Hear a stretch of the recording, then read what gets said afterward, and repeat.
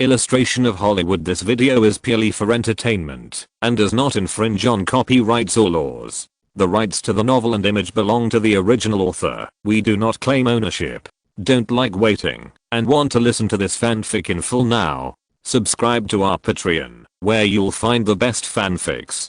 Chapter 501, a bunch of old assholes. An impressive black feast. In front of the Malibu Villa Beach, an elderly white man in a suit and tie was holding a champagne glass. On his wrinkled old face, he smiled as brightly as a blooming chrysanthemum. After clinking glasses with Wayne, who kept a reserved smile, and taking a big sip of champagne, the old man now showed the amiable manner that a senior should have, both in expression and words. The premise is that you have to ignore his slightly drooping nose due to his age, and the young hottie that he was holding unscrupulously with his other hand.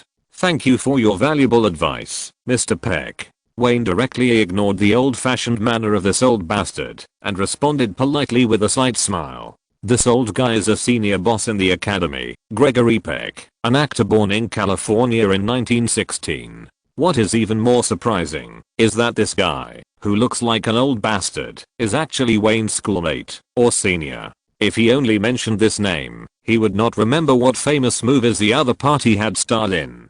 But when he saw the other party's face, which was old, but still quite recognizable, classic movies such as Roman Holiday, Glory Days, and Mrs. Edward would immediately flash through his mind. No, Kit, don't classify me as one of those old-fashioned old guys. What I said is not perfunctory, and I really like your directing style.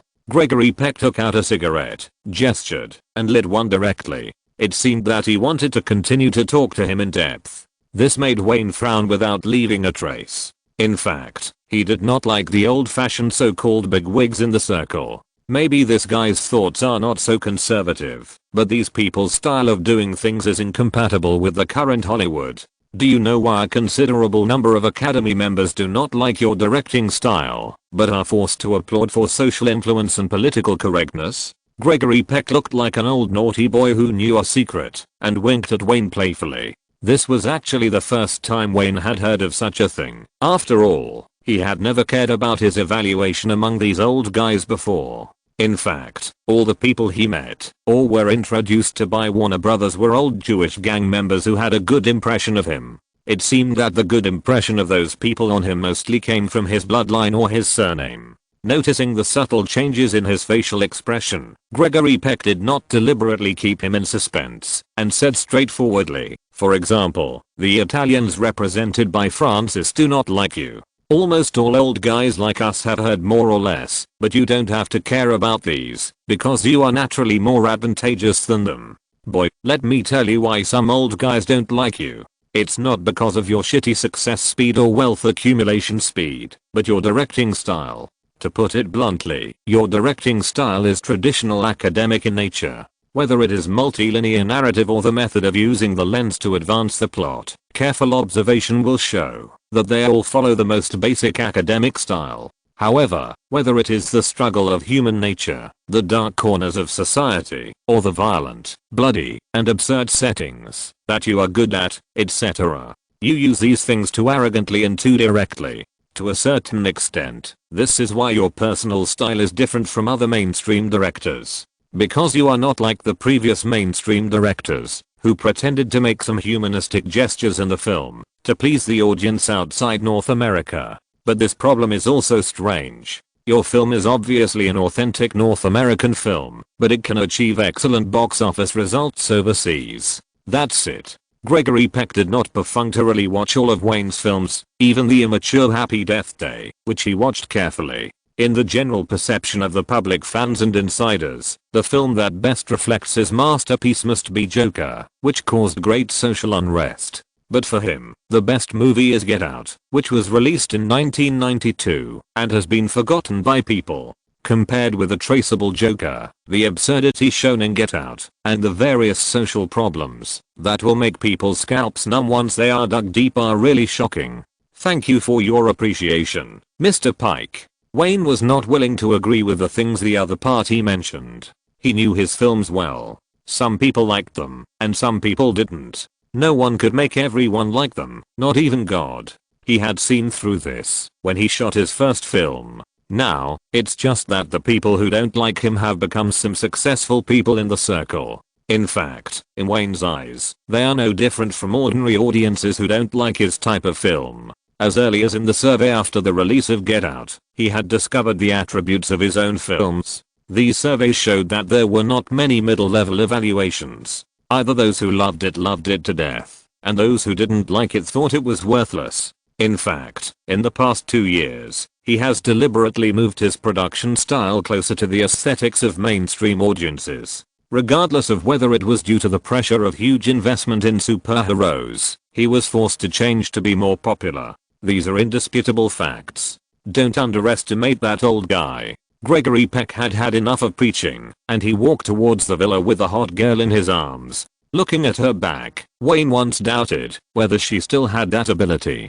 Just then, Bruce Rosenblum walked to his side, looking at the old guy and said, "You know what? Although he is so old, this guy can still get roles that suit him from time to time. He is not like most old guys with a glorious resume, who have long been lying on their merits and waiting to die. He is a smart person who can keep up with the trend of the times." Nodding silently, Wayne said that he listened to the other party's hint, picked up the glass, and drank the champagne in it, looking at the men and women around the bonfire on the beach, holding the bottle and pouring strong liquor into their mouths, and from time to time there was a burst of crazy cheers, and the fishy smoke coming out of the swimming pool. He didn't need to go close to observe. He knew what the circle of people were doing. As one of the important executives of Warner Brothers, Bruce Rosenblum actually does not need to personally help Wayne with the public relations for Oscar. He can lower his own price to help lead the public relations team, which is related to the personal relationship between the two and his own ambition.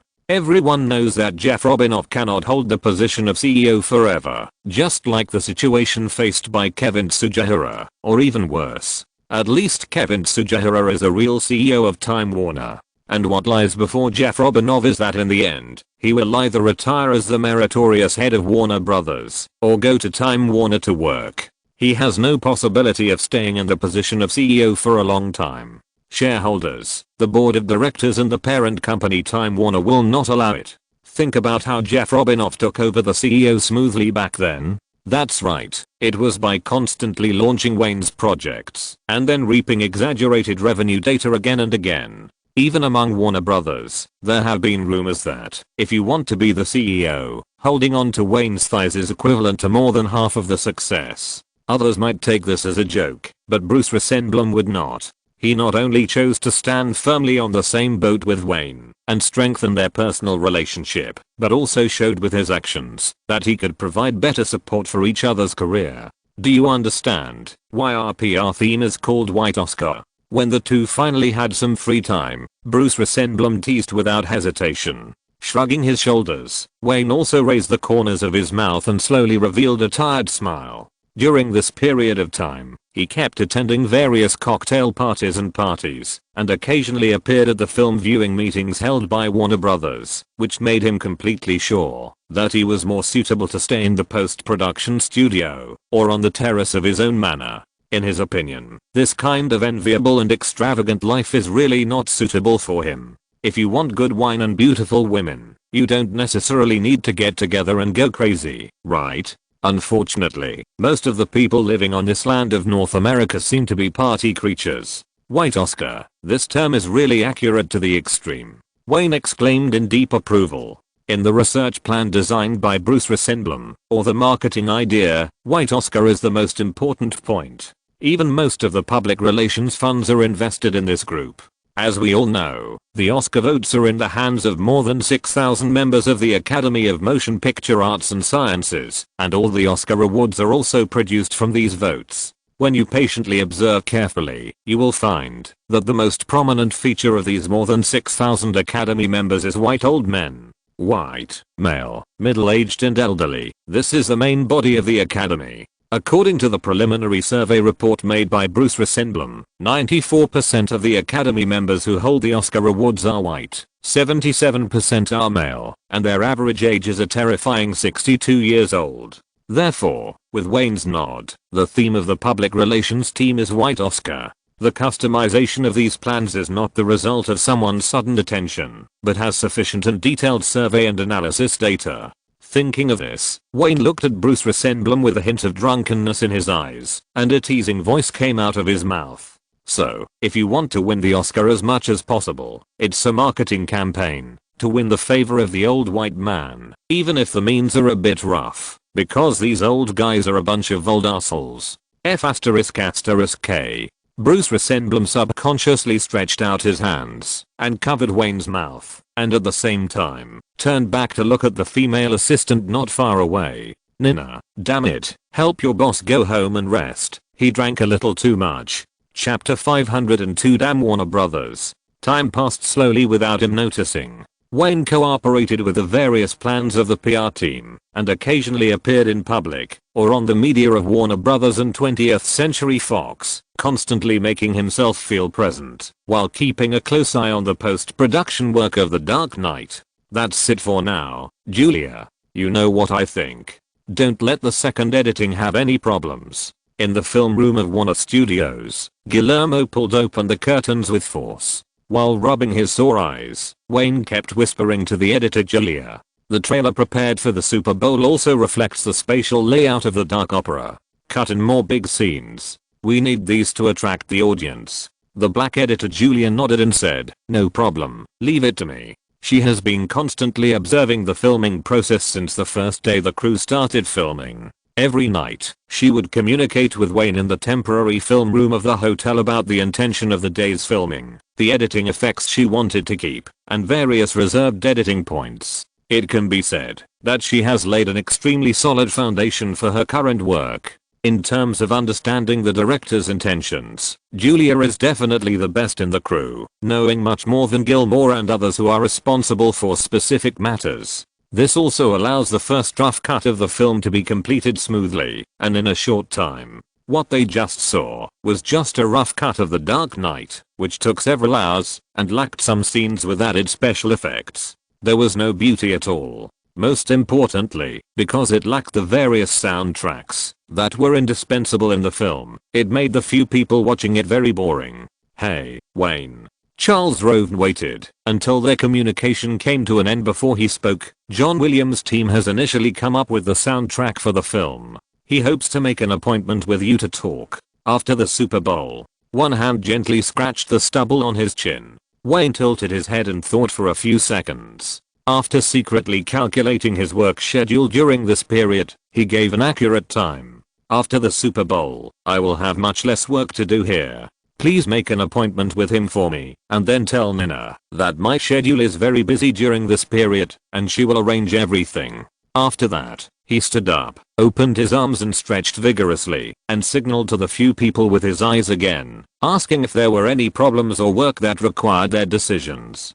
After several people said that there was no problem, he did not linger at all, opened the door, and took Nina directly to the outside of the studio. Are there any other plans today? Sitting on the tram and looking at the increasingly empty studio, it is a general trend for Hollywood crews to relocate. There are very few large-scale crews willing to rent Warner Studios as the main shooting location. Wayne raised his wrist to check the time, rubbed his forehead and asked, "No more serious work?" Pushing up her glasses, Nina didn't care about the moving tram at all. She flipped through the work log and said, "While you were watching the rough cut, Angelina Jolie called 3 times and asked if you had time to have dinner together." As she spoke, the tram arrived at the entrance of the studio. The assistant lady shut her mouth. Led by Sergey, the two of them ignored the shouts and flashes of several paparazzi and reporters and walked towards their car. "Don't pay attention to her. I don't have time to play games with her now."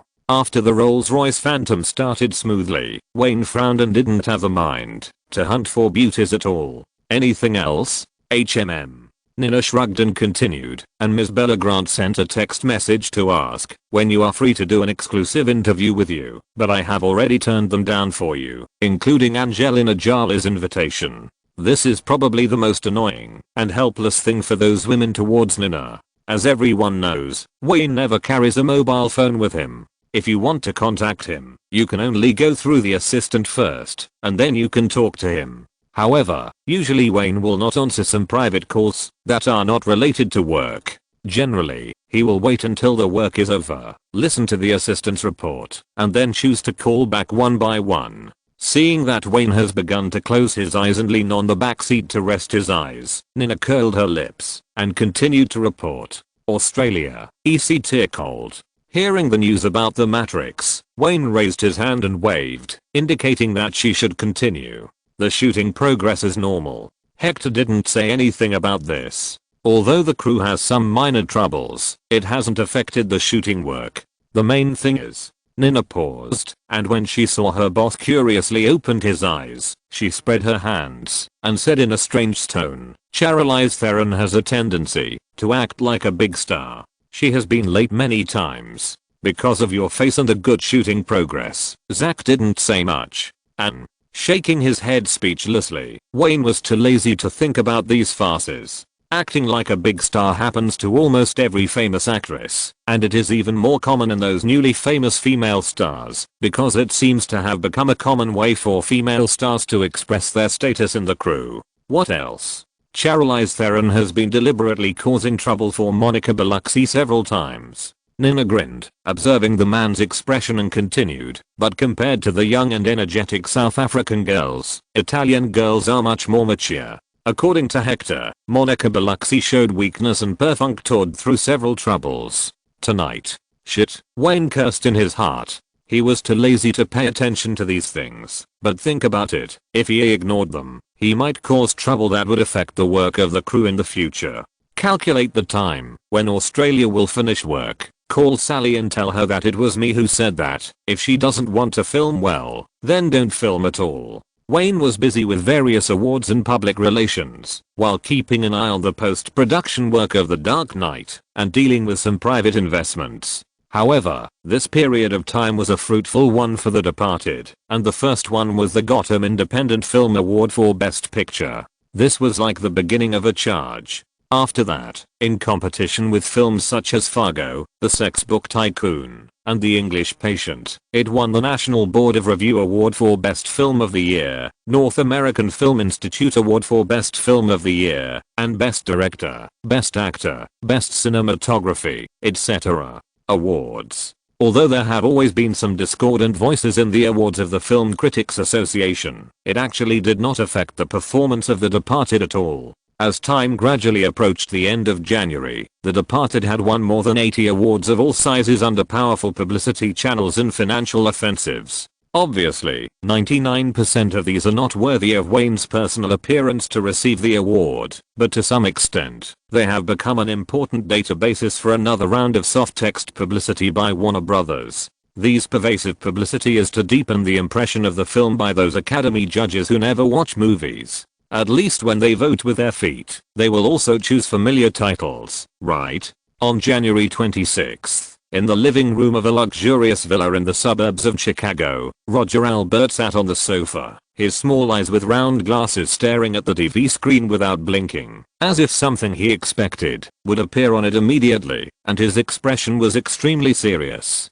Roger, we don't need to watch those damn things. The agent looked at his client worriedly. Although the other party had become thinner and thinner because of the cancer, he did not give people the feeling of sympathy. On the contrary, because of his thin face, his two buck teeth made him look more gloomy and terrifying. The doctor said that you can't be stimulated.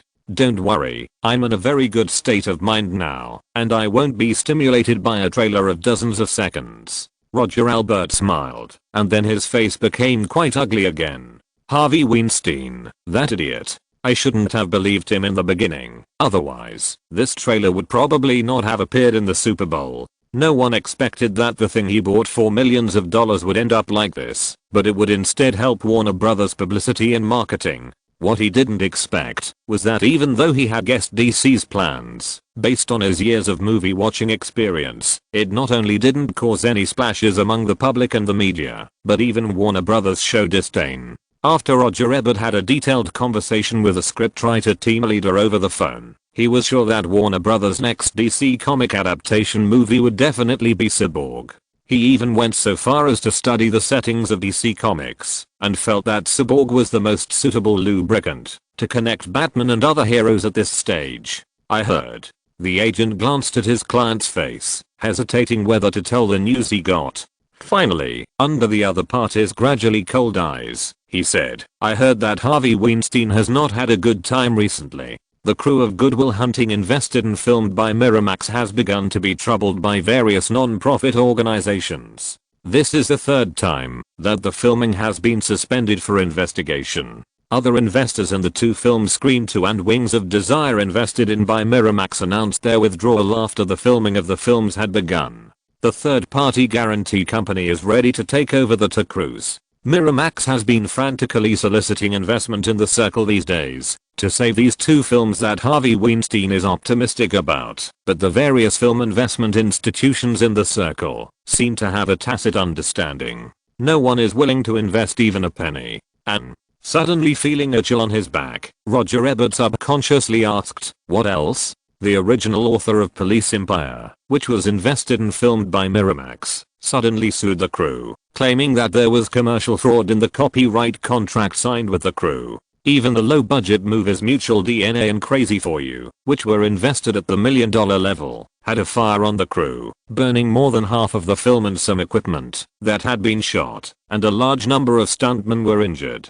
"That fat guy is going crazy. Damn Warner Brothers," Roger Ebert muttered in a low voice, and the TV suddenly went black. It turned out that the first half of the game between the Green Bay Packers and the New England Patriots was over, and the first commercial to appear in the Super Bowl halftime advertising show was not Dyer and Coca-Cola as they appear every year, but the most anticipated DC blockbuster The Dark Knight in 1997. Chapter 503. You may not get it if you do it, but you will definitely not get it if you don't do it. The TV suddenly went completely black, and it caught the attention of Agent Lloyd Connor. He stopped talking and looked at the TV involuntarily. The darkness flashed by, and as a low background music sounded, the TV suddenly lit up from darkness. This background music is familiar to almost all fans who have watched the previous Batman movies, especially those who have watched it more than once. It was composed by another Hollywood music master, Hans Zimmer.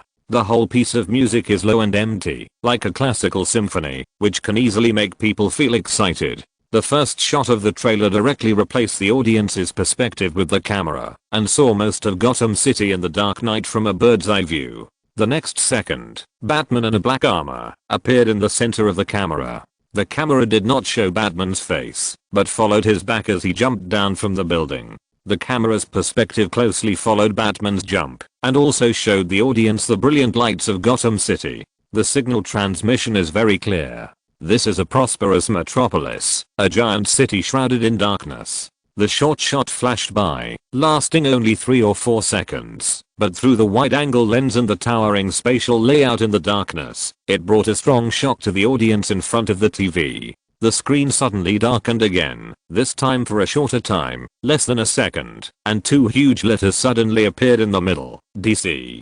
How should I start? The voiceover appeared at the same time as the bright picture. When Officer Gordon opened the car door, the brightness reached its peak. The design of the trailer is exactly the same as that of the feature film. Wayne deliberately set the scene where Officer Gordon appeared to be brighter, which has a clear visual difference from others. The reason is also very simple. Although this is a movie with dark tones as the main body, he is also constantly using the changes in the lens tone to tell the audience that there is also a touch of light that cannot be ignored in Gotham, a metropolis full of sin, and the representative of light is Officer Gordon. A year ago, the police and lawyers didn't dare to touch you. What happened later? The Joker's back flashed by, and the high-tech Batmobile crashed through everything.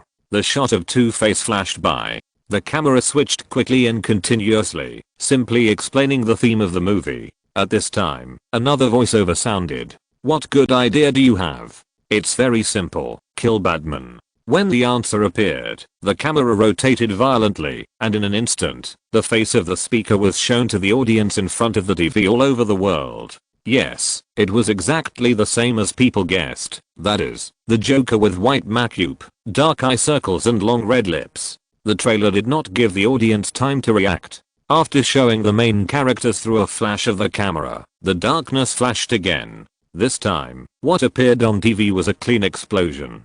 Fire snakes flew wildly along with the flying building debris, as if this huge explosion happened right in front of them. Seeing the big explosion in front of him, Agent Lloyd Connor's face turned dark red in an instant. The infectious low-pitched background music, combined with the super special effects, stirred his emotions and made him extremely excited. At the same time, he also had a deep expectation for the film. After the big explosion, the camera switched again quickly. Batman rode a motorcycle and fired fiercely, flying quickly through the dark Gotham City. The Joker wore a mask and held a submachine gun to Rob. The car was blown directly into the sky. Batman fell from the sky and smashed the car. Various exciting pictures kept flashing, leaving no time for people to breathe or think. At the same time, the background music also entered the high-nest part. The drum beats began to become more low and violent, forming a good match with the fast flash wonderful pictures. Suddenly, the background music stopped abruptly, and the night streets of Gotham appeared in the camera. The Joker came to the center of the camera wearing his iconic windbreaker, and his monologue appeared again. The show is about to begin. Go. This city should have more advanced criminals. I'll teach them a lesson. The last 7 or 8 seconds were all filled with images of the Joker causing chaos, explosions, and crazy crimes. Finally, as the Joker tilted his head slightly and clapped his hands together, an even more violent explosion filled the TV screen. Just like the beginning of the trailer, the screen returned to black again, with several lines of huge, dazzling blue words arranged on it. 1997.5.9 Friday, magnificent return to the big screen. Batman 2, The Dark Knight. Wayne Greenberg's work. It was only a short 30-second trailer, and although the shots were quickly switched, it was filled with all kinds of explosions, crimes, actions, car chases, and other visual feasts, but as long as you observe carefully, you will find that there is enough information revealed. Excellent production. This is like a damn dark epic opera. It's so shocking. The dire commercial, that had just started, could not attract Lloyd Connor's attention at all. He was still immersed in the wonderful pictures and various vague guesses. What made him suddenly alert was that he was unconsciously aroused by the short trailer and his emotions were aroused. Self-degradation. Humph. A cold snort interrupted the thoughts of Agent Lloyd Connor and made him realize that he was sitting in the living room of his client's luxurious villa. I guessed it without seeing the finished film. They could have used an outstanding villain to better explore the lower classes of North American society and the disasters caused by the corrupt human nature, but they chose to add too many explosions, car chases and special effects to attract the audience's attention. They are so depraved. The agent shrugged. In fact, he did not agree with his client's so-called evaluation. Without those wonderful explosions, action shots and big special effects scenes, would the audience sit and watch 2 hours of slow literary scenes? Can it still be called a DC comic adaptation super blockbuster? It would be better to just shoot a low-cost independent art film directly, and avoid being criticized by the audience for selling dog meat under the guise of sheep. Roger. Noticing that his client's face was gradually turning red, he hesitated and tried to persuade him again. He and we have no fundamental conflict of interest. If you hadn't wanted to do Michael Ovitz a favor and help criticize The Departed in your column, there would be no conflict between us. Roger, perhaps we can try to let go of everything. Shut the F*** K up. Roger Ebert's angry voice hissed like a poisonous snake, and his face became even redder, and it was obvious that his anger had reached its peak. If that damn guy hadn't asked Warner Brothers to help me squeeze me through various channels, I wouldn't have been defeated by the disease, let alone diagnosed with cancer. What do you want to say? Huh? Tell me. Hey.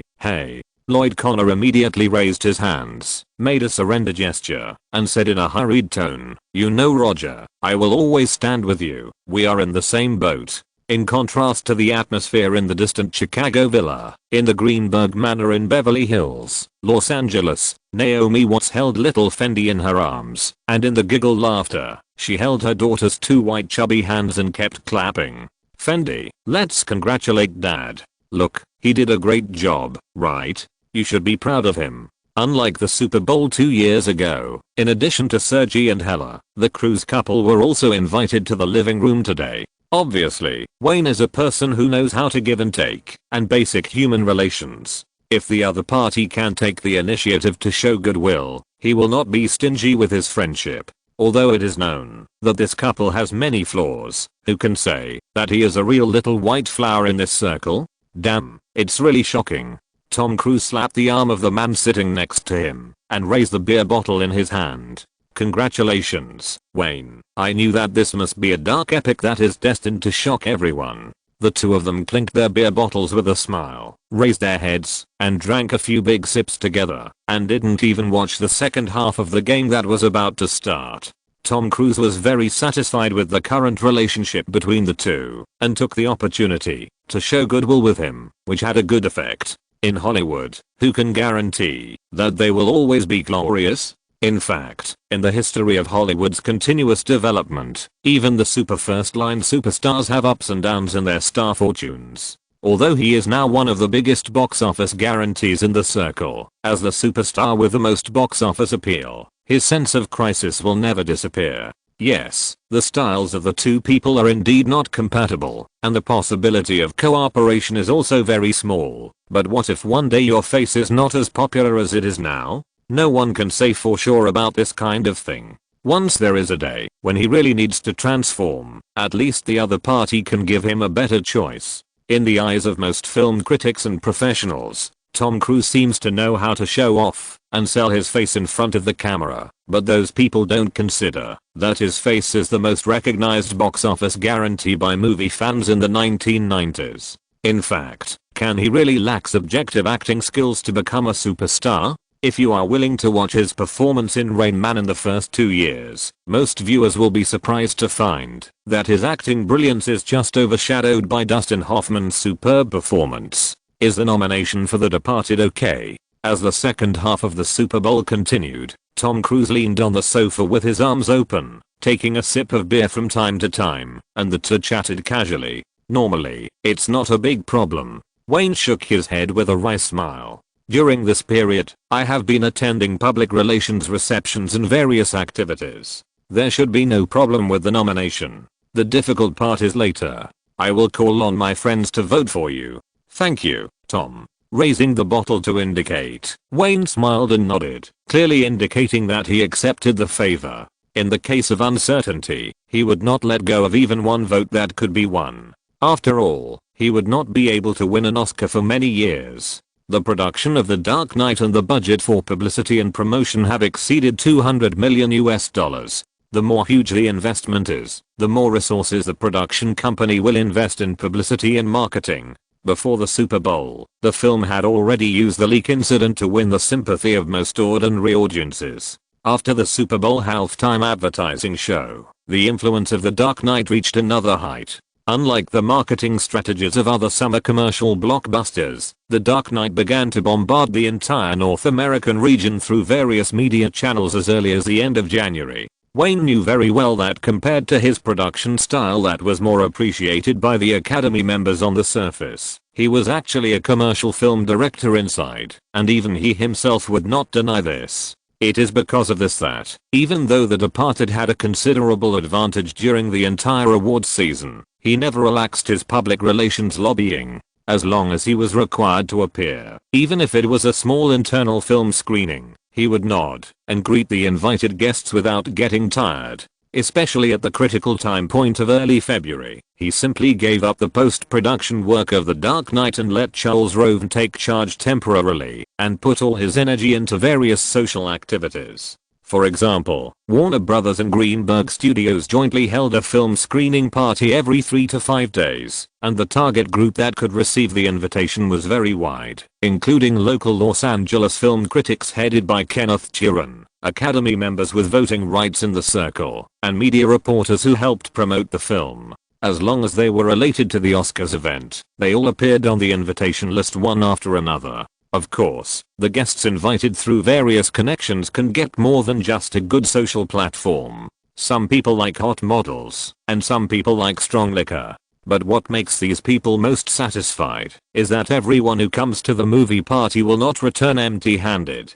Perhaps the hardcover videotapes of The Departed will not attract most people, and there are many people who have not seen this movie until now. But the latest video recorders used to play these videotapes are definitely sought after by most people. This batch of good, especially customized by Warner Brothers, were all sent out in the name of borrowing. It should be noted that this is a large-scale public relations method, which has actually touched the bottom line of the Academy's expression of the spirit of free competition. The Oscars are indeed a game with special rules, but the fancy operations of Wayne's public relations team are the first time that people in the circle have felt the endless offensive of golden money. Many competitors who also had ambitions for this year's Oscars did not wait for the Academy's warning. The public relations parties there continued to be held one after another. The bigwigs in the Academy seemed to have seen nothing and tacitly accepted that such a strange existence with a strong smell of money appeared in this year's Oscar public relations feast.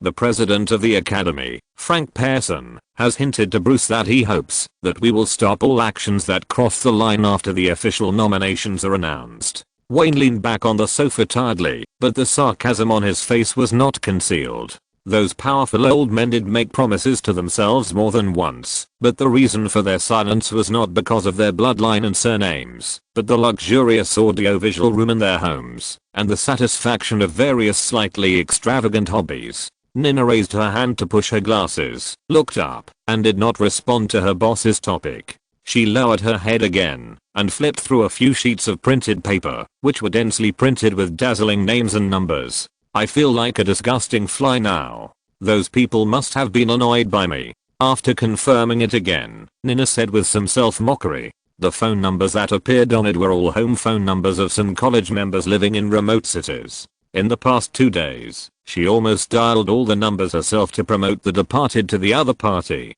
Phone bombing was Wayne's idea. Although she didn't know whether it worked, she still did it. Everything was at the most critical time. The assistant didn't care about the impatient replies of the judges, or even the swear words of some violent tempers, provided that all these actions could play a sufficient role. No, no, no. Wayne shook his head with a smile. You are not a successful fly yet. The work is not over yet. You know, this kind of work can't be done by others. The assistant stood up resignedly, her mouth twitched twice, and walked to the second floor with the printing paper.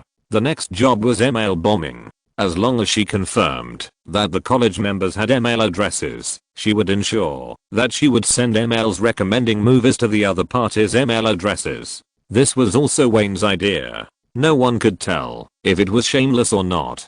Anyway, everything had to be done before the nomination list was announced the day after tomorrow. He turned around and leisurely lit a cigarette until Nina's back disappeared on the stairs. He looked at his daughter, the nanny, and the Australian actress playing with 3 dogs on the grass outside the window, and muttered to himself, phone bombing, email bombing, media manipulation, gold dollar PR. Harvey, I have to admit that your trick is really useful. The only thing that made him laugh was probably the trick of discrediting competitors that he had not had the opportunity to use. Now that The Departed was in an advantageous position, such a method of discrediting was not necessary. The vicious Bruce Rosenblum did not even wait until the Oscars were over, and he found a lot of things for Miramax. Now the fat man should be too busy to stop. Just like the distribution director of Warner Brothers said, since you want Wayne to be busy and not care about the Oscars, then let you be busy too. Every year during the awards season, especially in the few days before the official announcement of the Oscar nominations in early February, the whole of Hollywood will enter a chaotic atmosphere. It can be said that public relations teams and public relations agents are everywhere. This is the last chance to get a ticket to the most valuable publicity show in the whole Hollywood. No one in the entire circle, whether it is a first-line commercial superstar or a young actor who has just emerged, wants to lose this ticket. The stars who hope to follow the crew to the award ceremony are fine. Those big and small stars who have no works this year, or whose works will definitely not appear on the list, their agents are like ants on a hot pot, frequently appearing at various public relations parties to build relationships and find favors, and rushing around frantically before the final list is announced. The significance of the Oscars to people in the circle is by no means just a small number of participants who hope to win the award. becoming a special guest of the awards ceremony, an award presenter, etc. is the hope of these stars to participate. Whether they can show up in this big show is a test of their own status and relationships in the circle. This year is different from previous years. Almost every year at this time, some stars or crews will receive implicit warnings from the Academy. This is a reminder of those public relations methods that have crossed the line. If you don't know how to restrain yourself at this time, the Academy will most likely expose you directly to the media to show its fairness and justice. But this year's situation is just the opposite. It seems that the whole of Hollywood was shocked by the financial offensive of Wayne's team. By the time some people began to react and realize that the Academy did not issue a warning about these actions, it was actually too late. On February 6, 1997, the organizing committee announced the 69th Academy Award nominations nearly 2 months in advance as usual, and notified that the award ceremony will be held at the Shrine Auditorium in Los Angeles on March 24. When Wayne saw the nomination list, his heart, which had been hanging in the air, finally fell to the ground. Everything went smoothly. The Departed, which has won almost all the Outpost Awards and most of the union's internal awards, has also been nominated for 9 awards including Best Picture, Best Director, Best Actor, Best Screenplay, and Best Editing. It can be said that the previous efforts were not in vain, and it won a great victory in the first battle. At the same time, all the crews involved in the public relations of this Oscar event secretly admired the operation of Wayne's team. This was like a battle switch that lowered the bottom line of the Oscars. His team taught everyone what the spirit of free competition is. Putting aside the public relations methods, strictly speaking, Wayne's lens language in the entire movie The Departed is obviously different from that of Leo Ding. But compared with the award-winning environment that Leo Martin encountered at the time, he was much better and had too many advantages. As the leader of The Departed, his influence was much stronger than that of the low-key Leo Martin at the same time. Throughout Hollywood in the 1990s, he was one of the banners of the entire North American film. In the context of the continuous production of the assembly line and the general environment, his success was more like a path that people could not copy. Now when people mention Hollywood noir films, they will think of Wayne first, and at the same time, they will have to admit that it was he who successfully put the genre of noir, which is so niche that it cannot be any more niche, in front of the eyes of the general public, and there is a tendency to approach the mainstream. Along with this process, his dominance in business has also been achieved, and even a superhero series with more amazing business prospects has been derived. So objectively speaking, as long as it does not involve interests, no one in the circle will not recognize his contribution to the entire Hollywood. Of course, this is also the main reason why those old European film circles who have scolded Wayne several times feel disdain for Hollywood and the Oscars. In the minds of those guys who cling to art, the Oscars are like a courtesy name, enjoying the so-called artistic aura and bowing to commercial influence from time to time. But in Wayne's eyes, he also doesn't think that the 3 major European film festivals are very artistic, and in some aspects, the degree of commercialization is even more exaggerated than the Oscars. Everyone is sharing the cake, but the rules of the game are different. Chapter 504 Just be cautious. Over the past few years, although Wayne is not a sociable person, he has also built a wide network of relationships in Hollywood due to his work. He has had some dealings with some of the core members of the Academy. Although this is his first time to participate in the Oscars, he has achieved quite good results by relying on the first mover advantage and imitating the rough methods of the fat man in his memory. It is not clear whether he can officially win the award, and it is also unclear how many little golden men he will get in the end, but at least The Departed has been a great success in the nomination. When the official nomination list was announced, Nina's private phone in Wayne's hand rang almost all day. From the core team members to Zack Snyder and others who were filming The Matrix in Australia, even those relatively familiar actors in the circle, sent congratulations and blessings in a short period of time. On the same day, when the nomination list was announced, he temporarily withdrew his energy from the award-winning work. According to the rules, some of the subsequent public relations and lobbying work would also be carried out underground, and it would not be as blatant as before. Bruce Rosenblum's team was focusing on this part, and he began to gather his strength while focusing more on the post-production work of The Dark Knight. While focusing on the post-production work in Warner Studios, Wayne's eyes did not completely leave the chaotic Hollywood at that time. The public relations team continuously summarized the information and frequently communicated with the assistant lady. Almost every 1 or 2 days, Bruce Rosenblum would personally call him once or twice. "Bruce, if necessary, you can give up all the acting awards and technical awards for The Departed. We will do our best to focus all our resources on the best picture and best director." As time slowly moved forward, one afternoon at the end of February, Bruce Rosenblum and Jeff Robinoff, as well as Naomi Watts, who was holding her child, watched the second refined version of The Dark Knight together. Wayne talked about the approaching Oscars and said to the Warner Brothers distribution director who was in charge of his public relations work without hesitation, "It seems that such a statement seems a bit ruthless, but it is well known that even a media group like Warner Brothers cannot guarantee all the nominated heavyweight awards, and public relations resources and media resources must be tilted." Being able to say such words also represents Wayne's attitude of winning the Best Director Golden Man. Obviously, he does not want any unexpected situations to occur. "No, Bruce." Naomi Watts on the side didn't wait for the other party to respond and spoke before him. "I think if necessary, we can even give up the best picture to ensure that we have the greatest chance and competitiveness in the best director vote." The woman's face was serious at this time, and it was obvious that her thoughts were more extreme than those of the person next to her. "Hey, relax, Naomi." Reaching out and gently squeezing one of the woman's hands, Wayne shook his head in amusement. "We are very confident. You are making me feel threatened. Oh my god. How can you let me relax?" Naomi Watts let go of his hand, raised her arm and patted her snow-white forehead. She didn't care about the curious look of little Fendi in her arms, and didn't care about the two Warner Brothers executives around her. She said directly, "We all know your work plan. This year is the best time for you to get the little golden man. Otherwise, it will take many years for such an opportunity to appear again. Do you really want to wait until you are old and 80 years old like those old men think, and rely on the Academy's sense of indebtedness to you, and the Academy will give you the award as compensation? Don't say it. Such a situation is not uncommon in the circle.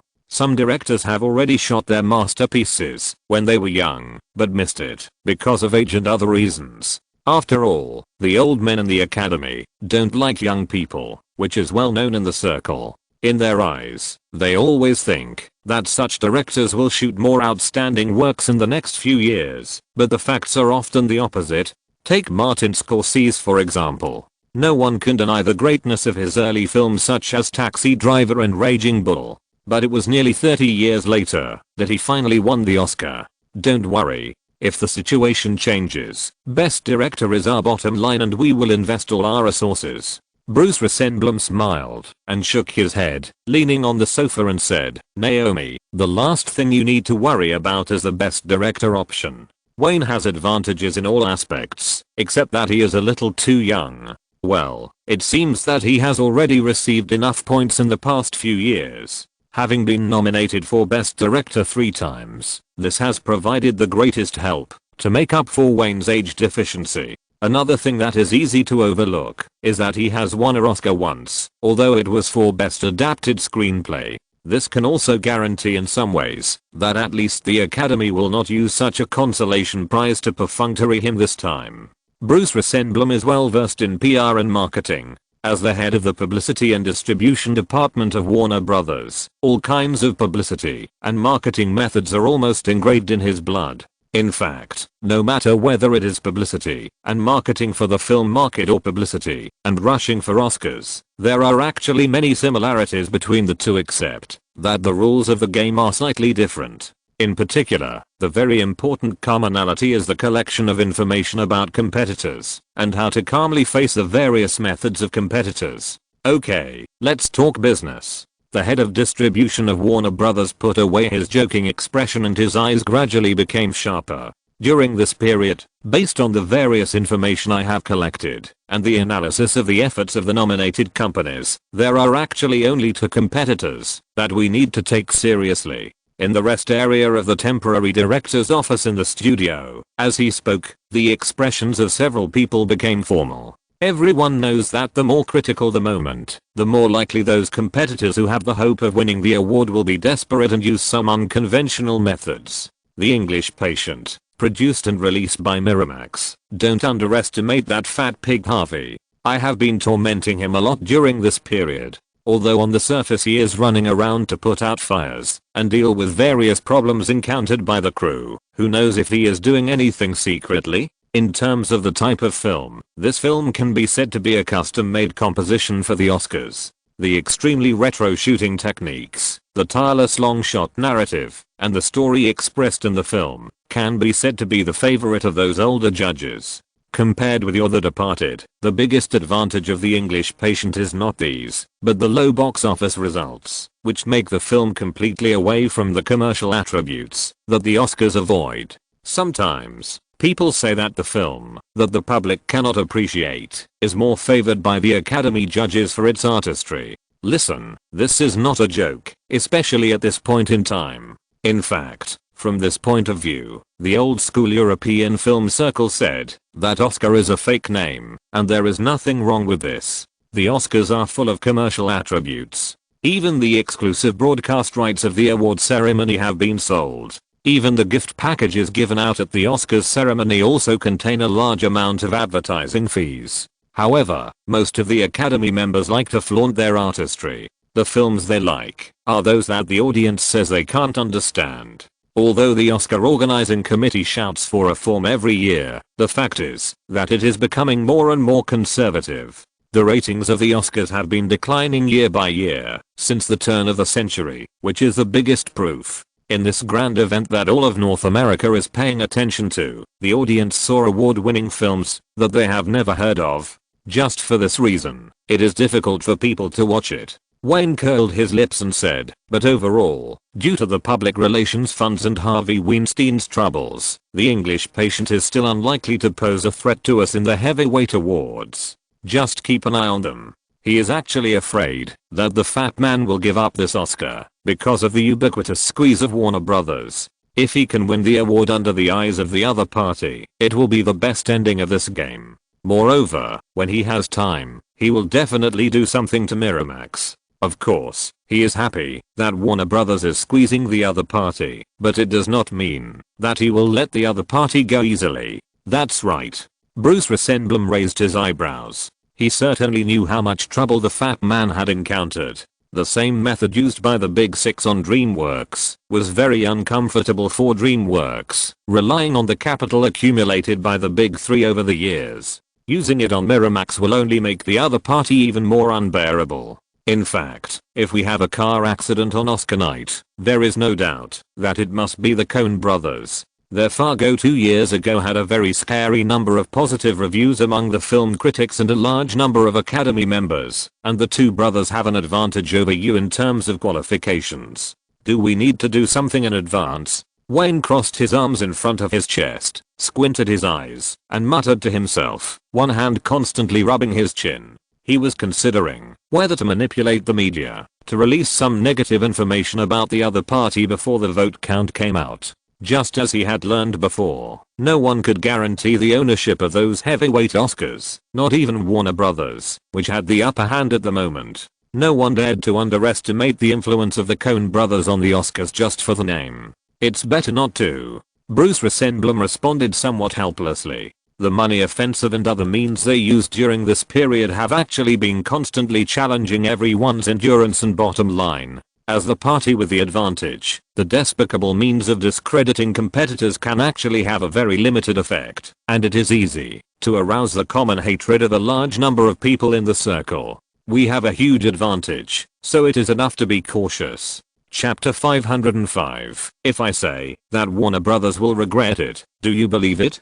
Fargo has its own unique advantages. The Coen brothers have a high reputation in the circle, especially in the Academy, and they have their own specific support groups. In addition, the film was released very early as March 1996. The time point was chosen quite cleverly. There was almost no film with the same reputation in the same period, which ensured that, when people mentioned Fargo, they would almost subconsciously give it a good review. Although the film was released early enough, it was not completely off the shelves. In the greater Los Angeles and New York areas, there are still dozens of American art chain theaters still showing it. The purpose is self-evident. Just like Bruce Rosenblum said, although he had all the advantages on his side, he still had to be cautious and careful to avoid giving the other side a chance to steal the chicken. During this period, you should focus on The Dark Knight. Bruce and Warner Brothers will keep an eye on the Oscars. Seeing that they had almost finished talking, Jeff Robinoff spoke.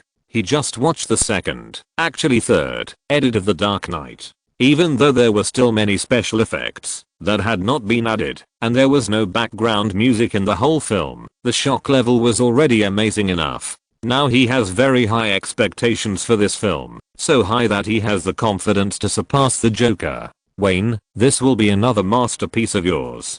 Don't mess it up in the final film. You know, this film gives people a very special feeling, which is completely incomparable to the previous one. I feel that after the final film is officially released, the preview will scare a lot of professionals. I'm afraid no one would have thought that within a few years, another peak work of yours is coming again. Jeff, you flatter me. Wayne nodded slightly with reserve. Even if the other party didn't say it, he believed that this Dark Knight would definitely have the hope of reaching the height of the Joker again. At least the influence it caused would not be lower than that extremely inflammatory film. The market environment faced by the two is almost incomparable. When Joker was released, he was far from having the appeal and power he has now. Whether it is the audience, distribution strength, investment scale, or cast, they are not on the same level at all. I'm optimistic that the box office of The Dark Knight will surpass the record you created yourself. Talking about the slightly rough film he just watched, Bruce Rosenblum also gave a very high evaluation. What the film lacks now is nothing more than some special effects, soundtracks and some dubbing, but the concept it expresses is already very clear. Wayne, based on my decades of work experience, The Dark Knight will definitely refresh the box office record of Joker. Naomi Watts waved her two little hands of little Fendi and agreed childishly. That's right, this time you will crush Steven and become the well-deserved #1 in film history. You are all too optimistic. Let's wait and see. When it comes to the box office record in film history, Wayne felt the pressure the first time. He knows better than anyone that, even if The Dark Knight is amazing, in December this year, the king of the world who holds a blade and speaks harshly to the media will drive a big ship to crush all film history records, crush countless people's 3 views, and crush all normal market rules. As long as he thinks of this, he will have a bad taste of watching a prank. Let alone the current Hollywood movies. Even if it takes another 10 years, the only one who can break the box office record of the truck driver is himself. Moreover, from an objective point of view, the number of viewers of Avatar is not as many as The Big Ship. Several people were amused by his reaction, and they all thought he was being reserved. Although the edited version of The Dark Knight is 3 hours long, it is basically very close to the final version. The quality, ideas, concepts, shooting techniques, etc. of the film, anyone who has seen it with their own eyes will be amazed. This is destined to be another film that will go down in film history. One more thing. Just as the two Warner Brothers executives stood up to leave, Jeff Robinoff slapped his thigh fiercely, turned around and sat on the sofa again, looking at the other party with a puzzled look, and asked, "Your agent Jimmy submitted a project plan to the company's film and television production department. This matter?" "Yes, I came up with the overall plan, and then Luke compiled and produced the plan." Wayne nodded. He believed that the other party understood what he meant by doing this, because it was completely related to the conversation in New York. "You know, Jeff, Luke Simmons was supposed to be the producer of The Dark Knight, but he missed it due to health reasons. The crew didn't have time to wait for him to recover. So, I gave him the script of Charlie's Angels, and asked him to make a project plan. This circle has never lacked actors who have become famous, but compared to the actors who can become famous overnight by standing in front of the stage, high quality behind the scenes jobs are rare. It can be said that the masters of each job behind the scenes of each crew are scarce resources in the circle. Behind the scenes work actually relies more on work experience and requires more time to grow. As for Luke Simmons, the producer, he trained himself. Since there is no problem with his work ability, he will definitely not let him idle. It just so happens that there are enough projects on hand, so he tries to let him really lead a project. If this one does well, more projects will be launched one after another. Wayne is just one person, and he is also a director who needs to do specific work. His energy does not allow him to produce all the projects by himself, just like letting Zack Snyder shoot The Matrix. Life always requires constant trade-offs. I'm not worried about Luke's ability. I know he has been working with you all the time. Jeff Robinoff hesitated for a moment, but chose to speak frankly. But the film you chose is full of controversy within the company. Wayne, don't get me wrong. After all, this is not a project led by you personally, so the company will definitely be more careful in project review. His words were already very cautious. In fact, when he knew that this was a film purely starring women as the absolute protagonists, his first reaction was to throw the plan out. Look, is this okay? Before Wayne could say anything, Jeff Robinoff continued, let's put this film led by 3 women aside for now. I remember when you were in New York, didn't you say there was a project about dogs? We can try to make that film first. Warm and healing animal films have never lacked audiences. This was the best way he could think of now. Anyway, he couldn't even guess how many projects and copyrights the other party had on hand. There was no need to take risks with that kind of film, right?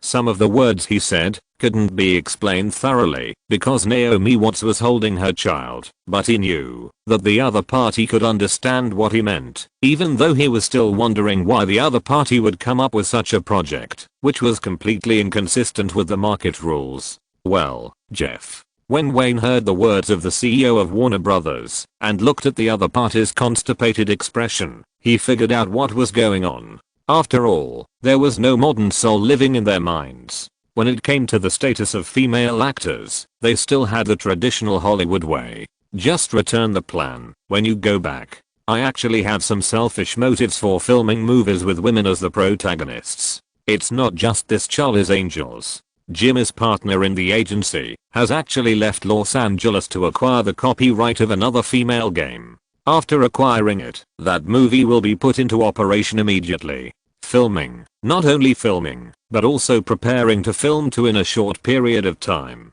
Jeff Robinoff and Bruce Rosenblum really couldn't understand it, but when they heard him say that he had selfish motives and saw Naomi Watts holding the child's increasingly ugly face, they turned their heads and looked at each other at the same time and immediately thought of the reason. The two smiled at each other. As everyone knows, the man opposite is not only a successful director and a millionaire, but also a playboy famous throughout North America. The reason for this is easy to guess. The other party should be trying to promote his good friends, who can squeeze 3 female protagonists into the Charlie's Angels at once. Okay, you're busy first, that's all for today. I'll get the project back when I get back. If you think it's risky for Greenberg Studio to produce it alone, I can help you get some film funds. Before leaving, Jeff Robinoff winked at him, slightly signaled to Naomi Watts, and showed a smile that all men understand. Before leaving, he also secretly gave him a thumbs up. Hey, you misunderstood.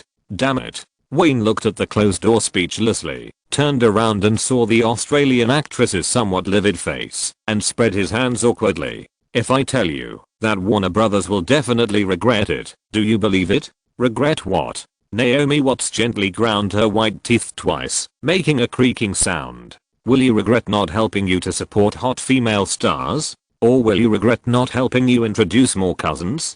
Shit, I don't want to talk about this topic. After saying that, he looked at his daughter in his arms, who was giggling at her father, and sighed helplessly. Suddenly, she raised her head again, stared at Wayne with a weird look, and asked in a gloomy tone, damn it, don't tell me that I'm one of the 3 heroines? Nodding, Wayne was about to explain, but the Australian actress raised a little fist, waved it back and forth a few times as if in protest, and said hatefully, don't even think about it, you beast. Don't think I don't know your perverted ideas. I absolutely can't be with others. Hey, Nami, Fendi is still here. Shaking his head, Wayne turned and walked towards the post-production studio, decided to get busy with work first, and explain the rest to this stupid woman when he goes back in the evening. Otherwise, it would not only be Warner Brothers who would regret it, but also this life partner who has always been by his side. If you're listening to this novel on a channel other than Fanfic World, it means they downloaded and uploaded it without effort.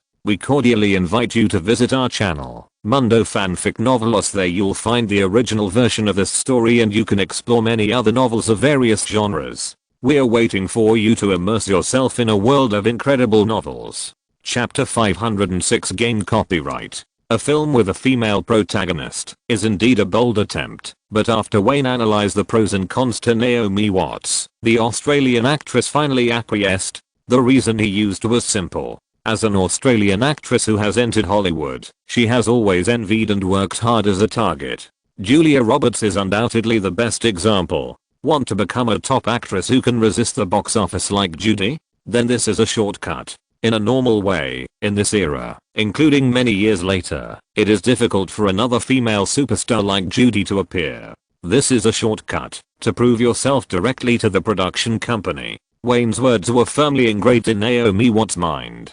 Indeed, most Hollywood actresses mainly play vase roles. In a commercial film, being able to successfully show their best side is qualified as a vase. If they can still be sought after by fans, it means that they have become famous and at least there will be no shortage of scripts. This road is the fastest shortcut to fame. If the actress who became famous for this role has enough sense of crisis, she will definitely find a way to seek transformation. After all, this circle will never lack hot and beautiful actresses. As a vase, the cost of substitution is too low. In fact, there is only one actress in the circle who can get a stable salary of $20 million like Julia Roberts. Wayne knows that this big-mouthed beauty is also very smart. When she was young, or when her appearance was at its peak, she made enough money and then resolutely transformed behind the scenes and became a successful producer. On the other hand, Naomi Watts is now in the state of a beautiful vase.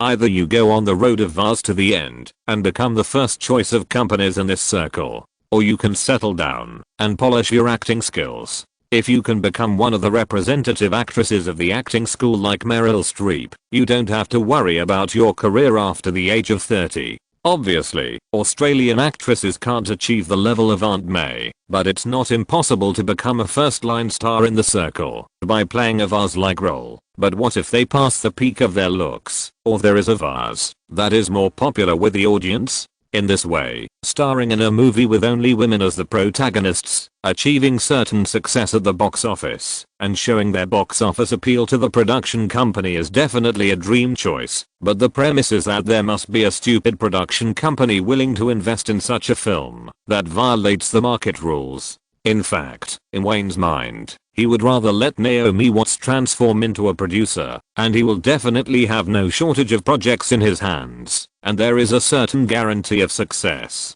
The two are almost completely incomparable in terms of status and power in the circle. But he knows what this woman's obsession is. From the fact that the other party is willing to work odd jobs in Hollywood to support herself for 7 years and also want to become famous, it is almost impossible to persuade this woman to change her career. Becoming a first-line big star with a national reputation is the ideal of this woman who has come to Hollywood several times. Wayne, is there really nothing wrong with this? In the director's office of Warner Brothers Studios, Naomi Watts and Nina were watching the staff adjusting the TV. The Australian actress asked in disbelief, "You attended all the important awards this year, such as the Gotham Independent Film Awards, and you personally went to receive the awards. But you will miss the more important Golden Globe Awards. I'm afraid the media will explode tomorrow. Don't worry, the Golden Globe Awards for TV and film will not have a penny relationship with the Oscars." Wayne, who had been staring at the work records on the table, did not even raise his head to reply, and his tone was casual enough for everyone to hear. In fact, as early as a month ago, the invitation letter for the North American Golden Globe Awards for TV and film had been mailed to Greenberg Manor. Compared with those industrial award ceremonies that he cared more about, he did not take this award, which was the biggest Oscar precursor in the hearts of ordinary audiences, to heart at all. because he knows very well that the organizer of the Golden Globe Awards for television and film is a Hollywood Foreign Press Association. Who will win the award is completely controlled by the preferences of 96 reporters. It has nothing to do with the Oscars. The two are completely different voting groups. In fact, the reason why most ordinary audiences think that this is the biggest Oscars outpost award is mainly because of the time of the Golden Globe Awards dinner in this era. Before 2003, the Golden Globe Awards dinner was held a few days before the Academy of Motion Picture Arts and Sciences voted for the Oscars. The two dates were almost a few days apart, which was very easy to cause misunderstandings. After 2003, the Golden Globe Awards for television and film will change the date and start to be fixed in mid-January every year. The main purpose is to show that it is different from the Academy Awards ceremony and to clear up the relationship between the two that is easy to cause misunderstandings. In fact, Wayne was originally going to attend this year's Golden Globe Awards, but some speculation from Bruce Rosenblum made him give up going there in person and go directly to Warner Studios to focus on the post-production of The Dark Knight. Ms. Watts, the adjustment is ready. The staff greeted Naomi Watts politely. The live broadcast of the Golden Globe Awards had already appeared on TV. It seemed that the red carpet was almost finished, and the main camera frequently switched to the celebrities in the main venue. "Thank you." The picture on TV immediately attracted the two women. After the Australian actress politely thanked them, she and Nina adjusted their positions excitedly and stared at the star-studded picture on TV. "In fact, you can let Nina accompany you to the scene. Why do you have to follow me to the studio?" Wayne glanced at the TV and the two excited women at the same time and muttered helplessly, "Come on, boy." Naomi Watts pouted without even looking at him and teased, after walking the red carpet, "If the reporters ask me why Mr. Greenberg didn't come, how do you want me to answer? Should I honestly tell them that Wayne got the news that he might have a Waterloo and he was too lazy to join in the fun?" Shrugging awkwardly, Wayne ignored the names that kept coming out on the red carpet on TV and lowered his head to continue thinking about work. That's right, Bruce Rosenblum sent news that his film The Departed was not very popular with the Hollywood Foreign Press Association. Many reporters chose other films when voting and completely ignored this R-rated gangster film.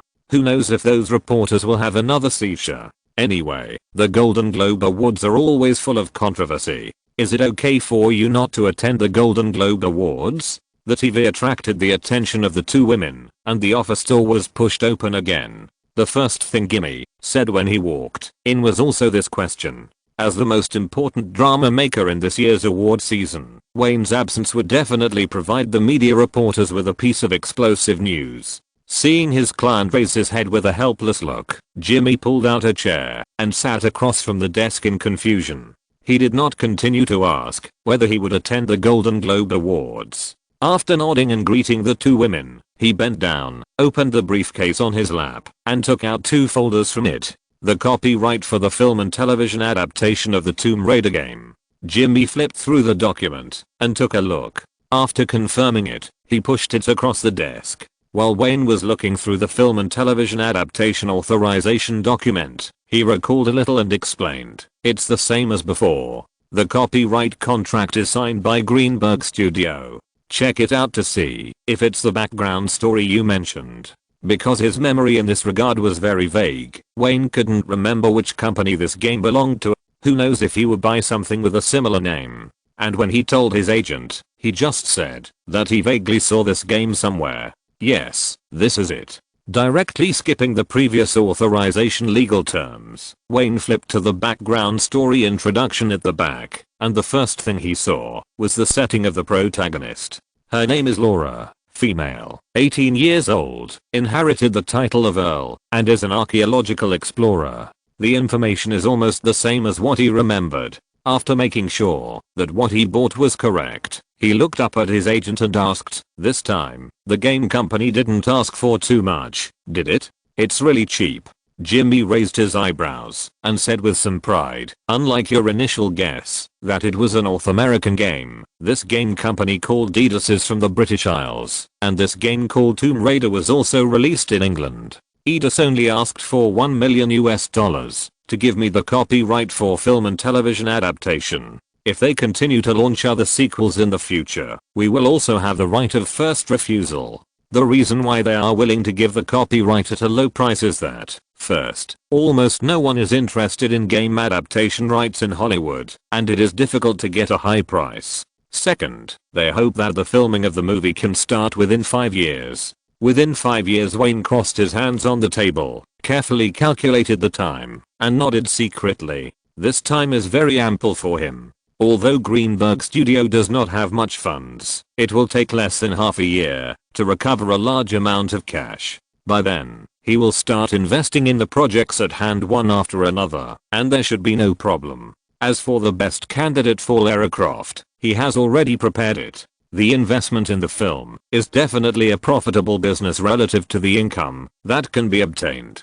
In his memory, this series can be regarded as Angelina Jolie's masterpiece that reached the peak. Hollywood production companies have used countless game adaptations to prove that the success rate of game adaptations is infinitely low, even far inferior to mature original scripts, and this is one of the few successful ones. Since Tomb Raider has filmed many sequels, it must have made money for the production company. Otherwise, facing the high pay of the actors in the sequel movies, no production company would be willing to pay for it in vain, right? Chapter 507 Cramp Attribute. There is a phenomenon that may interest you. While handing another folder to Wayne, Jimmy said in a mysterious tone, "For the film and television rights of this game called Resident Evil, Stan stayed on the island of Benzie for a whole week, and he discovered a strange phenomenon." What phenomenon? After confirming that the authorization document was fine, Wayne closed the folder, leaned back on the back of the office chair with his upper body relaxed, and with a click, he leisurely lit a cigarette, ready to listen to the adventure story of the partner of the agency. He knew that, although the country was so small, in fact, the entertainment industry there was extremely prosperous, and there were considerable differences from the entertainment industry in most countries and regions in the world. There were no setbacks in the negotiation with the game company called Capcom, and the copyright buyout fee was only over $1 million. What surprised Stan was that your fame was well known in the book market, abnormally high, even more popular than in North America. Naomi Watts withdrew her gaze from the TV and turned back and suddenly said, "I know why. I heard that perverted movies are popular in that market. Think about the style of Wayne's works. I think it must be because of these." He wanted to refute the Australian actress, but when he thought of his early films, which were full of violence, blood, dark and depressing element, as well as social issues, tests, and manipulations of human nature, he might have thought that these elements really hit a certain excitement point of the audience. Stan has studied it carefully. Facing Naomi Watts' ridicule, Jimmy smiled and shook his head, and continued, "Your influence is even higher than many Hollywood stars. You are also the most famous Hollywood director on that island." Some of them said that they have never heard of Steven Spielberg, but they must have heard of your name. You know, in that market, the influence of real-life movies is far less than that of cartoons. This is what is surprising. Usually in the entertainment industry of other countries, film workers are generally higher than TV workers in terms of the score, but in that market, it is just the opposite. There are TV dramas and cartoons, and movies are the lower status. Jimmy was obviously also very surprised. There was a little weirdness in his tone. He said directly, "You know, your most famous movie there is not Joker or DC Comics superhero, but Get Out. The number of videotapes of this movie in the private sector is terrifying." Okay, stop gossiping. Wayne felt an inexplicable chill, and reached out to pat the two documents. As long as the copyright was bought back, he would be relieved. He turned his head to look at the TV that was presenting the awards. Let's take a look at the results of the Golden Globe Awards. He had just seen them. The release dates of these two games were a few months ago, that is, in the middle and late 1996. This may also be one of the factors that caused the low price. These two games with female perspectives should not have attracted the attention of other companies. Compared with the previous Tomb Raider, he actually pays more attention to the book's Resident Evil. In his memory, this thing has been filmed countless times, and its ability to make money can be imagined. The last impression of Resident Evil is in chapter which he personally screened. In his impression, the box office is not low. In fact, the series of movies has become the sentiment of many young and middle-aged people. The winner of the 54th North American Film and Television Golden Globe Awards for Best Director is Edward Norton. The award presenter, standing on the stage, seemed to be stunned when he opened the envelope for the first time, and his expression instantly became quite wonderful. The camera lens pulled in clearly recorded all his changes in expression. For about 4 or 5 seconds, people subconsciously thought that Edward Norton was just keeping everyone in suspense. It was not until his eyes gradually widened and filled with incredible emotions that everyone realized that he was not deliberately keeping everyone in suspense, but was shocked by the result in the envelope. The winner of the Best Director is Milos Forman, the book tycoon. Congratulations, Milos. After Edward Norton's voice fell, the whole scene fell silent for a while. No one expected this result. In the lobby of the Four Seasons Hotel, except for the crew of the book tycoon cheering. After a few seconds, the discussion was like a pot of boiling water. No one thought that the Golden Globe reporters would dare to play like this. When Milos Forman walked onto the stage with his acceptance speech in hand, the scene finally reacted and began to applaud sporadically. F***K. This is a shady deal. A sofa cushion suddenly flew towards the TV, and at the same time, Naomi Watts' sharp unbelievable curses also resounded throughout the office. Those acting and technical awards had nothing to do with The Departed. Naomi Watts was prepared for this. She thought that it was because of these things that Wayne refused to attend the Golden Globe Awards dinner. Now it seems that she was too naive. Hey, Nami. Wayne stepped out from behind his desk, pressed the Australian actress to sit on the sofa, shook his head and said, "Didn't I tell you before? The Best Director and Best Picture selected by the reporters are two different things from the Oscars.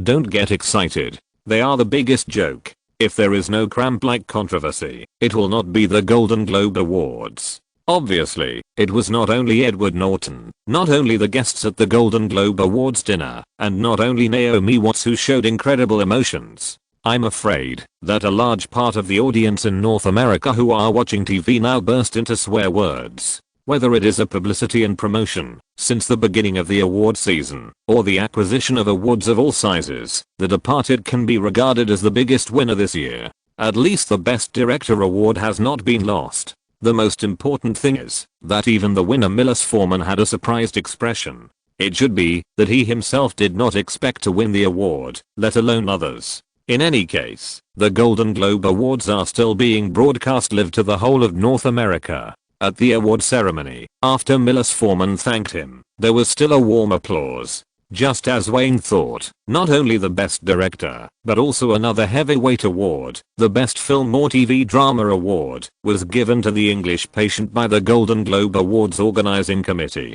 This award ceremony has almost nothing to do with The Departed. Looking at the TV, Harvey Weinstein's complacent look, this result is really beyond most people's expectations. The moment the biggest suspense was revealed, this year's Golden Globe Awards fell into an absolute vortex of public opinion.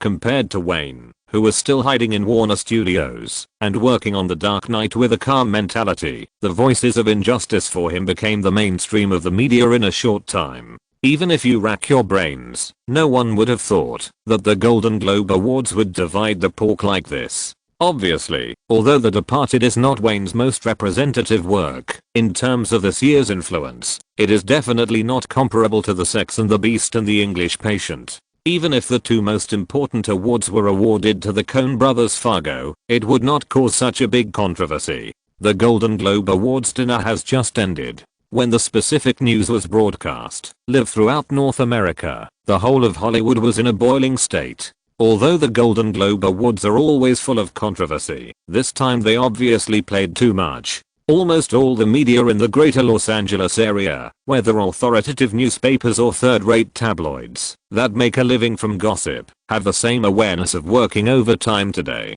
The editors-in-chief of newspapers are roaring at their reporters. Listen, I don't care what method you use, you must get Wayne Greenberg's opinion on the results of the Golden Globe Awards. It's more than 8 hours before dawn, and he must have returned to the manor from Warner Studios. If you can't get the news, then you have to squat at Greenberg Manor now, and follow him 24 hours a day.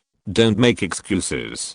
Remember, no matter what method you use, I only want explosive news about Wayne Greenberg and the Golden Globe Awards. Unlike the Oscars, the Golden Globe dinner ended quite early, and even if the car drove faster, you could still catch up with dinner at home. But after the dinner this year, hundreds of reporters and paparazzi, big and small, directly blocked the entrance of Greenberg Manor, and the paparazzi's cars and motorcycles were lined up in the middle of the street. In the case that they could not meet Wayne himself for the time being, some smart reporters found other ways. Almost anyone who had a cooperative relationship with Wayne or a close insider became the subject of their interviews, and all of them were treated like stars. Even the executives of Warner Brothers became the subject of the reporters' interviews. Jeff Robinoff, who had just got off work, was blocked by reporters at the entrance of the parking lot. Facing more than a dozen recorders, he had to express his own opinions. Everyone knows that the Golden Globe Awards are cramped, but they really went too far this time.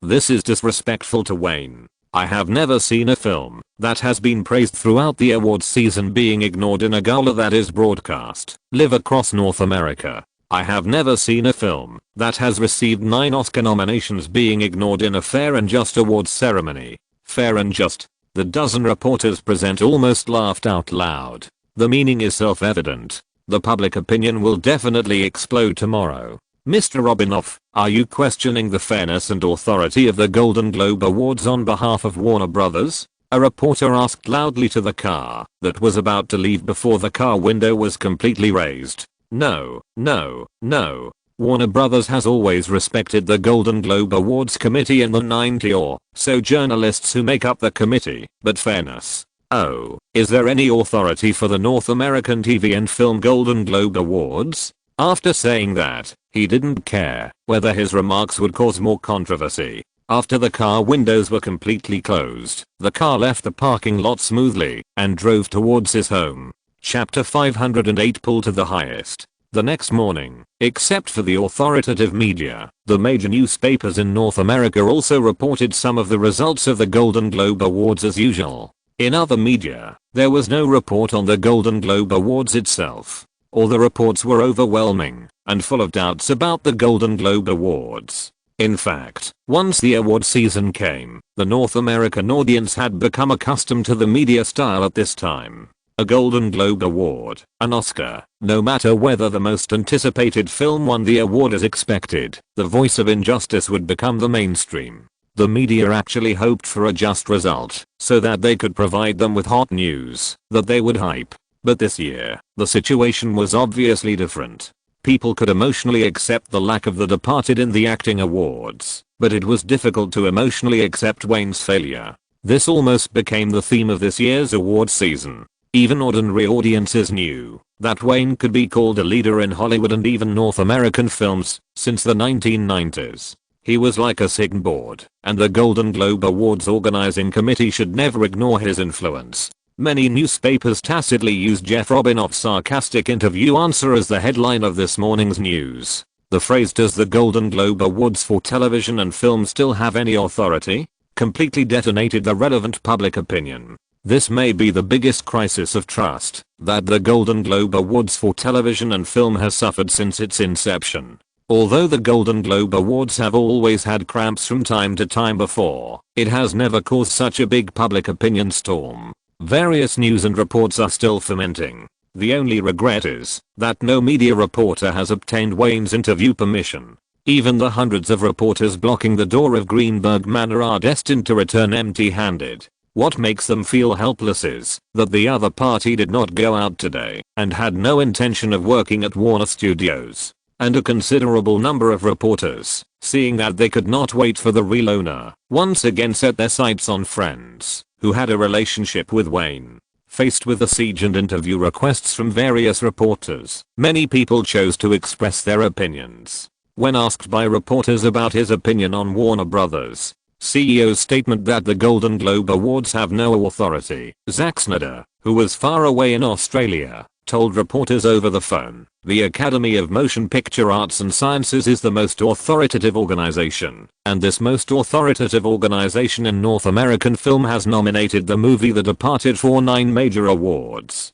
Now that Wayne has received their recognition, that's enough to explain everything, isn't it? As for the Golden Globe Awards for television and movies, their crazy behavior this year will make the audience regard this award ceremony as a joke. After Zack Snyder's brief telephone interview was broadcast on ABC's morning show, more Hollywood insiders also began to express their opinions one after another when facing interviews from enthusiastic reporters. The Departed is definitely a great gangster film. You can pick any Oscar nomination and compare it with the Golden Globe winners, and you will find out how ridiculous this year's Golden Globe Awards are. Steven Spielberg said in front of a dozen media reporters at the entrance of DreamWorks. As for Wayne, I don't think he needs to prove anything to the Golden Globe Awards. In the past few years, he has used great films countless times to tell movie fans around the world how great his directing talent is.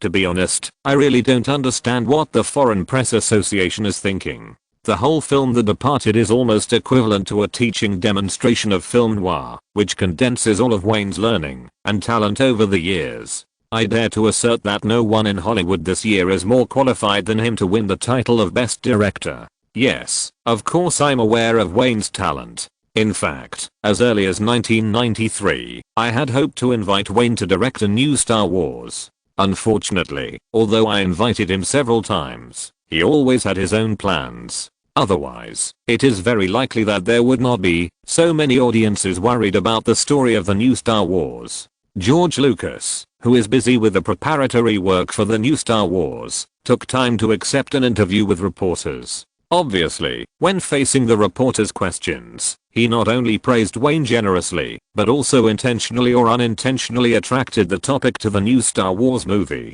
As for what happened to Wayne's The Departed at the Golden Globe Awards, I think he doesn't need to take it to heart. As the most outstanding director in Hollywood since the 1990s, whether his films are great or not does not require an award ceremony held by outsiders and a bunch of outsiders to vote for them. That would be an insult to Wayne's movies. Looking at the surprised reporters, George Lucas frowned slightly and added without hesitation, "You can directly publish what I said.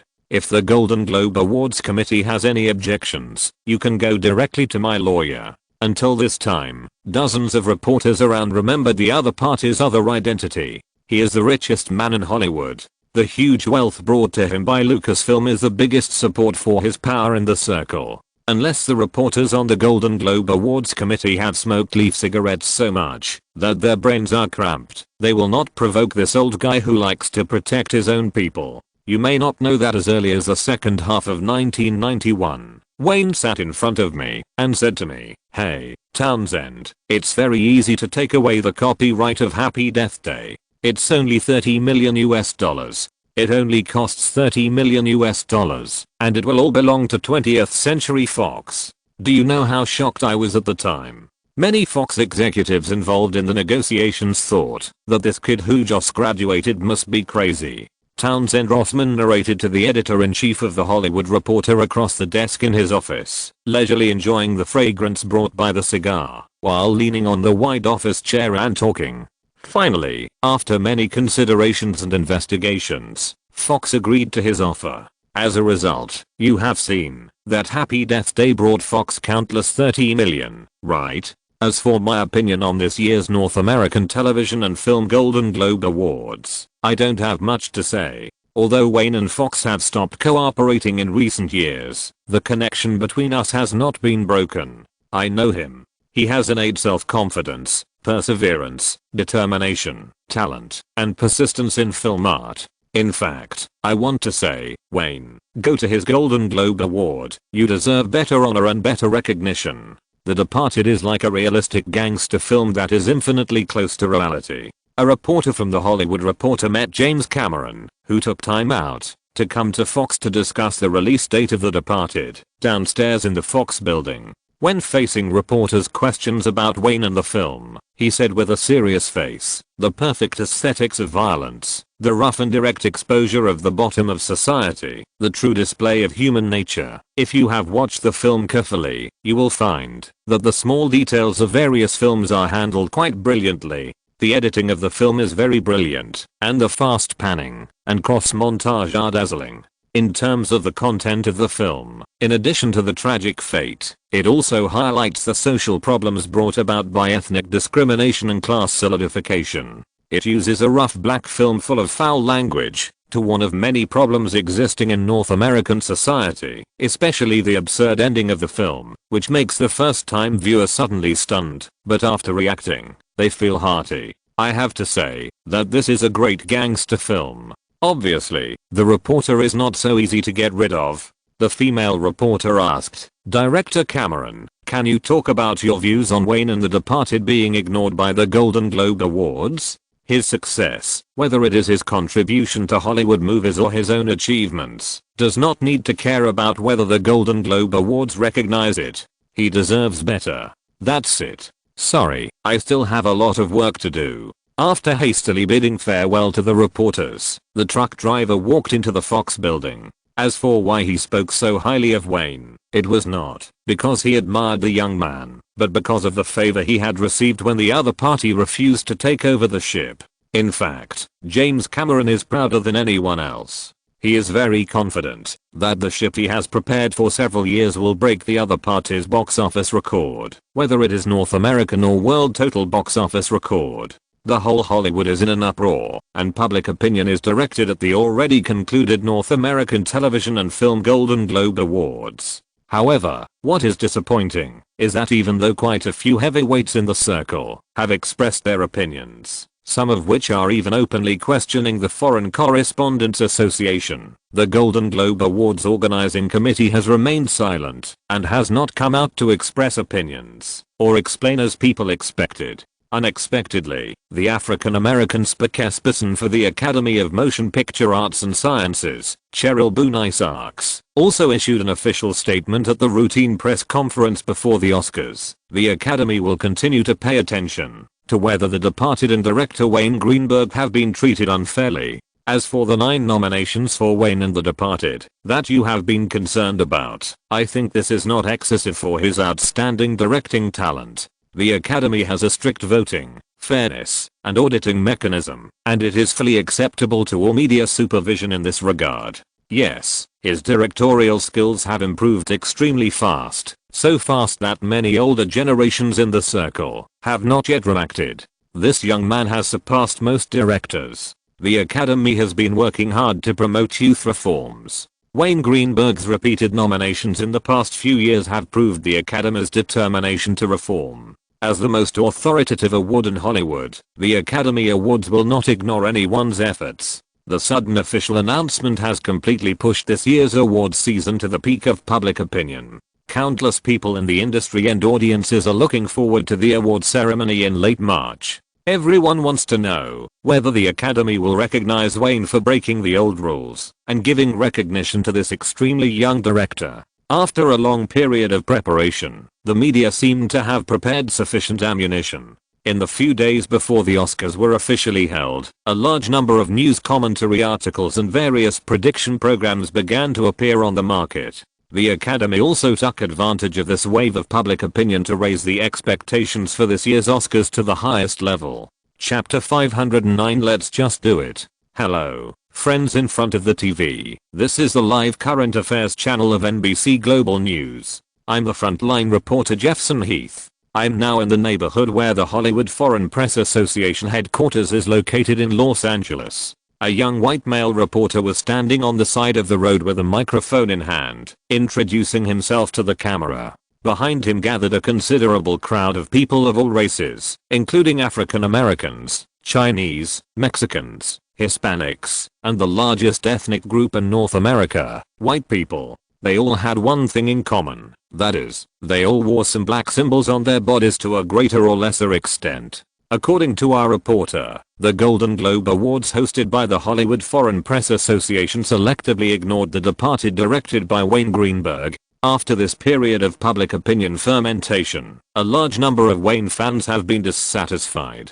Now the dissatisfaction has reached its peak. These people are sitting in protest outside the headquarters of the Hollywood Foreign Press Association. NBC Global News Channel, as we all know, is a live broadcast channel that is always at the forefront of news. This channel will not rest for 24 hours and will broadcast all kinds of news to countless North American families watching live TV. This has caused more and more people to gather in front of the TV. At this time, through the live TV screen, it can be seen that hundreds of fans of different races who are sitting in protest are pointing at the black items on their bodies, indicating the meaning of black curtain. Obviously, the fan group is well organized. No one is making loud noises, no one is taking the opportunity to make trouble, and no one is shouting slogans or holding banners. Judging from their performance alone, there is no behavior that can violate the law.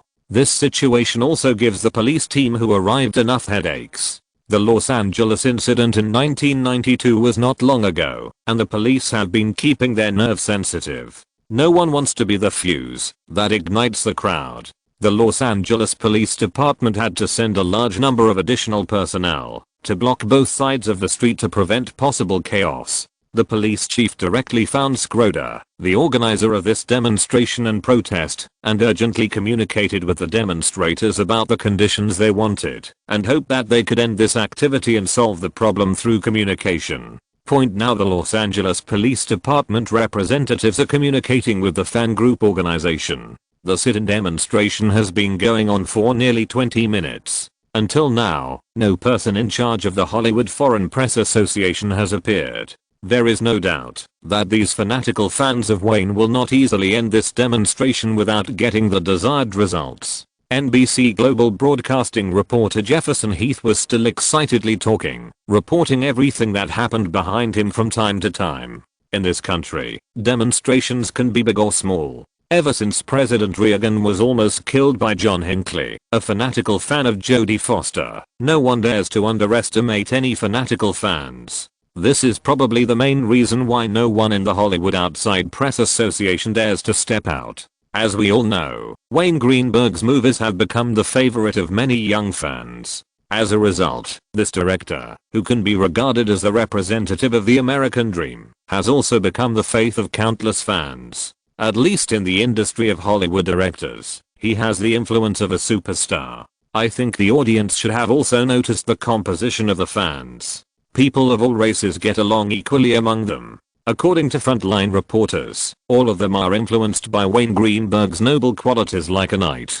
The racial issues that have troubled the successive presidents have been perfectly solved in a fan organization. It has to be said that fans can not only get spiritual satisfaction from his movies, but also learn gentlemanly behavior from their idols. Looking at the host who was still talking and singing praises to him on TV, Wayne turned his head like a machine, looked at the assistant lady, and asked with a headache, "Don't tell me this is also arranged by Warner Brothers? Did you know?" Nina raised her hand and pushed her glasses, looked at the TV and thought for a while, explaining the reason. Obviously, Warner Brothers still thinks the Academy's statement is not strong enough and is trying to find a way to increase your chances of success for this year's Oscars.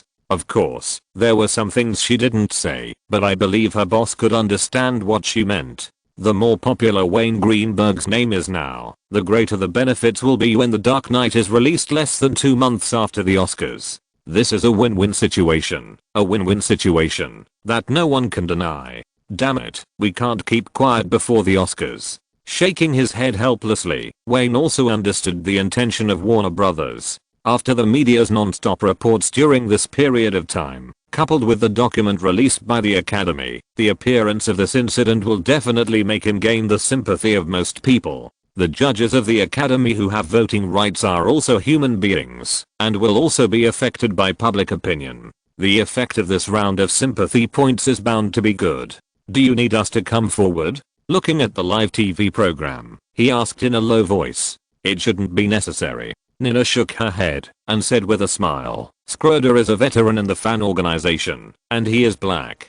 He can be regarded as a member of Daisy. They are just executing the plan of Warner Brothers. In the end, there will definitely be no situation that cannot be controlled." Wait. Wayne suddenly raised his right hand, stretched out a finger, pointed at the background of the host on TV, and asked doubtfully, "Don't tell me that these people are really members of the fan organization? Are there really so many races? Will it really not get out of control?" "It won't get out of control, don't worry. The assistant nodded confidently and waited until her boss left the TV with confidence before muttering to herself, unless they don't want the remaining $250 balance, which is a lot of money for them. This spontaneous sit-in demonstration organized by fanatical fans brought an extremely huge chain reaction after it was broadcast on NBC Universal Channel. It is rare that almost all ordinary people who have watched the TV program stood on the side of the fans. They believed that these people were standing up for the idols who were treated unfairly and were on the side of justice. The effect that Warner Brothers wanted was achieved. People were generally full of sympathy for Wayne and the departed. As for how many votes such a general sentiment could affect, no one knew, but at least it was guaranteed that The Dark Knight, which had completed most of the post-production work, had become the most anticipated movie by all ordinary people.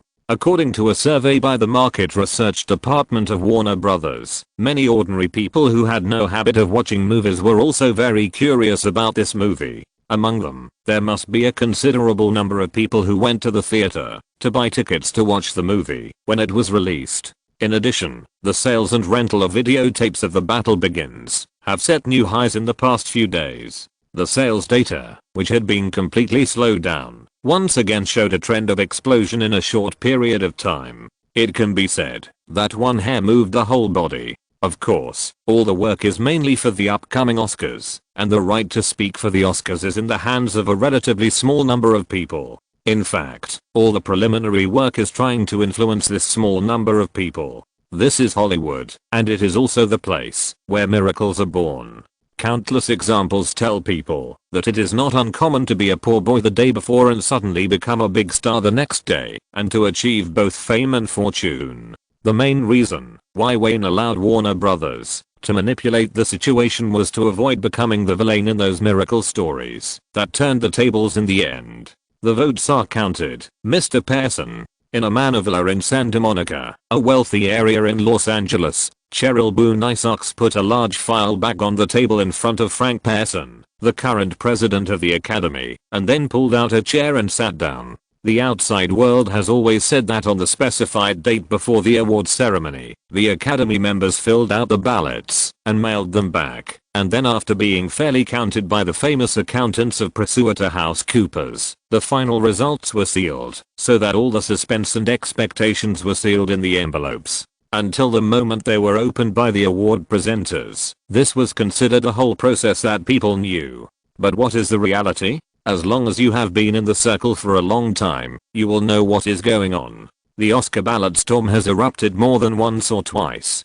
To some extent, works, and people who are not favored by powerful presidents or Academy bosses will not get the golden statue they long for, no matter what they do, even if the Oscar voting method has evolved countless times due to criticism. The sound of paper rubbing against each other slowly sounded until the Jewish old man looked at the results and put them all back into the large file bag. The future and first black female president of the Academy hesitated for a moment and asked, "Frank, is this really how it will be done? Let's do it this way." Frank Pearson's expression did not change at all, and no one could tell what he was thinking. "You go and prepare to implement the preparations we made before, Cheryl. You already know what you should know. Let's do it this way." "I understand." Cheryl Boone Isaacs lowered her head with a barely perceptible surprise on her face. She turned and walked out of the villa without even looking at the file bag on the table. She knew that after she left, the document would disappear, and no one would be able to see it before the award ceremony officially took place. The Oscars are getting closer and closer. The most excited are the numerous prediction agencies, which are releasing ever-changing prediction lists almost every day. The gambling agencies in Las Vegas are also looking forward to the official opening of the awards ceremony. This time of year is a feast for these agencies. As for the participants of this grand event, they are also looking forward to the moment when the envelopes are opened. This is the highest stage for fame and fortune in Hollywood. No one in the circle can refuse the opportunity to participate in this grand event, including Wayne, who usually shows disdain for the Oscars. When the award ceremony was right in front of him, he could not hide his excitement and nervousness. In the end, even work could not calm him down. Chapter 510. The shortcut is to subvert all images. The Academy Awards, the highest nest of Hollywood's entire year's awards season, is also its finale, with Hollywood movies constantly conquering overseas markets in recent years, one after another. This event, which originally belonged to North American films, now has an influence that is no longer limited to North America. Especially this year's awards season, not only has the North American media industry shifted its focus to Los Angeles, the city of angels, but media from many other countries and regions around the world are also watching here. It can be said that the 69th Academy Awards has attracted the attention of the world's media in a short period of time. On the evening of March 24, 1997, Los Angeles time in North America, the highly anticipated 69th Academy Awards ceremony will officially open at the traditional venue of the Oscars, the Shrine Auditorium in Los Angeles. According to information revealed by the organizing committee early in the morning, this year's host is talk show star Billy Crystal. Judging from the frequent changes of hosts, the Academy has obviously felt the ratings crisis of the Oscars. Although the youth-oriented reforms that the old men talk about can be regarded as farts, and may not even smell as good as farts, at least in some aspects, these old guys are also trying to keep the influence of the Oscars going. Since March 19th, the stands outside the entrance area of the Shrine Theater in Los Angeles have been camped out by various fanatical fans. This can almost be regarded as a landscape of the Oscars. For these fanatical fans, this is a great opportunity that cannot be missed, because here they can see the stars they admire up close. There are also more ordinary people who camped early to take seats, not only to see the big stars up close, but also to appreciate the world's most fashionable hairstyles, the latest fashion evening dresses released by various luxury brands, and various luxury bags and accessories earlier.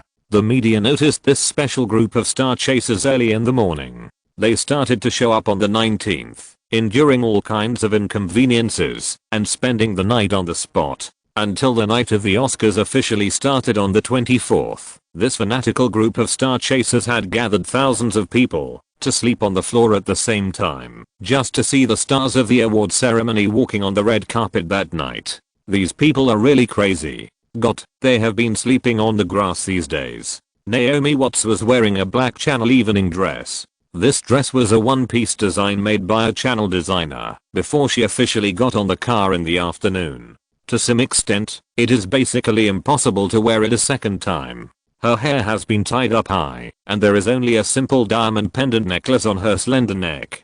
The whole person looks noble, but also very friendly. A pair of equally black high heels was placed on the car seat. They still have a long way to go before they officially walk on the red carpet, and the shoes can be put on before getting off the car. Glancing at the Australian actress who was leaning against the window and looking around with excited blue eyes, Wayne ignored her sigh and turned the newspaper over to continue reading the boring predictions for various awards and the film critics' comments on the nominated films. Ding, ding, ding. The partition between the driver's seat and the back of the Rolls-Royce Phantom was knocked a few times. After 4 or 5 seconds, it was opened from the front, revealing Sergio's equally bored face. "Boss, Tom Cruise and his wife." "I know." Wayne nodded. Not long after, the extended version of the car was knocked gently from the outside. After the door opened, Tom Cruise stood beside the car with Nicole Kidman on his arm. He nodded to the two people in the car with a smile on his face and sat directly in the car.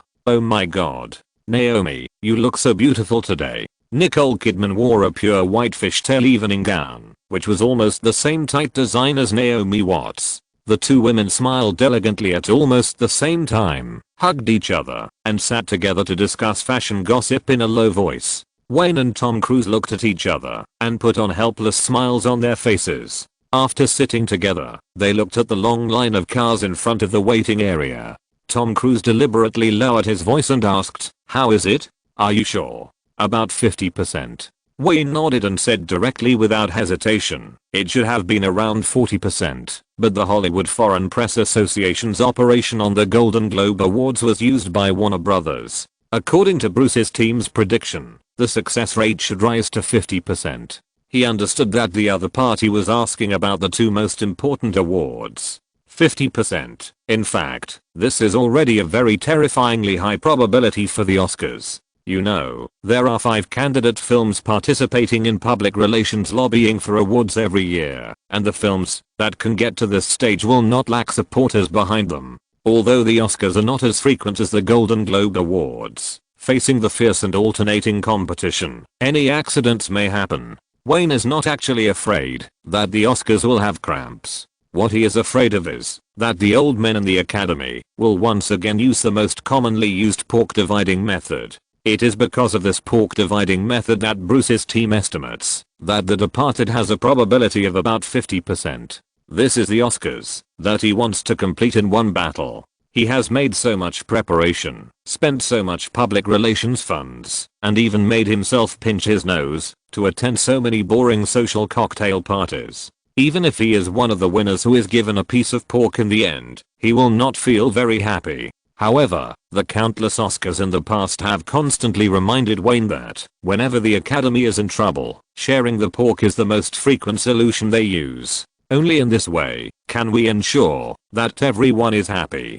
Hey, Tom, we are the main competitors. Wayne looked at the typical American handsome face next to him, spread his hands, and teased, "If you are seen by the crew of Mr. Maggie or the film distributor Sony Columbia getting in my car, will you fight directly under the Oscar stage?" Although this sentence is a joke, the couple's eye-catching degree is top-notch, and their Rolls-Royce Phantom Extended Edition is also very conspicuous in the waiting area. I don't know how many reporters and paparazzi are watching. From the moment they get in the car, the news is likely to have spread.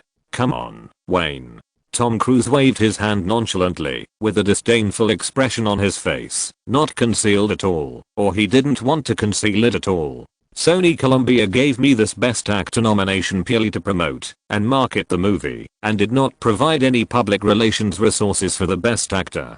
Besides, who doesn't know the attitude of those old men towards me? Will they give me the little golden man? We are different. The effort and the reward are completely disproportionate, so I didn't spend a penny on public relations at all. To put it bluntly, this is a true Hollywood superstar. Of course, this superstar's status has nothing to do with academic awards. Tom Cruise has reached this status purely through business ability, and everyone who can reach the most scarce resources in the circle through business cannot be unclear about their own views and will never have illusions of luck. In fact, people like him are almost the same as Wayne. They live more realistically than anyone else. It is the most difficult to fool such people. Honestly, Tom. Wayne shrugged, threw the newspaper aside, looked at the convoy in front, and asked casually, "You really don't have any idea about the little golden man?" During the time when the two people got closer, he found that Tom Cruise was different from what most people knew. He was indeed an extremely proud person. Not only did he have high standards, but his personality also had some flaws. The reason why the two people could communicate smoothly was because of their status in the circle. Equal status was the biggest factor in gaining each other's recognition. In fact, he has always been secretly wondering. According to his memories of his previous life, this most representative Hollywood star in the 1990s should have a deep obsession with the Oscar Little Golden Man, especially the breakup with his agent Pat Kingsley, who had supported him all the way. The reason behind the uproar was actually because of the Oscar public relations resources. Of course, as long as they are in this circle. Tom Cruise raised his arm, stretched out a finger, and drew a big circle in the direction of the red carpet. Even those who have been recognized, who can resist the temptation of the little golden man? But I know very well that I have basically no chance in the past few years, and I have no plan to win the award. Maybe there will be a turnaround in a few years. But speaking of this, seeing the car start to move forward, Tom Cruise deliberately quickened his tone and asked, "In a situation like mine, how do you think I can get the recognition of those old men as quickly as possible?" In fact, when he asked this question, he did not have any illusions. It was better to say that he was asking Wayne than to say that he was complaining unwillingly, but what surprised him was that the other party really seemed to have some ideas. Wayne crossed his arms in front of his chest, and one hand that was exposed from under his suit was constantly rubbing his chin. At the same time, his upper body relaxed and leaned on the seat, and the corners of his mouth slowly began to rise. Obviously, he had thought of something. "There is a way, Tom. Wayne suddenly widened his squinting eyes and turned his head slightly to look at the handsome face, but his expression was full of an uncomfortable weird feeling. The fastest way is undoubtedly to make yourself ugly and subvert your image. You must subvert it to a degree that no one can imagine. Then find a social hotspot or something similar. You know, it's best to connect it with politics. This is definitely a shortcut. Wayne's words had already attracted the attention of the other two women. The three of them were staring at his idea. No one expected him to say this. Without waiting for Tom Cruise to express his opinion, Nicole Kidman frowned and exclaimed, "That's impossible. Tom Cruise's most important asset is actually this charming face. He is handsome and especially pleasing to the audience. This is something that many actors with handsome faces cannot compare to. Not to mention subverting his image, his management team will not allow him to take on even film projects that are not positive images. There are many things to consider, such as the characters he plays cannot die on the screen, cannot be villains, cannot have controversial personalities, and so on."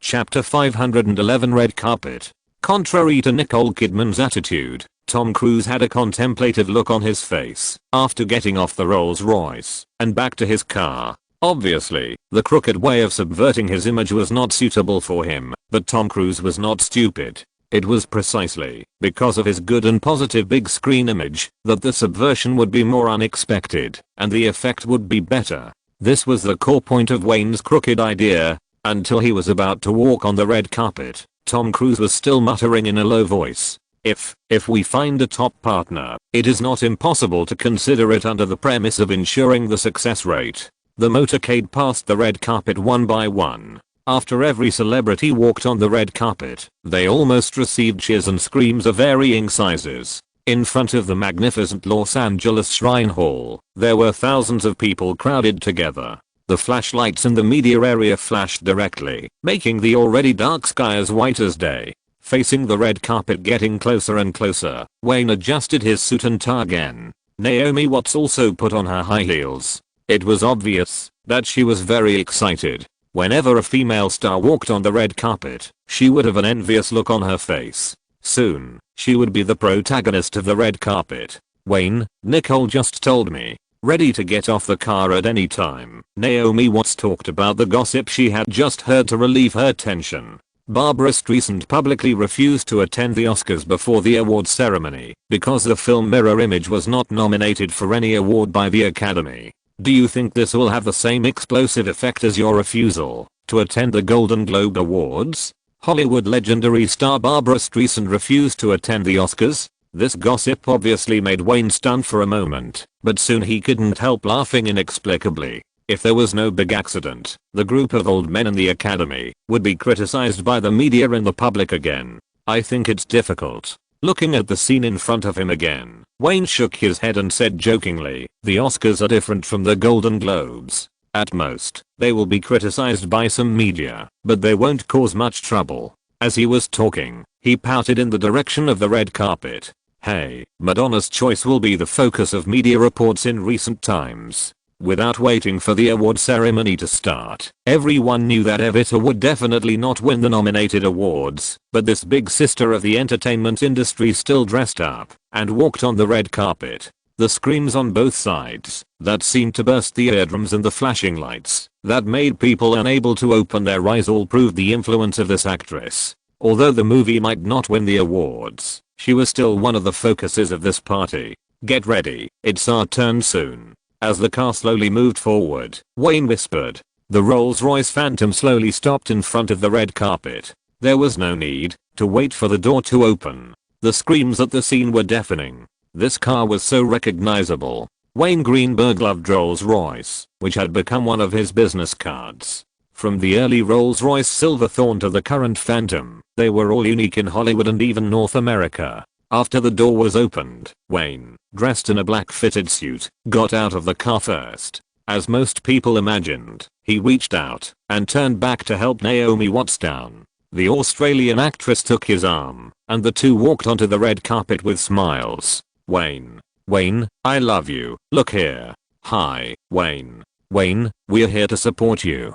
Suddenly, amid the huge screams, a neat chorus attracted everyone's attention, and also attracted the attention of the two people on the red carpet.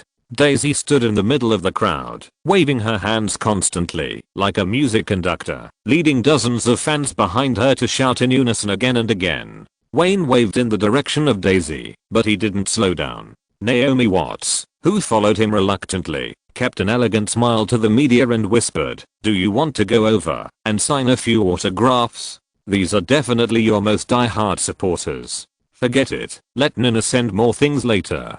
As long as he remembered the chaos at the premiere of Joker that year, he was a little scared. There were too many crazy people in this country. Who knew if they would appear among the fans? Even if they were really his fans, he would not choose to provoke those young people who were in a frenzy. He was no longer a small figure when he first debuted, and he didn't need to personally manage the image of fans. If he wanted to achieve the same effect, there were different ways to achieve it. For this event, the Academy can be said to have made a rare big loss this time. Just the more than 200 feet of red carpet under his feet must have cost a lot of money. In addition, Wayne also observed that many celebrities were present. Almost all the Hollywood celebrities who could be named were caught by the Academy. When passing by dozens of die-hard fans holding high posters of The Departed, the tour showed no sign of stopping. The various shooting requests of the photographers and reporters in the media area were also directly ignored. The Oscar red carpet, which was worth a lot of money, obviously lost most of its meaning to Wayne. "Damn it, can't you walk slower?" Seeing that they were about to reach the media area at the end of the red carpet, Naomi Watts finally couldn't help it and said helplessly in a low voice, "I spent a whole day preparing for this red carpet. Walking up with you, an unromantic guy. My makeup, custom dress and hairstyle are all wasted. Damn it." "Hey, it's not a waste, Naomi." Wayne ignored her protest at all and continued to maintain his original speed. "Even if it's a waste, you don't have a chance to win the Best Actress Oscar anyway, right?" "Shit." Naomi Watts was almost choked and almost broke her defense. The elegant smile on her face suddenly froze for a moment and then returned to its original state with strong control. "Do you want me to thank you for your blow, honey?" Seeing the red carpet coming to the end, Wayne replied in a hurried tone, "Don't worry, you will have your own little golden man, I promise." It was a little different from what he imagined. The crew of Fargo who walked on the red carpet in front were still being interviewed. The whole interview area was bustling with people. Dozens of reporters surrounded the crew and kept asking loud questions. After waiting for a few seconds, Wayne and the other two took the pen handed by the staff and signed their names first. When they turned around, although it was the first time they officially met with the Coen brothers, the brothers still nodded to him in a friendly manner before leading the crew to the Shrine Theater. The host of ABC TV, which was broadcasting live, was the first to run up to the two and asked in a hurried tone, "Director Greenberg, as everyone knows, The Departed is the biggest favorite for this year's Academy Awards. How many Oscars do you think your work can win?" Naomi Watts reached out from behind and pinched Wayne gently, reminding him that the live camera was now facing the two of them. Obviously, she was worrying too much. He first smiled at the live camera, then shrugged and replied in a teasing tone, "Hey, I have a standard answer to this question. Of course, I hope it will be 9 nominations and 9 Oscars. However, it all depends on the opinions of the Academy members." Wayne. Before the host could continue asking questions, he was squeezed behind him by impatient reporters. A Mexican reporter with a premiere work permit asked loudly, "We noticed that you only bring Ms. Watts with you every time you attend a formal occasion, and Ms. Watts also gave birth to a little princess for you. Excuse me, have you ever considered giving her a sweet wedding?" As soon as he asked the question, Wayne's brows knitted unconsciously. Before he could think of how to answer, the Australian actress, who had been smiling like a mascot, took the question without hesitation and said, "Oh my god, why didn't anyone ask my opinion? Does everyone think I want to marry him?" Everyone was amused by Naomi Watts' pretended surprise, and the awkward atmosphere that had just appeared was also broken at the same time. Raising her eyebrows at the reporters, the Australian actress continued, "Our relationship is more like a life partner, or more like a good friend. I know he is not suitable for me, and he also knows that, although we have a child by accident, it does not mean that I want to marry him, right? So, I still have the opportunity to pursue a better man. At the same time, she deliberately showed a playful smile again and deliberately winked at Wayne, which made some reporters at the scene laugh again. Wayne, how is the post-production of The Dark Knight going? Can the movie be released on schedule? After waiting for a normal question, which had nothing to do with The Departed, Wayne shook his head helplessly, and after perfunctorily answering the reporters, he walked towards the theater with Naomi Watts without looking back. His departure did not reduce the reporters' enthusiasm for gossip, because the person who walked on the red carpet was none other than Christian Bale, the new Batman in North America in the past 2 years. From the excited and expectant eyes of the reporters on the scene, it can be guessed that they would never let this hot star go easily. Everything is ready inside. Wayne and his friend had just walked into the door of the Temple Theater when Nina and Jimmy, who were waiting, came up to them. The assistant reported in a low voice, "Reuben and Anna, as well as your teacher, Professor Anderson Horowitz, have all been arranged." The communication with the organizer was very smooth. That is, what? Just say it directly. While leading Nina in the low report, Wayne nodded and greeted different celebrities. He observed the surroundings unnoticeably. Countless celebrities had gathered in the hall. This event could be called a grand exhibition of top celebrities in North America. Not only the film and television and music circles, but even stars from the sports circle were present. The so-called integration of literature and sports was demonstrated vividly. After hesitating for a while, Nina said, "Shay, the president of New Line Cinema, just went to say hello to your father, but was driven away by your mother Anna. Anna asked me not to tell you this." Chapter 512 Oscar. New Line Cinema. The last time Wayne paid attention to New Line Cinema was when Seven was released. According to the information he learned at the time, Seven did extend the life of New Line Cinema, but it did not change the actual operating difficulties. The situation is very simple. Most of the profits from Seven were taken away by the distributor Warner Brothers, and not much fell into the hands of New Line Cinema. Logically speaking, given the operating conditions of New Line Cinema at the time, if there were no more blockbuster films, it would only be a matter of time before the company was completely sold to Warner Brothers.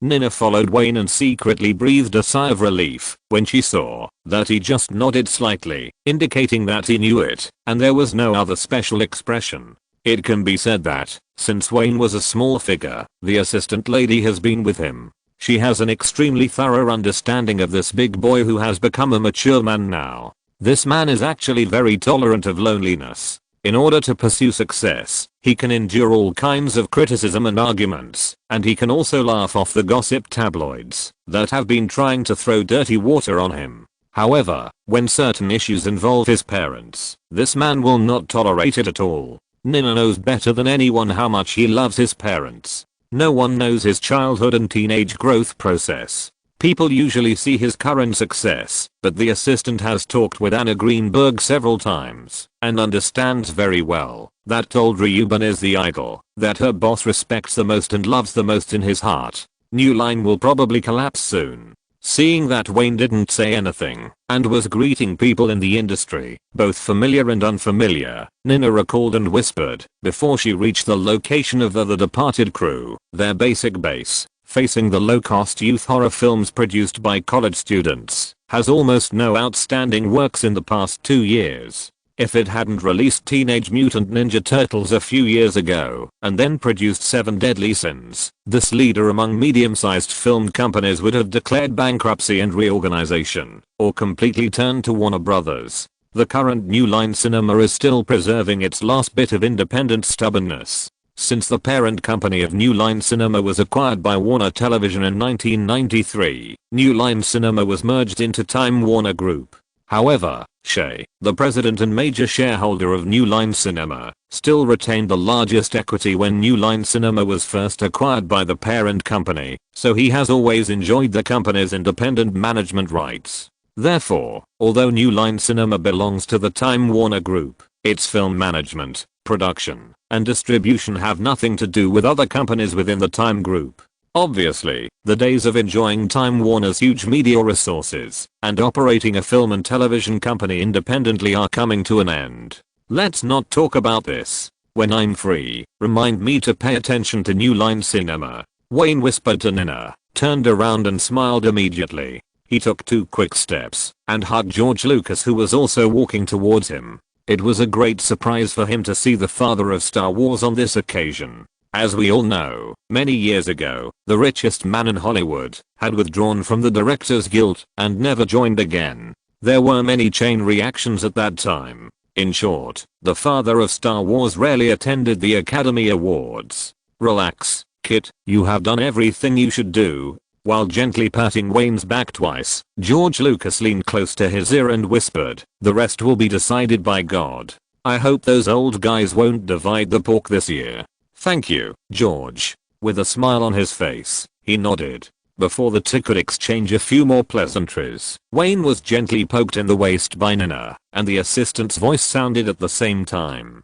"Boss, it's Harvey Weinstein." Just as he turned around, he also saw the tall and fat head of Miramax. Unlike what he imagined, next to this guy, there was an elderly white man with Mediterranean hair, also wearing a suit and tie, with the same domineering and proud face. The two people should just be passing by, but both sides were in the same aisle. Obviously, in such an occasion, no one would give way to the other in advance. The one next to the fat man is Michael Eisner. Without waiting for Nina to give a hint, George Lucas said to him side by side, "Don't look at me like that. That's right, it's the head of Walt Disney, the most powerful Michael in the circle." Wayne nodded slightly, squinting his eyes and watching the two people approaching, and kept muttering in his heart, "Isn't it said that these two people have always been incompatible? How come they are mixed up in public again?"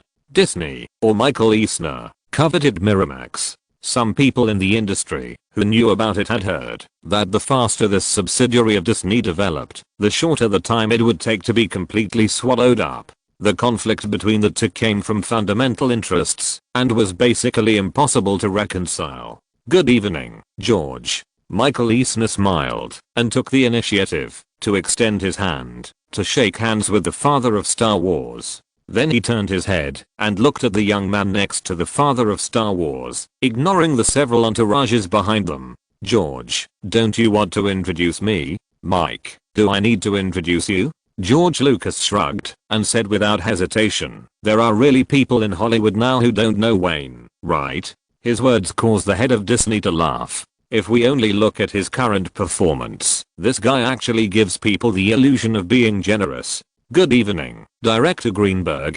"Good evening, Mr. Eisner." Shaking the other party's hand, Wayne nodded slightly, neither humble nor arrogant, with a reserved smile on his face. Then he let go of the other's hand and looked at the fat man beside him.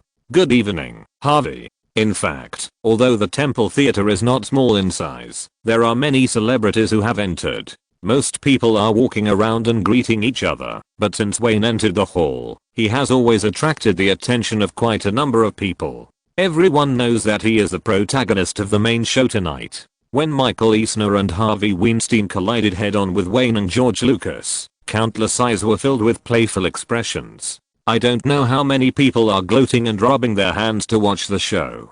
"Wayne, I wish you good luck. I hope you can get everything you want." It can be clearly seen that the muscles on Harvey Weinstein's fat face twitched a few times, and then he said hello, then paused and whispered again, "Remember what I said to you, Wayne? Who can guarantee the ownership of the little golden man until the last moment?" Wow.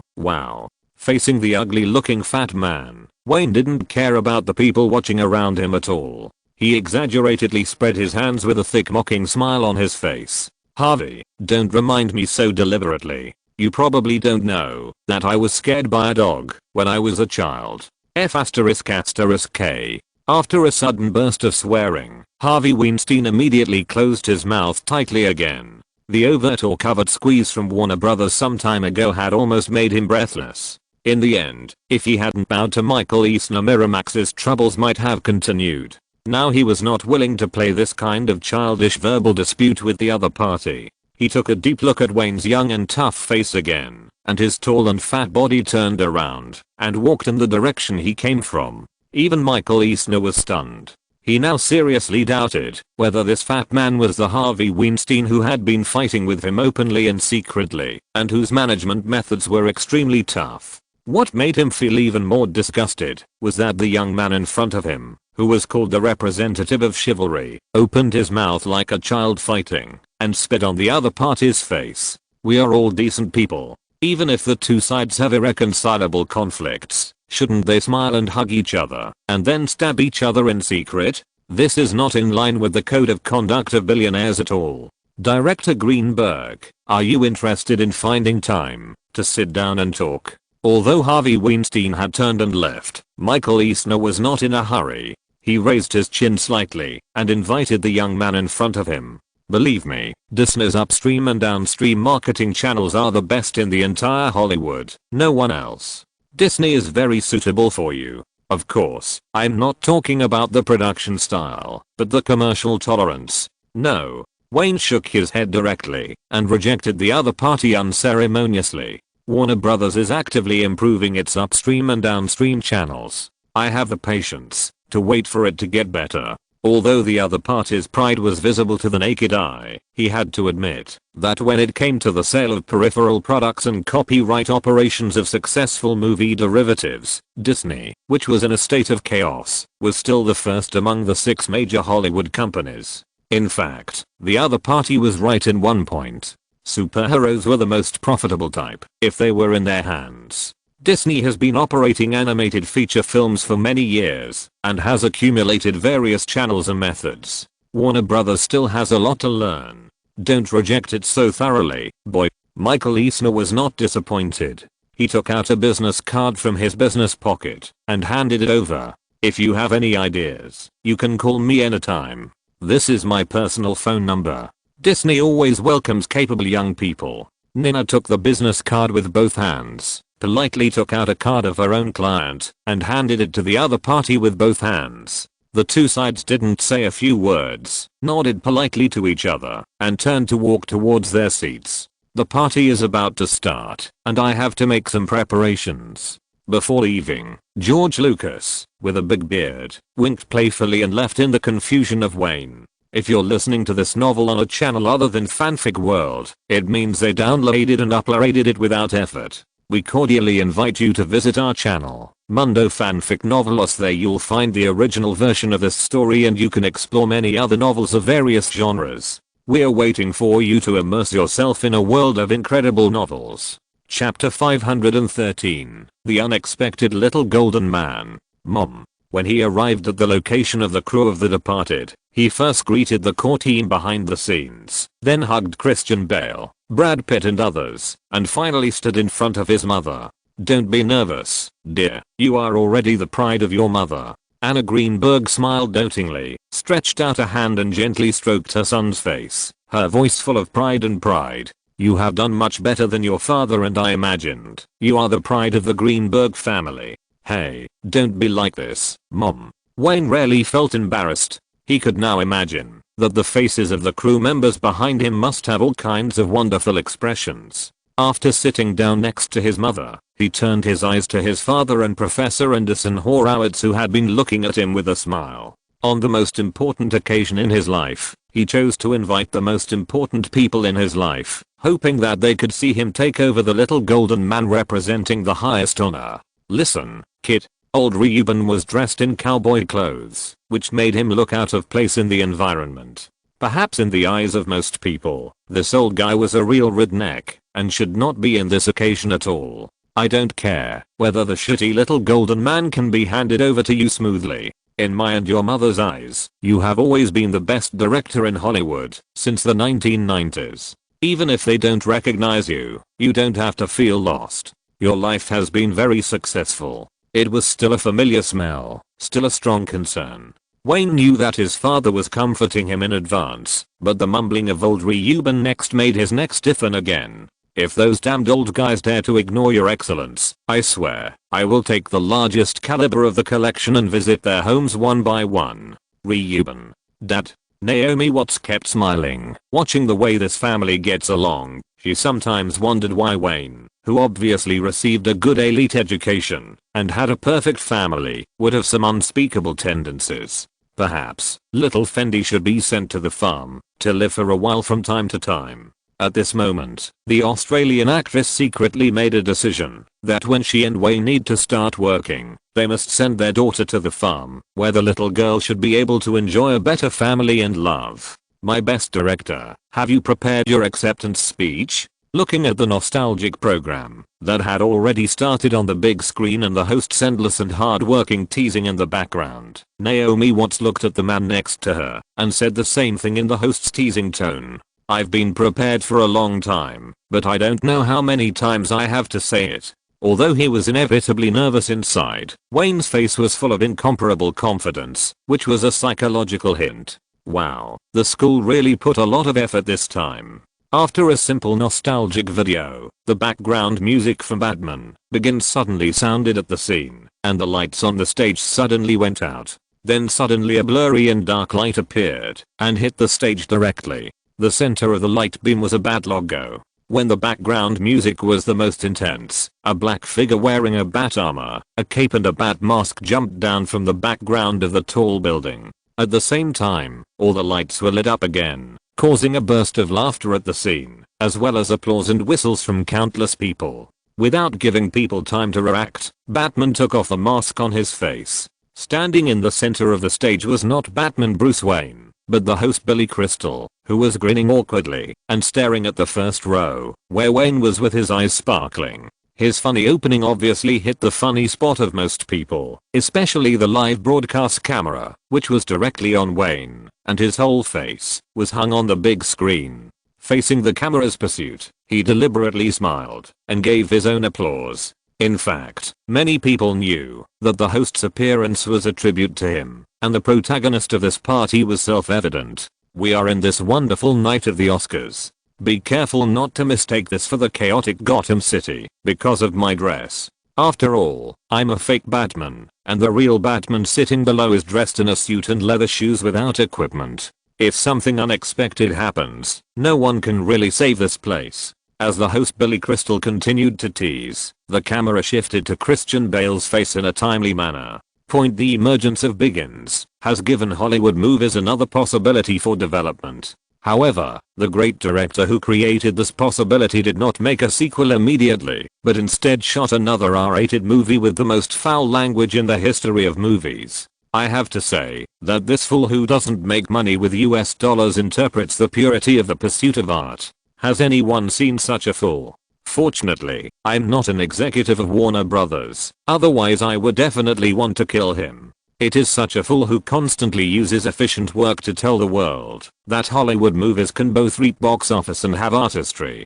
I think all the guests here should take off their hats and salute him. Salute to the non-stop foul language. Salute to the dark pearl in the history of Hollywood movies. Salute to the unique artistic persistence. Salute to the noble spirit of chivalry. Salute to the Congressional Gold Medal. Salute to the markets opened up by Joker. Salute to movie stars, salute to movie directors, and salute to all Hollywood practitioners. This year's opening was obviously thoughtful. Wayne's contribution to the entire industry was directly sung by Billy Crystal. People knew this, but they still followed the host's talk show words and continued to applaud for the young director on the big screen. It was very rare. Unlike the previous Oscars, hosted by Billy Crystal, he did not sing too long at the beginning this time.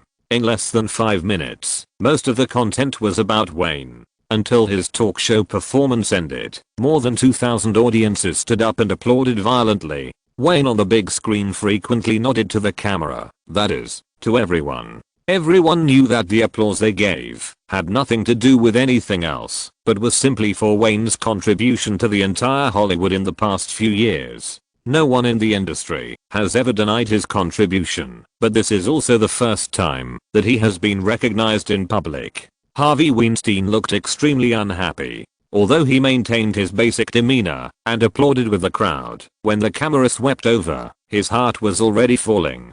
The fact that the Academy dared to make such an arrangement proved that the group of old men would most likely give the other party the biggest compensation for everything that had happened before. He was not the only one who thought of this. The Coen brothers, who were in the Fargo crew not far from the departed crew, looked at each other and saw a strong sense of unwillingness in each other's eyes. They have many supporters in the Academy, but judging from the opening tonight, even if this year's event is about dividing pork, the biggest piece will undoubtedly go to the young man. When the scene was quiet again, Frank Pearson, the current president of the Academy of Motion Picture Arts and Sciences, gave a brief opening speech to the microphone, reviewing the development of the Academy in the whole year of the previous year and the Academy's determination to reform in the next few years. No one would take the old man's words seriously. Since 10 years ago, the Academy has emphasized reform almost every year. However, except for the frequent changes of Oscar hosts, they have become more conservative in other aspects.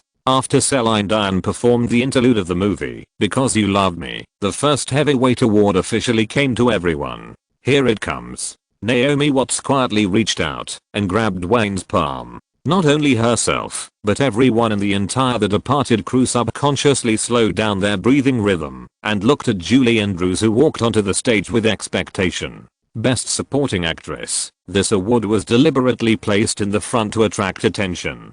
Jennifer Connelly cleverly played a trick of the leading actress registering for the supporting actress. With her outstanding performance as a psychiatrist in The Departed, she successfully won this nomination. The nominees for Best Supporting Actress are Joan Allen, The Age of Passion, Lauren Bacall, Marianne Jane Baptist, Secrets and Lies, Juliette Binoche, The English Patient, Jennifer Connelly, The Departed.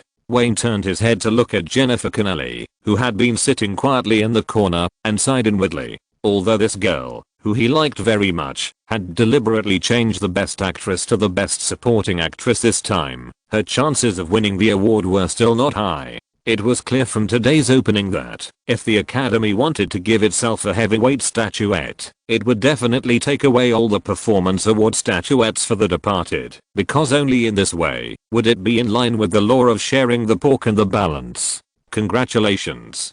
Julie Andrews paused as usual, then smiled and opened the envelope, and continued. The winner of the Best Supporting Actress is Jennifer Connelly. Her performance in The Departed is extremely wonderful. Congratulations. What? Wayne was stunned for a moment, and Nina, who was separated by Naomi Watts, was also stunned. After looking at her boss, she shook her head without leaving a trace. At this time, the entire The Departed crew became a sea of joy. Everyone stood up and kept sending blessings to Jennifer Connelly. Even the Australian actress was no exception.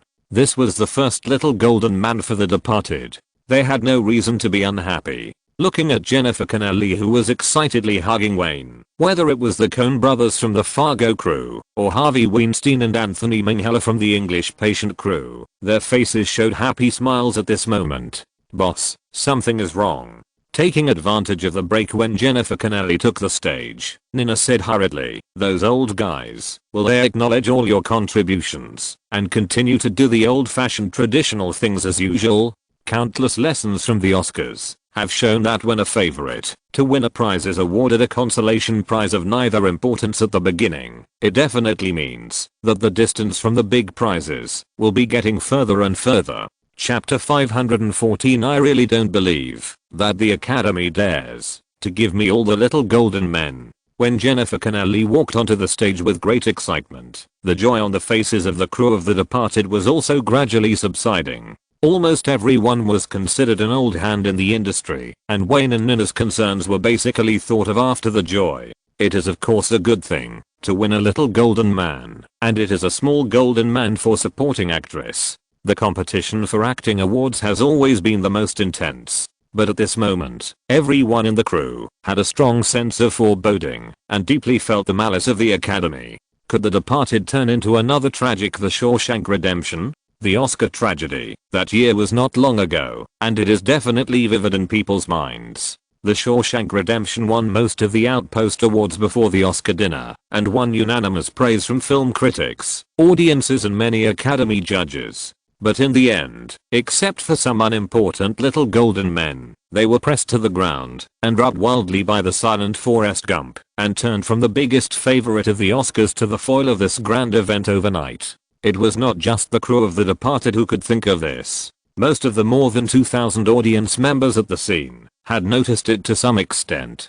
They began to cast gloating eyes on Wayne. Everyone knew how ambitious he was this year. The 6 major Hollywood giants could not bring bad luck to this young man. If they could see this guy in a dusty state tonight, it would definitely be a good gossip.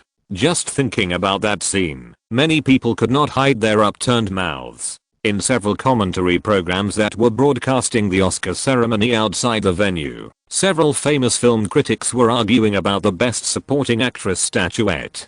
David Denby, a film critic from the famous media The New Yorker, frowned since the award was announced. He actually did not like the utilitarian nature of Wayne's works, especially the superhero series in the past 2 years, but he was still optimistic about The Departed. This film was like a textbook of black films, and it was definitely not a commercial film that deliberately flattered the audience. According to the rules of the Oscars in previous years, The Departed has already fallen behind in the competition for the heavyweight awards. Roger Ebert, who suffers from cancer, talked to the live camera. Even a fool could see the gloating and happiness on his face at this time. Let me explain to the audience why. As we all know, the Academy has been pursuing a balancing policy. In recent years, except for Forrest Gump, there are few. I have a different opinion. Roger Ebert, who was excitedly popularizing the rules of the Oscars to the audience, was interrupted by Kenneth Turan's speech.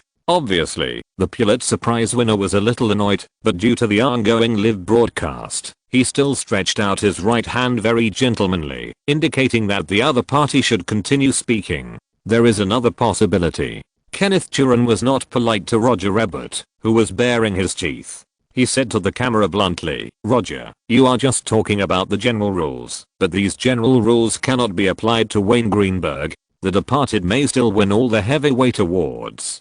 Who can guarantee that it will not dominate the awards? Impossible." Roger Ebert's voice was hoarse and sharp, and his face was flushed because of the emotional fluctuations. In the past few years, the Oscars have basically not had a single dominant film. This is the Oscars, the stage of the highest honor in Hollywood, with more than 6,000 Academy judges. If you want most people to recognize a film, it will take God to come to Los Angeles. While speaking, he raised his chin slightly with pride, because what he said was real. Let alone the Oscars in the past 2 years, since the 1990s, it has become impossible for a single dominant film to dominate the awards. Not only does the Academy not allow it, it also contradicts the Academy's balanced development strategy. Even if the Academy allows it, it is an incredible fairy tale for a film to win the votes of most of the 6,000 judges. David Denby and Todd McCarthy of The Hollywood Reporter remained silent. They were unwilling to participate in these controversial topics. They stared at the screen of the Oscar main stage without blinking. Oh my god, sorry, I'm so excited. After receiving the little golden man from the presenter, Jennifer Connelly covered her mouth with one hand. At least from the surface, she was so surprised that she couldn't help herself. However, most of the people present were actors. Acting is the way most people make a living. Acting excitement and surprise is the basic skill of an actor. At least a considerable number of people with discerning eyes have discovered the flaw of this woman, because there is no surprise or unexpected emotion in her eyes, but it seems that she has expected it. There was no note with her acceptance speech. Jennifer Connelly paused for 2 seconds and spoke directly into the microphone. "I want to thank everyone in the crew of The Departed for receiving this little golden man. It is their hard work that made me successful on the big screen. Thank you, Chris and Brad. It is your superb performance that inspired me to be even better. Of course, I also want to thank my mom and dad. It is your constant encouragement that has kept me determined to stick to the path of an actor. Finally, I want to thank one person in particular. Yes, it is Wayne Greenberg. Wayne, thank you for choosing me to play this role and giving me the opportunity to show myself. I want to tell you that you are a great master of dark movies. I love you." At the end of her speech, Jennifer Connelly blew a kiss in Wayne's direction without any hesitation. Her last words, "I love you," were also broadcast throughout North America and the world through the live broadcast signal. Looking at Jennifer Connelly holding the little golden man and walking backstage for an interview, Naomi Watts took advantage of the fact that the camera was not on her side, clapped her hands, and cursed in a low voice, "Son of the B*********H." Scheming B asterisk asterisk asterisk H. After a brief applause, the crew of The Departed fell into silence. Nina quietly squeezed next to the Australian actress and said to Wayne, "Jennifer Connelly should have done special public relations through her father and the connections she has made in the circle over the years. With the momentum of The Departed this year, the cost is probably not much." Wayne nodded silently and noticed Naomi Watts' worried look. He held one of her hands and whispered, "Don't worry, Naomi, this is just the beginning. The Departed still has 8 nominations. I really don't believe the Academy dares to give me all the little golden men." Chapter 515 The Second Golden Figure. That's right, the overall atmosphere of Hollywood is nostalgia. After the first eye-catching award was presented, 2 nostalgic short films were played in succession, followed by Celine Dion's second performance, singing "I Finally Found Someone," the interlude of the movie Two-Sided Mirror. While the show was being performed on the stage, Wayne also began to calm down. He had thought very clearly that this year's The Departed would never return empty-handed from the Heavyweight Award, otherwise it would be a shame for the opening arranged by the organizing committee. In any case, the Academy would not let him return empty-handed, otherwise the controversy would be too great. In any case, he himself was very confident and was not affected by the gloating eyes around him. The Departed is definitely the protagonist tonight, and there will be no surprises. At least it is one of the protagonists. After all, he knows better than anyone how much work his public relations team has done. Obviously, some people don't think like him. Not far from the crew of The Departed, the atmosphere in the crew of Fargo is much better than at the beginning. Everyone thought that there might be some opportunities for them. The same is true for the crew of The English Patient. Anthony Minghella has even thought that, if he can win the Best Director award, he will definitely thank Wayne on stage for everything he has done for him, and thank him as a winner. However, unexpected situations are still happening. On stage, Juliette Binoche opened the envelope with a smile. In the deliberately suspenseful part, she was obviously stunned when she saw the answer in the envelope. She randomly adjusted her state and said to the microphone again, "The winner of the Best Costume Design is Maya Craig, The Departed." Congratulations to her. The background music representing victory sounded again. This time Wayne did not hesitate. He stood up first and waved his fists excitedly in front of the camera. At the same time, the crew of The Departed was jubilant again. Excited costume and set designer Maya began to hug each crew member excitedly. "Thank you, Wayne, my god." When hugging Wayne, Maya still looked unbelievable. This girl who drank wildly and drank from the bottle was about to get the highest recognition in the industry. "That's what you earned through hard work, Maya." Patting her on the back gently, Wayne whispered in her ear, "You deserve this, little golden man. Go for it." This is a member of his core team behind the scenes, who has been in the team since 1991. Although her job is not as conspicuous as that of the camera crew, she is also an indispensable part of the entire team. After walking onto the stage, Maya took the golden statuette for Best Costume Design, stood in front of the microphone to calm down her emotions, opened a prepared acceptance speech, and began to read amid the goodwill laughter of the audience. "First of all, I want to thank the Academy for giving me this award. This is the best recognition I have received in my many years of work. I remember it was a few years ago. From the day I joined Wayne's team until now, I never thought that I would get it. This is really a dream. Thank you, Wayne." Here, I would also like to thank my parents. Thank you for your understanding of my busy work, and my husband and 2 daughters. Thank you for your support for my choice. The second one. Damn old men, what on earth do you want to do? Although Wayne was staring at the acceptance speech on the stage with a smile on his face, he kept muttering in his heart. First, it was a not so important acting award, and then it was an insignificant costume design award. Now even his heart began to be confused. Perhaps a Best Costume Design award doesn't mean anything. The more Oscars The Departed gets, the happier the other competitors are. Harvey Weinstein looked in the direction of Wayne, with an undisguised smile on his fat face. The second consolation prize. Anthony Minghella, who was standing by, was not sad at all for The English Patient losing the Oscar. Instead, he was equally happy. "Harvey, if the Academy gives all the consolation prizes to The Departed, then the last heavyweight award will be given to The Departed." Ha ha ha.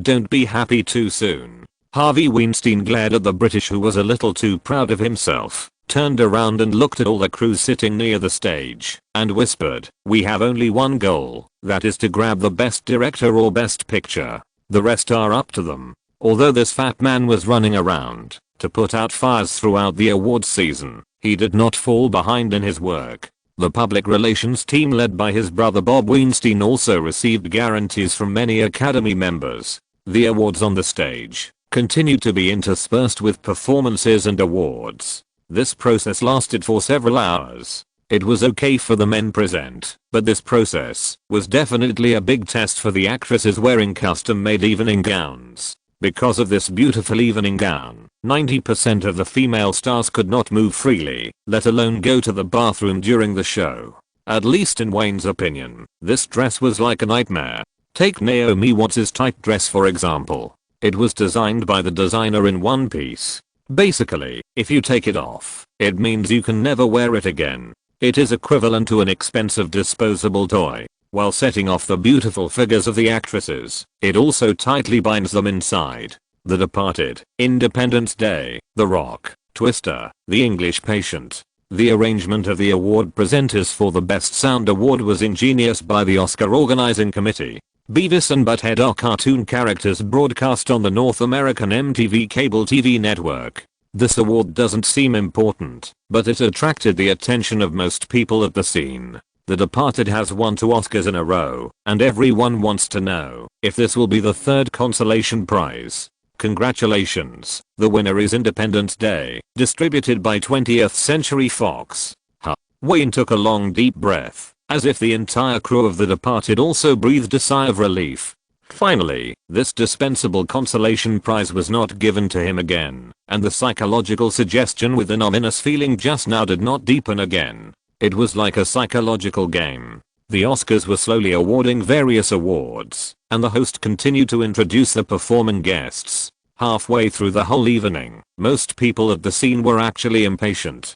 Chapter 516. He deserves this treatment, doesn't he? The absence of the Best Sound Award seemed to have broken a curse for The Departed. The Best Original Score, Best Sound Editing, Best Makeup Award, Original Score Editing, and Best Animated Short Film Oscars that were later awarded were almost all awards that had nothing to do with The Departed. Among them, The Departed was only nominated for the Best Makeup Award. The remaining technical awards were either irrelevant to them or not nominated. Although this process seemed very long, Wayne and the crew felt very comfortable. You know, it's not easy to stand here. Nicolas Cage, with a strange long face, first made a few jokes into the microphone. "Hey, Wayne, when editing the film, you have to make me more exciting. I hope I can come again as an award recipient next year, because of The Dark Knight." He was able to be the Best Actress award presenter today, on the one hand, because of his own popularity, and on the other hand, because of the operation of Warner Brothers. Being an Oscar presenter is also a means of publicity for The Dark Knight. While Wayne's helpless face appeared on the big screen, he continued to read into the microphone. The winner of the 69th Academy Awards for Best Actresses, Frances McDormand. Congratulations. This heavyweight award has nothing to do with them. As the woman with the most important role in The Departed, Jennifer Connelly wisely chose the Best Supporting Actress, which made the competition for the Best Actress very interesting. Brenda Blethyn, Diane Keaton, Kristen Scott Thomas and other actresses, whoever wins this award, can't be said to be a fake actress. It's coming. On the stage, Frances McDormand continued to give her acceptance speech, but Wayne was really nervous for the first time. Next, is the Best Original Screenplay? It should be. Naomi Watts nodded, tilted her head, and asked in a low voice with doubt. Best Original Screenplay, is it important for The Departed? I remember that you have already won a screenwriting award. While asking in a low voice, the Australian actress quietly reached out and held Wayne's hand, wanting to give him the greatest support in her own unique way. Very important. Wayne nodded imperceptibly, his eyes fixed on the back of the new actress as she walked backstage, looking forward to the announcement of the next award. From this award, we can see some of the Academy's thoughts. If you want to compete for the two most important awards, especially for the best picture, then the best screenplay category is particularly important. The logical relationship between the two is very deep, and the best original screenplay or best adapted screenplay is almost a prerequisite for the award. The big star Jodie Foster slowly recited the set words into the microphone. The nominees for Best Original Screenplay are J.J. Maggie, Broadchurch, Fargo, Secrets and Lies, and The Departed. Unlike other award presenters, she did not hesitate, and opened the envelope directly, and continued to speak into the microphone. Congratulations to Wayne Greenberg for winning the 69th Academy Award for Best Original Screenplay, The Departed. Boom. Clatter. This was the first time Wayne won the Oscar tonight, and it was also the first time he was about to go on stage. The audience was very respectful, and gave him a fierce applause at the first time. Congratulations, dear. The first person to hug him was Anna Greenberg, who had been waiting for this moment. As Wayne's mother, she was actually more anxious than anyone else. Similarly, when the Oscar was in her hands, she felt prouder than anyone else. Thank you, Mom. The Oscar award ceremony was gradually coming to an end, and the crew of The Departed finally burst into cheers again. Everyone came forward to express congratulations to Wayne. The camera followed him closely. When he straightened his suit again, and walked to the stage with steady steps, he received countless congratulations along the way. Surprisingly, before he went on stage, he received blessings from Steven Spielberg and George Lucas. Don't rush to give your acceptance speech, Wayne. George Lucas was like an old naughty boy. He took advantage of the hug before going on stage, raised his eyebrows, leaned over and whispered to him, "Believe me, this is definitely not your last time on stage. Save some words for better honors." "I hope so, George. I also hope this is not a consolation prize," Wayne replied in a hurried whisper, without saying too much, and walked quickly to the stage. When he took the little golden statue for Best Original Screenplay from Jodie Foster, he was suddenly startled. This old woman with a charming look actually took the opportunity to scratch his palm. What kind of hint is this? Any adult would understand. Without mentioning the age and appearance of this big star, the current occasion was obviously wrong. Wayne directly ignored the other party's eye signal, holding the little golden man in one hand and holding the microphone with the other hand, looking at the more than 2,000 celebrities in the audience from a different angle. "Thank you. Thank you."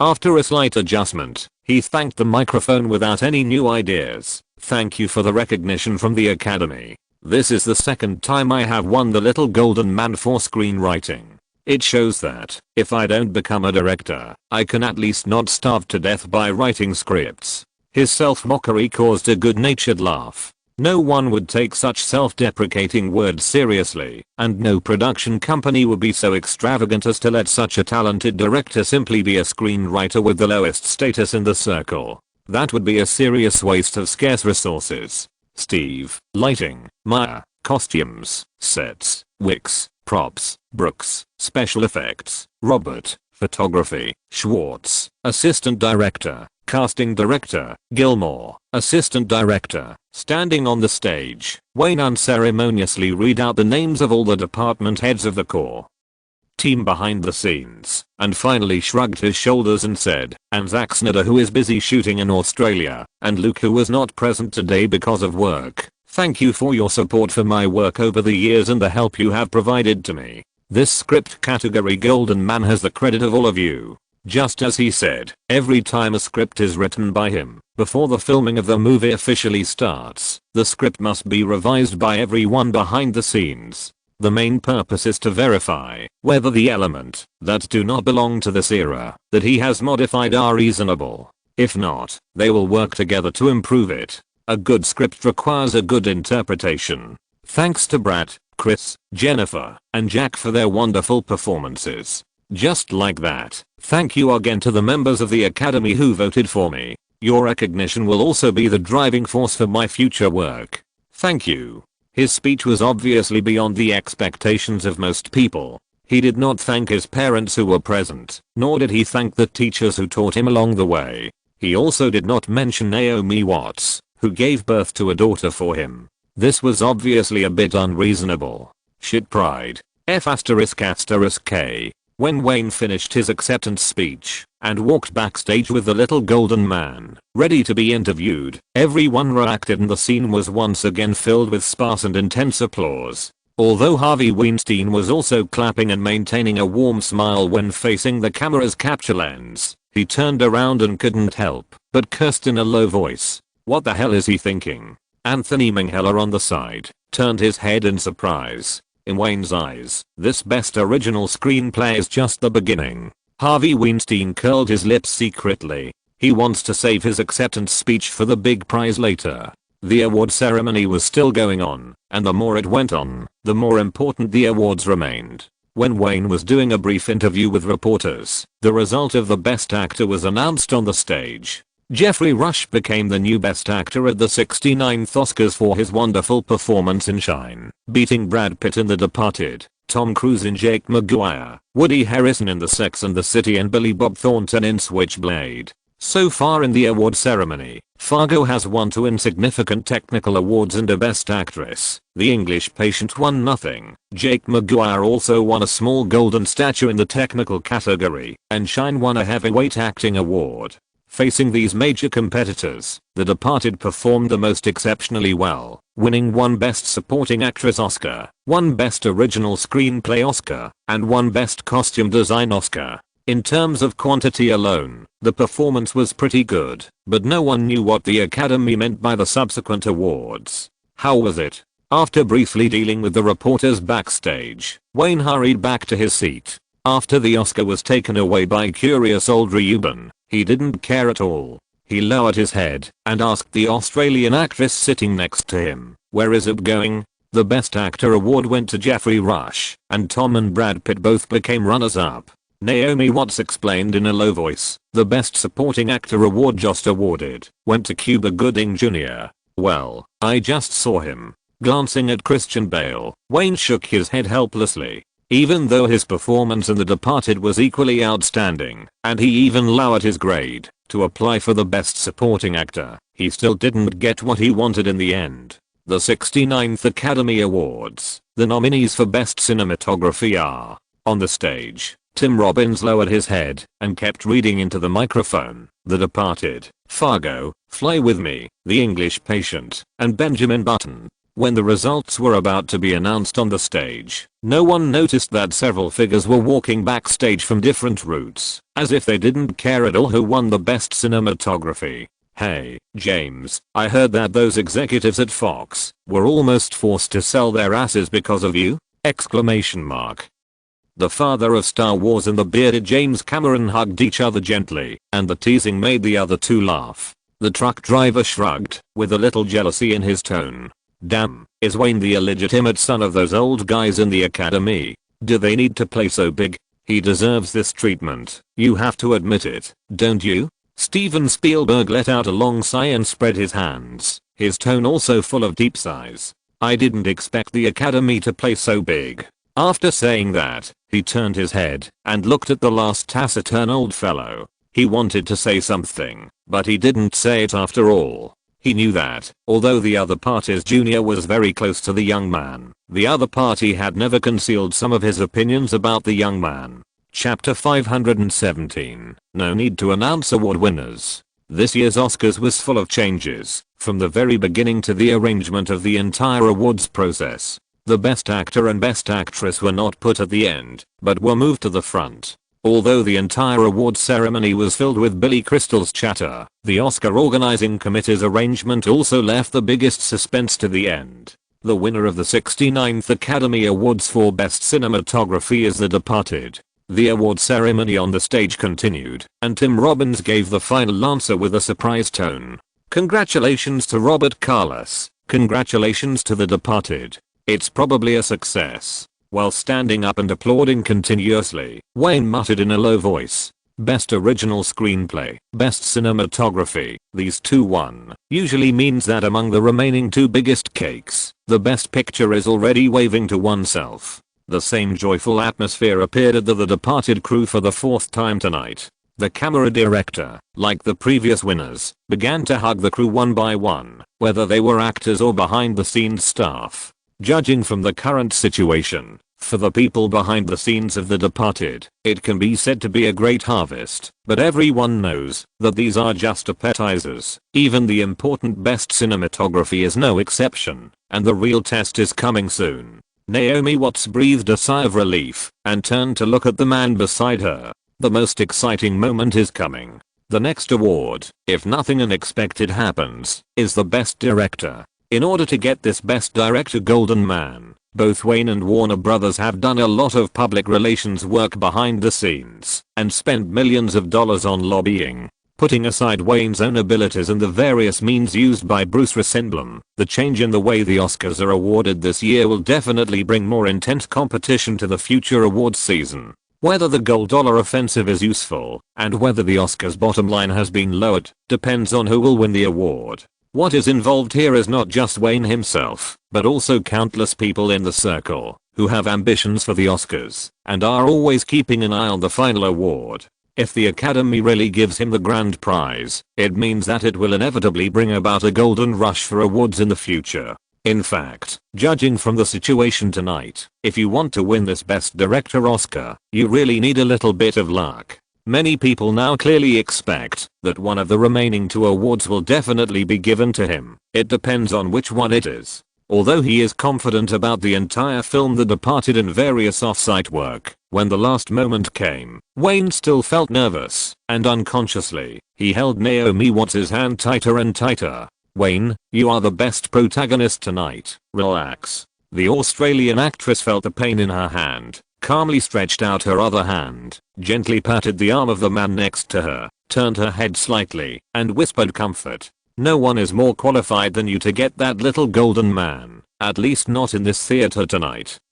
Wayne let out a long breath and smiled bitterly. Although he kept saying that he didn't care, in fact, his heart was just like the general public in the circle. When faced with a top honor in Hollywood, he couldn't calm down. On the stage, after Robert finished his not too long acceptance speech, he turned and walked towards the backstage interview area. The host Billy Crystal walked on stage again and solemnly introduced the guest of the last finale performance tonight, Madonna. This big sister of the singing world was not affected by the fact that the movie Evita won nothing. With a radiant state, she began to sing the episode "You Must Love Me" of Evita at the end. In fact, in the entire entertainment industry, she can reach her current status. Regardless of whether the movie won an award or not, she is one of the most watched people tonight. Here we come. Harvey Weinstein's face was serious, his eyes fixed on the center of the stage. Here we come. The 2 Coen brothers from the crew of Fargo looked at each other and stared at the stage nervously. Who will it be? Among the potential winners, Cameron Crowe, the director of Jimmy Jack, was the most relaxed. He was not nervous at all about the award. He knew that the little golden man was far away from him this year, and now he could watch the excitement as a bystander. At this time, according to the statistics of ABC TV station, the ratings of this Oscar ceremony were increasing rapidly in a short period of time at a terrifying rate. This means that the eyes of the whole North America are almost all on the main stage of the Shrine Theater in Los Angeles. In this era, when the Oscars have not been overconsumed, this is definitely the most authoritative award in North America. Oh my god. What the asterisk asterisk asterisk. Oh my god. Mom. What did I see? When the big sister of the singing world Madonna finished her performance and left the stage, the picture that appeared, or the few people who walked out together, made countless people exclaim instinctively for a while. "Honey, congratulations." "God, I didn't expect the Academy to." Naomi Watts stood up and covered her mouth with her hands. She was so excited that she couldn't speak. She was not the only one in this state. After being amazed, the audience almost immediately turned their eyes to the location of the Departed crew. In this circle, where everyone is competing and comparing everything, the jealousy of countless people can no longer be completely concealed, especially the film directors. The Academy's specifications this time are really top-notch. The 4 people on the stage are waiting for the audience to return to silence and smiling at everyone in the audience. No one is unaware of what this represents. Such high standard treatment is hard to find, even if you look through the entire film history. Steven Spielberg held an envelope in his hand, and George Lucas, Francis Ford Coppola, and James Cameron were beside him. Especially when Steven Spielberg and George Lucas appeared together, everyone knew who the award belonged to. After all, the relationship between these two old guys and the young man was well known. Hoo-la la. Boom. The four people standing on the stage did not wait for the audience to return to silence. Instead, more and more guests stood up, and the applause turned from sparse to thunderous. But the four of them knew in their hearts that this applause was not for themselves, but for the young man in the audience. Although the final result of this award has not been announced, no one will doubt the intentions of the Academy. First, Professor Anderson Horowitz smiled kindly, then Reuben Greenberg and his wife, and slowly, the people around Wayne also stood up, looked at him with an undisguised smile, and applauded him with the audience. The process of the award ceremony was completely interrupted, and several cameras were all transferred and aimed at the protagonist of the event at the same time, starting to capture his every move, even every expression. It was not until Wayne turned around, unable to conceal his excitement, and bowed slightly to the audience in several directions to express his gratitude, that the thunderous applause, cheers, and whistles gradually subsided, and everyone's attention shifted to the stage again.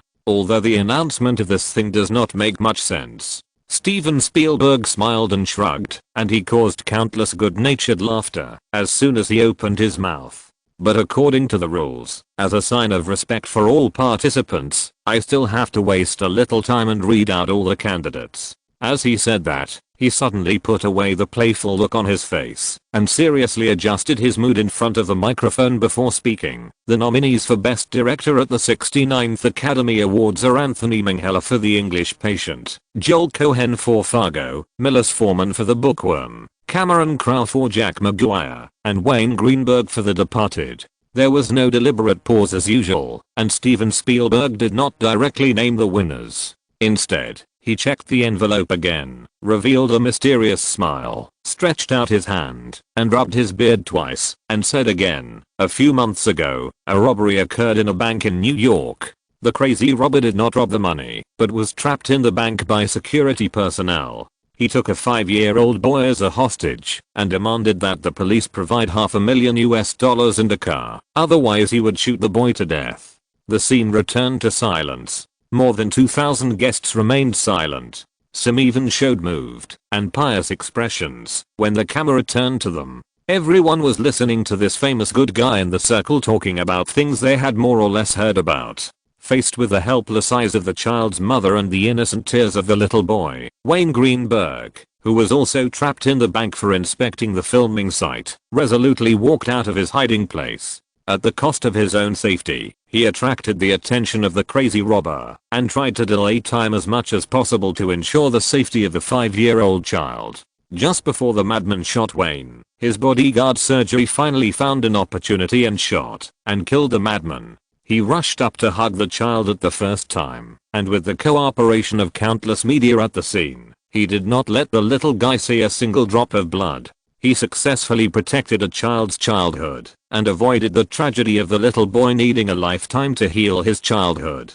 When Steven Spielberg said this, thunderous applause rang out again at the scene. Most people actually understood in their hearts that the reason why the Academy had arranged such a high-level purpose was that the Jewish good man was explaining. Everyone knows how dark and chaotic this society is, but the mainstream values of this land are almost all closely related to children, family, and the next generation. What Wayne did is no longer just a simple rescue or a simple entertainment news, but an example that is extremely in line with the mainstream values of North America. Chapter 518, Taking Charge of Everything. Oscar, or the Academy, needs Wayne as a role model to highlight the mainstream values of the entire Hollywood. A priceless congressional gold medal has already explained too many problems. After that incident, people generally called Wayne the representative of modern chivalry, a billionaire tough guy. Steven Spielberg continued to speak into the microphone with a serious face. In fact, most people present knew that all this was the product of the Academy's promotion of Oscar's political correctness and mainstream values. Everything was actually arranged in advance. Perhaps, these touching speeches were all prepared in advance. However, this is a show ranked first in North American ratings after all. Not only will countless families sit around the TV to watch it, but even in overseas regions, dozens of countries will broadcast it simultaneously, and the influence it can cause is immeasurable. What I want to tell you is that this is not just a one-time accident. The voice of the Jewish good man continued to resound throughout the temple theater. If you are interested, you can go and learn about the stone statue in front of the Warner Brothers headquarters building. Yes, it is the statue with the graffiti of the batsuit. It is also a touching story. Wayne protected a child. Well, after all this talk, I just want to tell you that this is all the reasons given by the Academy when communicating with the four of us before the awards ceremony. He deserves better treatment. He deserves the most solemn recognition, and he deserves everyone to take off their hats and salute him. This time, Steven Spielberg did not give the applause a chance to ring again. He happily showed the result in the envelope to the three guys around him. The four legendary Hollywood directors approached the microphone at the same time, facing the guests, and said, "Wayne Greenberg. The winner of the Best Director is Wayne Greenberg, and the winning film is The Departed." After that, the four people looked at the young people in the audience and gave their applause first, which caused a fierce cheer again. Everyone was smiling and clapping in the direction of Wayne. Everyone knows that the Academy has gone to great lengths to create this special scene in order to promote the mainstream values of the Oscars and the mainstream values of the entire Hollywood film and television industry. There is indeed only one protagonist in this event, and there will never be another one. Hollywood stars like to participate in politics, and many of them have their own political views. Under the guise of art and freedom, almost everyone has their own different political views. In some cases, scolding the president is the biggest rectification of Hollywood. But all this has a prerequisite, that is, it must conform to the mainstream values of North American society. You can blacken the president in the film, but when society needs it, Hollywood is the exporter of North American mainstream values. The art form of film is naturally suitable for this job. Dear, you are now my mother's greatest pride. This time's award is completely different from the best original screenplay just now. When Steven Spielberg was speaking, Wayne had slowly adjusted his mentality and hugged his mother at the first time. "Thank you, Mom." In the seemingly endless applause, he hugged everyone in the crew one by one and finally stood in front of his teacher with a smile before going on stage. "Professor, you can tell others that your student is the winner of the Oscar for Best Director. I swear, you are the best teacher. Go ahead, kid." Anderson Horowitz smiled and nodded, raised his hand and patted his arm. "Go and receive the honor you deserve. Everyone is watching you. Don't make them wait anxiously." After adjusting his suit again, Wayne walked towards the stage with his head held high. Facing the constant applause along the way, he always smiled. "Congratulations, Wayne." "Thank you, Steven. This is really a huge surprise." Taking the little golden man handed over by Steven Spielberg, Wayne tried hard to suppress his excitement and politely thanked several people in turn. "Thank you, George. The father of Star Wars blinked. I reminded you a long time ago, didn't I?" Wayne smiled helplessly and shrugged. "Thank you for coming to support me, Mr. Coppola. You are my idol." Francis Ford Coppola nodded, without any special expression. Many people knew that he simply couldn't stand some of the others' shooting styles. If it was too much, it could even be said that he was disgusted.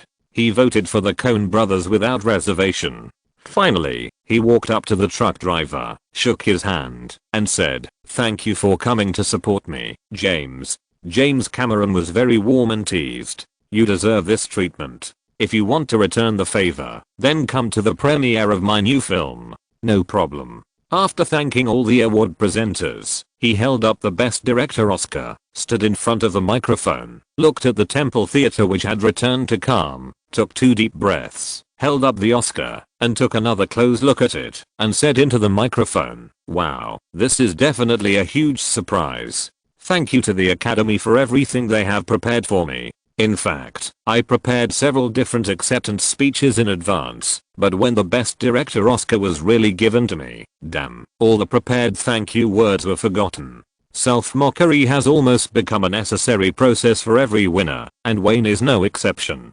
After a brief pause, he continued, "Here, the people I want to thank the most are undoubtedly my parents.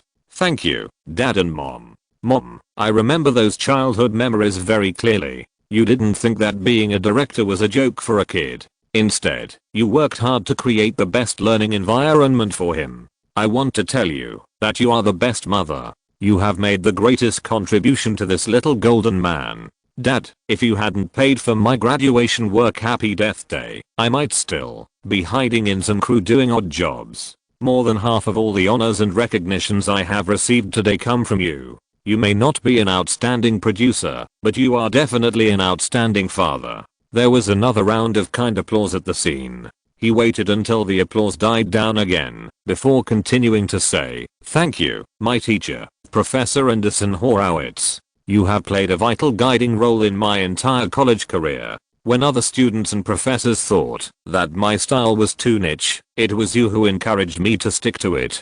Teacher, when I stand on this stage, it also means that your encouragement and teachings are not wrong. You are the best film and television professor at USC. I swear to God, that's it." Wayne turned his flaxen bald head slightly and looked at the special figure in the departed crew. Even though they were not close to each other, he still saw excitement in the woman's big blue eyes that was no less than his own. "Finally, I want to thank my child's mother, Naomi. I just put you at the end, and I was not so excited that I forgot you. It was you who accompanied me to create one script after another, and to revise the plan and shooting plan again and again, when I was still a nobody. It was also you who gave me the most important light in my life, our daughter Fendi Greenberg. If it weren't for your company and encouragement, when I was tired, I think my success would never come so early. Everyone keeps saying that the reason why Naomi Watts became famous so quickly is that she is always the first heroine in Wayne's movies. But in fact, those who say this will never know how much effort you have put in to play those roles. I believe that one day you will also stand on this stage and be recognized by everyone. Finally, I want to tell you, Naomi, you are the best life partner. Choosing to walk with you is the best decision I have made after graduation. Thank you." Amid the thunderous applause, Wayne bowed slightly to the audience and turned to walk backstage, but not to accept an interview, but to stand at the entrance, waiting for the announcement of the final grand prize. He now has full confidence that the Academy will make this special award ceremony a success, and at the same time, make his efforts throughout the year complete. The last heavyweight award, Best Picture, will most likely be awarded to him. The Departed has already shown a trend of dominating everything, and there is no reason for the Academy to disgust him at the last minute. When Al Pacino said without hesitation that the winner of the Best Picture was The Departed, Wayne confidently took the Best Director statuette and walked to the center of the stage again to the applause. After receiving the Best Picture statuette, he did not walk to the microphone alone this time.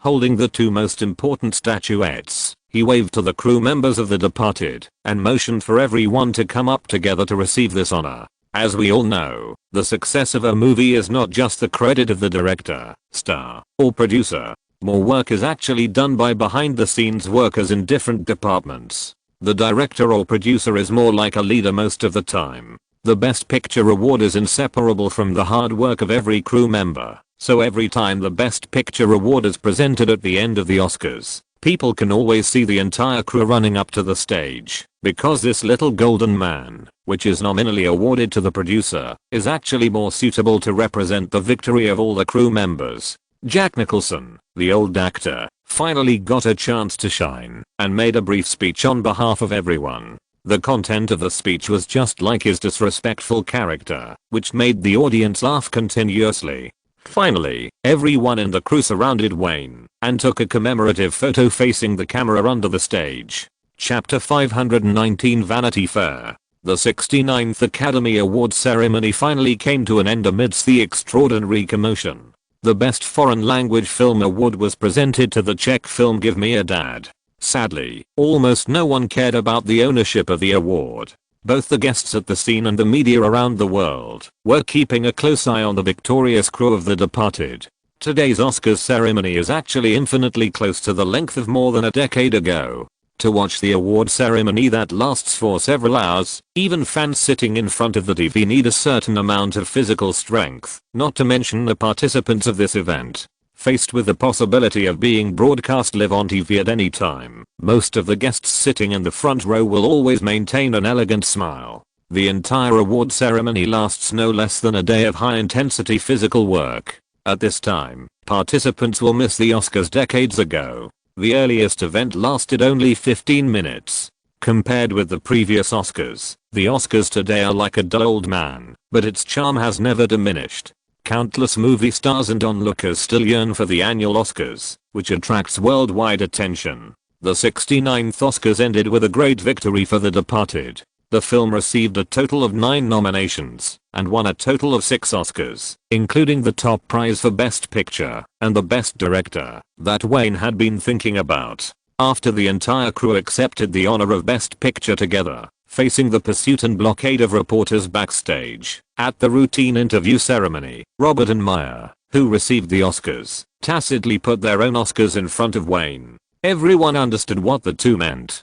Jennifer Connelly followed closely and put her Best Supporting Actress Oscar in front of the man. Both the crew members and the dozens of reporters on the scene knew that the reason they were recognized by the Oscars was inseparable from the man waiting to be interviewed. In order to express their gratitude to him, no one minded temporarily borrowing the little golden man. A full 6 little golden men were placed in a row on the long table in front of Wayne. The camera flashes of the media made these little golden men shine with golden light. However, it was obvious that the reporters did not stay on these little golden men for too long. The tough-looking man sitting behind the table was the focus of all the media. 4 of Hollywood's most representative top directors were invited by the Academy to present him with the highest honor. There are too many topics that can be hyped.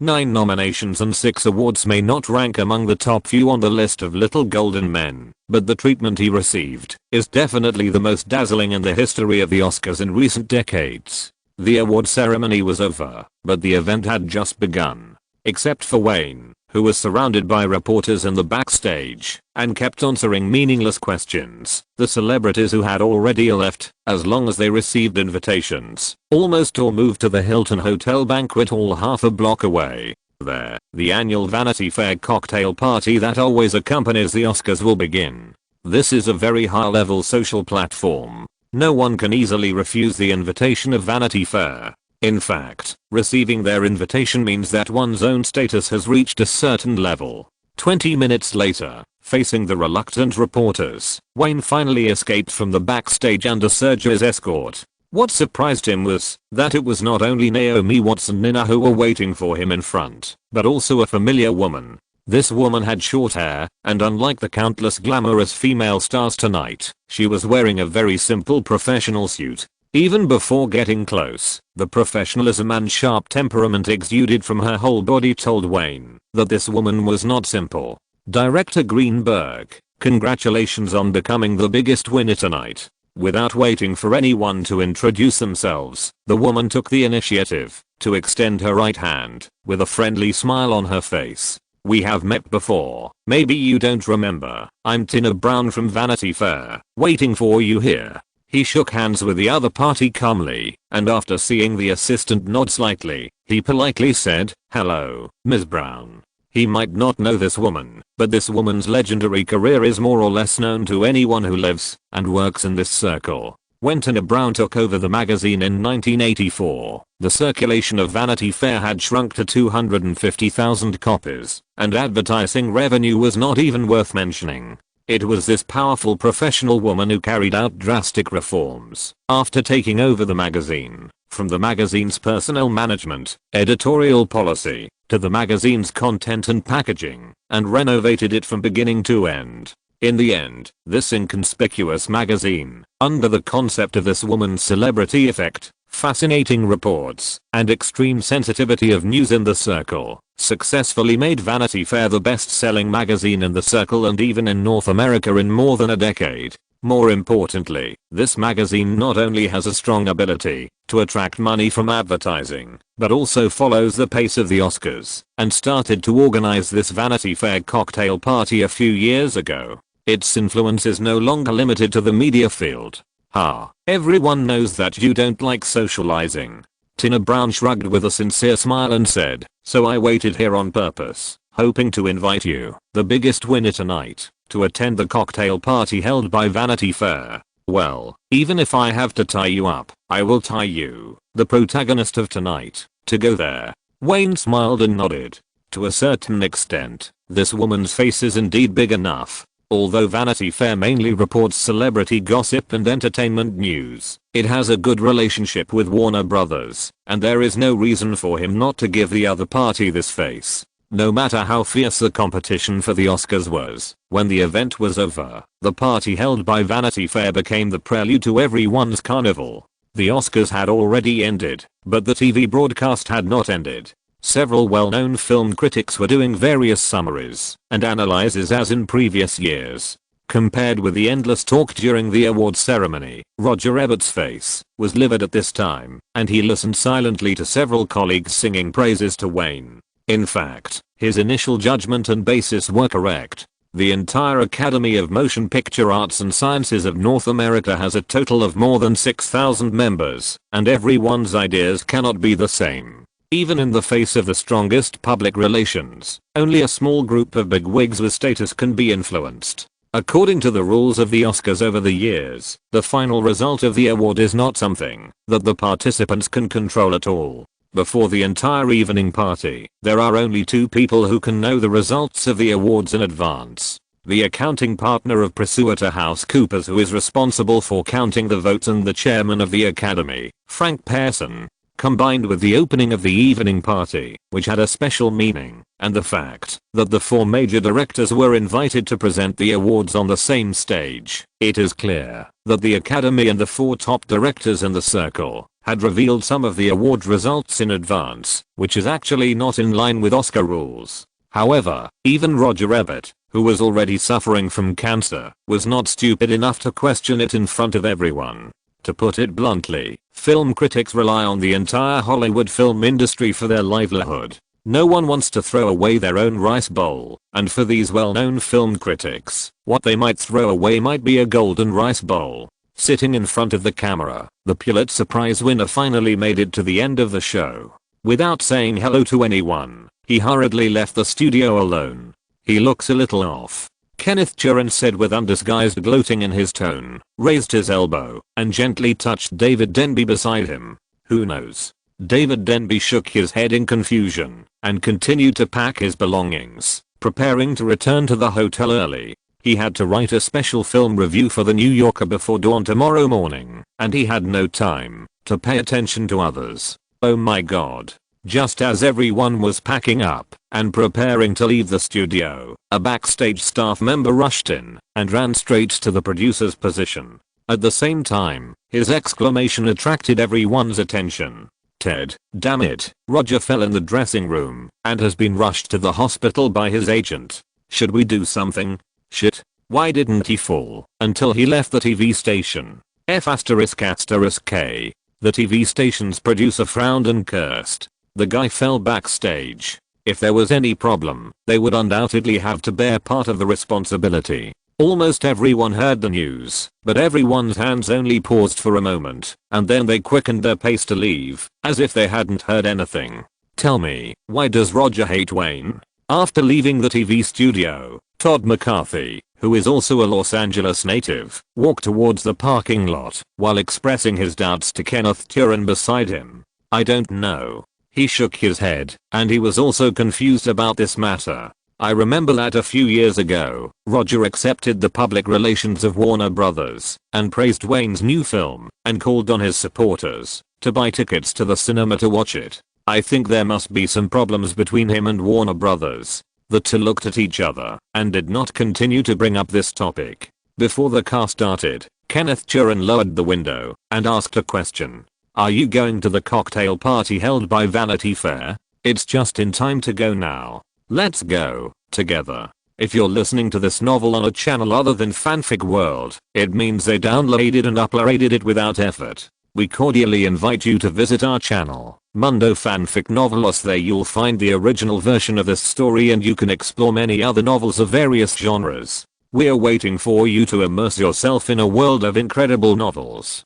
Chapter 520. I actually want to say, I'm the king of the world. Except for a small number of people who can really participate in the Oscars. For the remaining 90% of celebrities, the cocktail party at Vanity Fair may be more attractive than the long Oscars. This also shows that the cocktail party held by Vanity Fair after the Oscars has become a symbol, especially since they also lay a red carpet in front of the hotel every year.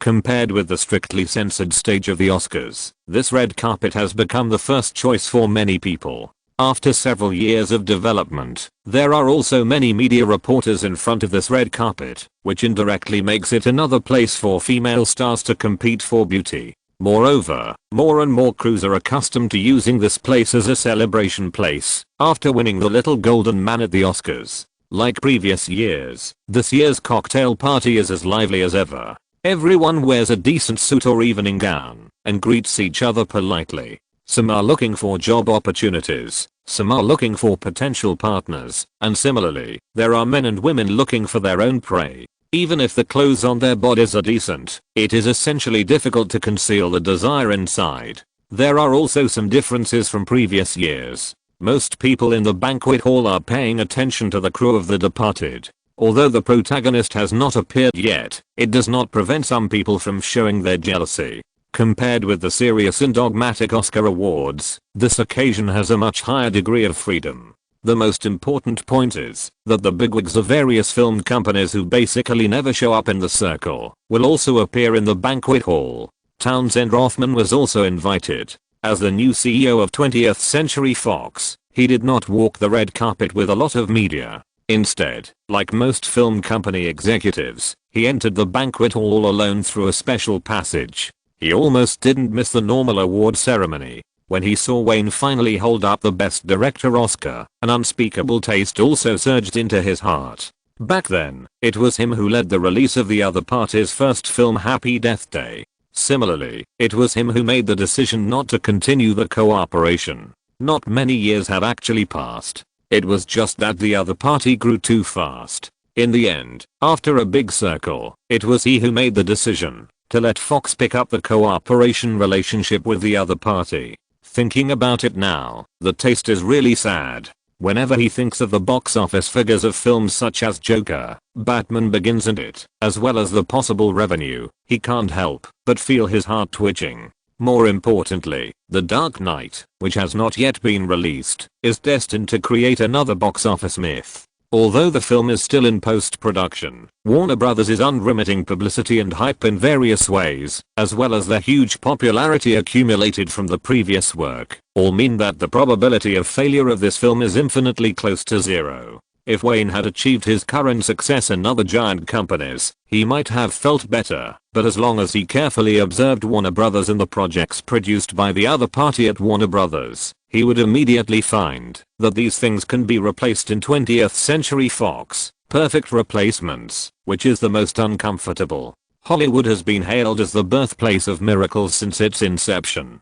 While looking intently at Wayne, who was surrounded by a large group of people, as soon as he entered the hall, a middle-aged white man in a suit and tie next to Townsend Rothman expressed his admiration without disguising it. But no matter how many superstars and great directors there have been in this circle, no one has ever been as special as him, able to achieve such results in just a few years. The path he has taken is impossible to imitate. He has broken the market rules time and time again, and achieved unexpected success time and time again. Townsend, the moment that child stood on the stage tonight and held up the Little Golden Man for Best Director, do you know what illusion I had? Huh. Townsend Rothman shook his head slightly, hummed as if perfunctorily, thought for a while and added randomly, Shay, if I were you, I would not appear in his sight. Don't look at this child's personality like Steven on the surface, always smiling like a good old man, but anyone who has come into contact with him knows that this is a poisonous python that likes to hide in the dark and will swallow people whole with one move. That's the grudge between me and his father, and it has nothing to do with this child. Shay smiled and shook his head indifferently, not taking the other party's reminder to heart at all. Besides, so many years have passed. Who can tell right from wrong? Anyway, I have already decided to let go of New Line completely. It doesn't matter. Back to the topic just now, you know? At the moment, when this child raised the Little Golden Man, I suddenly felt an incredible illusion. It seems that the purpose of Hollywood and the entertainment industry in the 1990s was to set off his greatness. It's incredible, right? If nothing unexpected happens, he will be ready to sell all the shares of New Line Cinema to its parent company Time Warner this year. By then, Time Warner is destined to merge New Line Cinema's film library, copyright, distribution channels and other useful things into the Warner Brothers system. It's not that he wants to let go willingly, but that New Line Cinema has reached a point where it is difficult to sustain. Large-scale investment and large-scale production are simply not something New Line can afford. In the basic market, small and medium-sized youth horror films shot and produced by North American college students have also fallen to the point where no one cares about them. If nothing unexpected happens, the company will not have another blockbuster like Seven Deadly Sins. Instead, it is better to sell the shares as soon as possible while they are still valuable. At least it is more decent than cutting the meat with a blunt knife and finally going bankrupt. Facing the sire of New Line president Shay, Townsend Rothman was also in a trance and nodded involuntarily. Not far away from him, there was only one protagonist in the entire banquet hall, that is, Wayne, who was constantly dealing with the congratulations of people in the circle. No one knows when this man has completely become the object that most people need to flatter. He is like standing in the center of Hollywood. From 1990 to now, it has only been a few years. The other party has climbed from a small figure who can be manipulated by others to the highest stage center in Hollywood and has become one of the most powerful figures. Even the other party's most criticized social problems have attracted many partners in his camp through cooperation and other means in just a few years. What makes Townsend Rothman feel incredible is that the other party has completely kidnapped Warner Brothers and even Time Warner to himself through huge profit sharing. With the backing of this top 3 media group in the world, the other party really doesn't need to care about messy covetousness. Even from various signs in this year's award season, it can be found that, if you want to target the other party, you don't need to speak in person. Warner Brothers will take the initiative to toss you nonsense. Just look at the haggard head of Miramax, and you will feel a chill on your back for no reason. If you analyze it carefully, his growth process is actually not special. Townsend Rothman smiled bitterly and said happily, first, he proved his value to the whole of Hollywood, and then he was willing to act as a profit-making tool for capital without hesitation. When he had a certain amount of accumulation, he immediately used greater interests to smoothly integrate himself into the greater capital, making the two inseparable. This kid's mind is really too clear. Although everyone can do post-analysis, it seems simple to say, but looking through the history of Hollywood, there has never been a special genius like Wayne, which is the most amazing thing. Seeing that the number of people surrounding the crew of The Departed was decreasing, Townsend Rothman nodded to Shay, said hello, and walked towards the crew. His main purpose of coming here tonight was to talk to them about X-Men, and then to offer his congratulations. While they were being interviewed, Anna and Reuben had already returned to the manor to rest. When the crowd finally dispersed and Tina Brown, the editor-in-chief of Vanity Fair, left to entertain other guests, Nina reported in a low voice.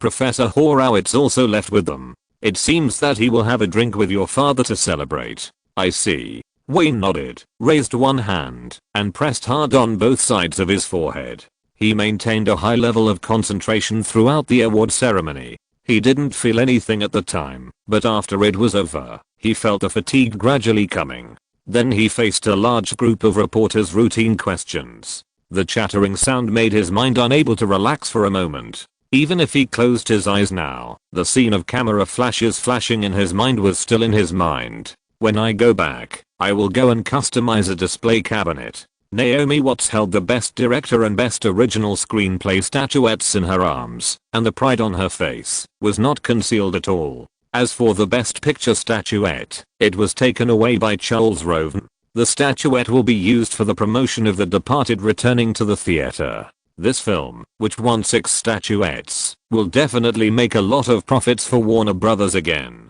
You know what, honey? While there was no one around, the Australian actress seemed to have turned on her chatterbox attribute. She bumped the man who was lighting a cigarette with her shoulder and said, "Just when you were giving your acceptance speech, I really thought you had forgotten me. If you never mentioned me in the end, believe me. Hey, Nami. Wayne exhaled a cloud of smoke and quickly interrupted the other party's chatter. In fact, the acceptance speech I prepared at first was not this conventional thank you list at all. What? What is that? This gossip attracted the attention of Nina and Naomi Watts at the same time. Really want to know? Cough, cough, cough. A strange expression suddenly appeared on Wayne's tired face. He didn't even have time to spit out a puff of cigarette, and he coughed several times in a row. Then, he carefully recalled the guy's expression in his mind, put away all the playfulness on his face, and said seriously, "I'm the king of the world." To some extent, you can say that. Before the two stunned women could come to their senses, Townsend Roseman walked over with a chuckle. "Congratulations, Wayne."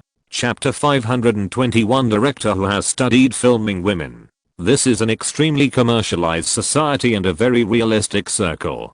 To be honest, this is a country where money is supreme. Wayne can bring too many benefits, so much so that even a giant like the CEO of 20th Century Fox chose to cater to the other party's ridicule under the potential benefits. As a senior filmmaker in the circle, who has been keeping a close eye on the development of superhero movies, Townsend Rothman knows the benefits of it better than anyone else except Warner Brothers. A big-selling super-influence movie has far exceeded the profits of Hollywood's regular big-selling movies. Hidden behind superhero movies is a huge industrial chain that is not yet complete, but can already surprise a lot of people in the circle. This industrial chain is still being improved by Warner Brothers, and as long as this prolific man in front of him is always there, Warner Brothers can continue to make huge profits. What this man created, all six Hollywood giants felt familiar. That's right, this means of revenue driving an industrial chain with a film was previously exclusive to Disney, and only animated films could create miracle revenue.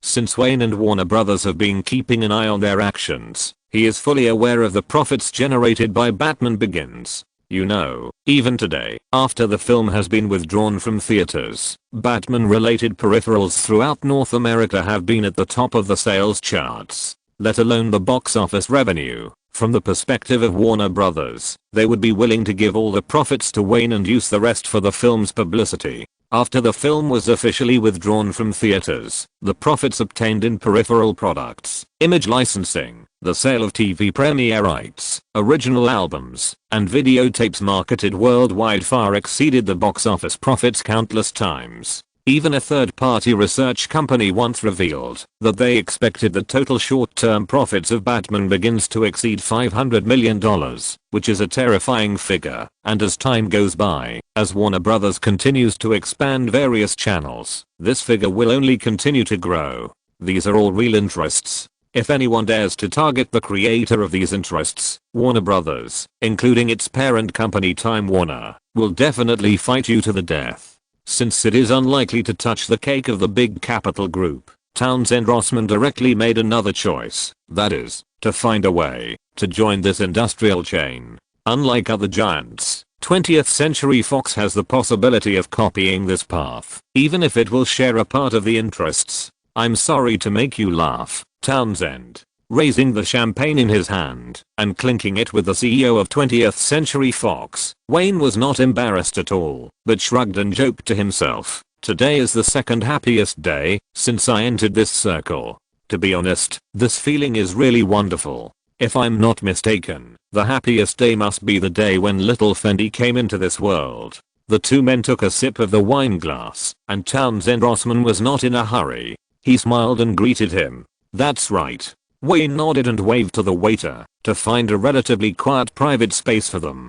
Since Townsend Roseman arrived, Naomi Watts kept her mouth shut and did not mention the gossip again. She returned to her original appearance as a vase, holding the little golden man, smiling as she followed the two of them to sit in a lounge in the hotel. After the waiter helped to close the door, Wayne said directly, "Okay, Townsend, I know why you came to me. I can assure you that before July, I will submit a complete project plan to 20th Century Fox. I will never fool you with anything that fools people." Damn, you guessed it. Townsend Rothman did not beat around the bush, spread his hands and said, "Okay, respected Oscar Best Director, I'm waiting for your project plan. However, I hope it can be as early as possible. You know, even if 20th Century Fox passes the review quickly, it still needs to do some market research, and also set up a crew behind the scenes, select a reliable director, and audition actors. There are a lot of work waiting. Fox wants the film to be released next year. Wayne thought about it for a while, and immediately understood 20th Century Fox's plan. Judging from this posture, the other party definitely wants to speed up production, and then release it in the summer of next year. I need to prove my ability to succeed. Townsend Rothman did not hide it. While raising his hand to refuse the cigarette handed over by the other party, he took a big sip of coffee. Wayne, I can't be like Kevin Tsujihara, who arranged everything and gave all the credit to Jeff Robinoff. News Corporation is different from Time Warner. Rupert Murdoch will not give me the opportunity to be the master. I understand. After hearing the other party's explanation, Wayne suddenly realized, after I go back, I will take the time to organize the relevant materials, scripts, and project plans as soon as possible. News Corporation, a media group that is also ranked among the top in the world, can be said to be fundamentally different from Time Warner. Warner Brothers does not have a major shareholder or a big boss like Rupert Murdoch. Basically, there will not be a situation where a major shareholder controls the development of the group. On the other hand, News Corporation, to put it bluntly, is the back garden of the Murdoch family. The powerful Rupert Murdoch will not allow any professional manager to ride on his neck to make decisions. Afterwards, the two had some simple exchanges on the opening film of the X-Men series, including potential candidates for the film director. Townsend Rothman said that he would make contacts in advance to ensure that the film will be fully prepared. Ding, ding, ding. After a few knocks on the door, Nina stood up and opened the door, followed by Jimmy and a young man in a blue suit. I hope I didn't disturb you. Jimmy nodded to Townsend Rothman apologetically and explained, I just asked the waiter, so you guys chat. I have other appointments. The CEO of 20th Century Fox simply stood up and shook hands with Wayne again. That's it. Congratulations again on winning 6 Oscars. After you are done with the work related to The Dark Knight, we will find time to talk. Okay. After several people watched Townsend Rothman leave, the lounge returned to silence. Now for the X-Men project. After all plans have not been put on paper, and there is still substantive work to wait. The various preparations before the filming of the film are not something that can be decided in a snap, and everything takes time. Since entering the lounge, the young man behind Jimmy has been showing obvious doubts on his face. Of course, he knows Wayne Greenberg, the protagonist of tonight's Oscars. Similarly, Naomi What's-His-Face is also very recognizable. He just keeps wondering why the agent of this big shot would specifically find a little person like him who was just walking on the red carpet. Joseph McGinty Mitchell, right? Without waiting for Jimmy to introduce him, Wayne has been observing this peer since he sat down. Through a cloud of smoke, he judged that this was the person he was looking for, and there would be no mistake. Yes, hello, Mr. Greenberg. Although he was doubtful, he still nodded politely and said hello. As a little person, he knew very well what attitude he should put on. Congratulations, Mr. Greenberg. You're welcome. Sit down. Wayne raised his hand to signal the other party to sit down, thought for a while, and directly revealed his doubts. I saw a lot of music videos you shot by chance. The shooting angles of the female protagonists are particularly impressive. So, I have a feature film with women as the protagonists here, if you are interested of course.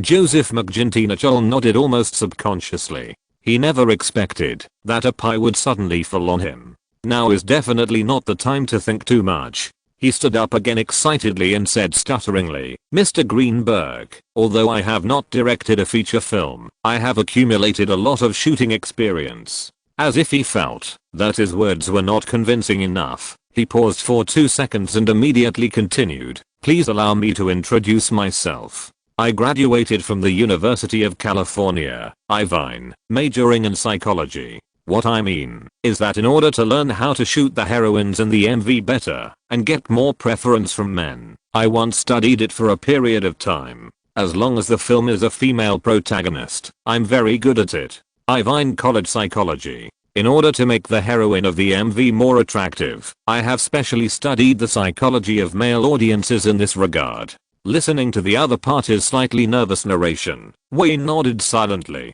No wonder this guy's first feature film can achieve such a good box office result. It seems that his idea is right. However, it is obviously too early to decide now whether this guy will take over the director position of Charlie's Angels in the end. It will take a period of work observation. Okay, Joseph. Waving his hand, Wayne interrupted the other party's idea of continuing to narrate and said unceremoniously, "Leave Jimmy your contact information. I will help you make an appointment with the producer of this film in a few days, and then I will reveal the specific information of the film to you." Okay. Joseph McGintynacher opened his mouth and nodded continuously. "I mean, no problem, Mr. Greenberg. My phone is available 24 hours a day, waiting for your notification at any time." He didn't have time to think about other things now. He was completely stunned by the pie that suddenly fell. He kept smiling and nodding until Wayne and others left the lounge. The opportunity that 90% of the workers in Hollywood are waiting for, came suddenly. Joseph McGintynacher sat there for a long time before he gradually calmed down from his joy. He straightened his suit, waved his fists back and forth vigorously twice, and then left the room with his head held high. Tonight was like a dream to him. Chapter 522, The Path to Mastery. The master bedroom on the third floor of Greenberg Manor was brightly lit. Although it was almost midnight when Wayne returned to the manor, the whole manor had fallen into a deep sleep. After he gently kissed the sleeping little Fendi, he finally started his own unique way of celebration. Naomi Watts mysteriously went into the bathroom and appeared in front of him again. She had changed into a special outfit, like an elegant black cat. Under Wayne's stunned gaze, she slowly slid out of the bathroom. "Dear, this is your unique reward." The Australian actress slowly put a leash on his hand with her mouth. Her big light blue eyes were misty, and she looked at him with a seductive look. "Honey, isn't this what you've always wanted? Is this considered a return to my original heart? How is it? Do you like it?" Of course. Wayne was not in a hurry to enjoy the special celebration. He suppressed the violent beast that was about to rush out of his heart. Instead, he slowly lit a cigarette, blew a large cloud of smoke at the woman's face, and asked with a hint of teasing at the corner of his mouth, "I remember, didn't you like this strange way of playing? Who has told you countless times that if you want to try this perverted thing, don't even think about it, even if you die?" Naomi Watts rolled her eyes and looked down at the small box in her hand again. Inside were some toys she found in the bathroom, special toys that made people frown. Obviously, these things must have been left behind by some women who wanted to please this man before. The other party obviously recognized the mysterious little box, so there were these few teasings. She licked her lips deliberately under the man's gaze and asked in a seductive voice, "Come on, tell me, boy, who left these anti-human things? Halle Berry? Or Charlize Theron? Maybe Cameron Diaz?" After thinking carefully, Wayne simply extinguished the cigarette in his hand, picked up the beauty under the black tights, and walked towards the wide balcony.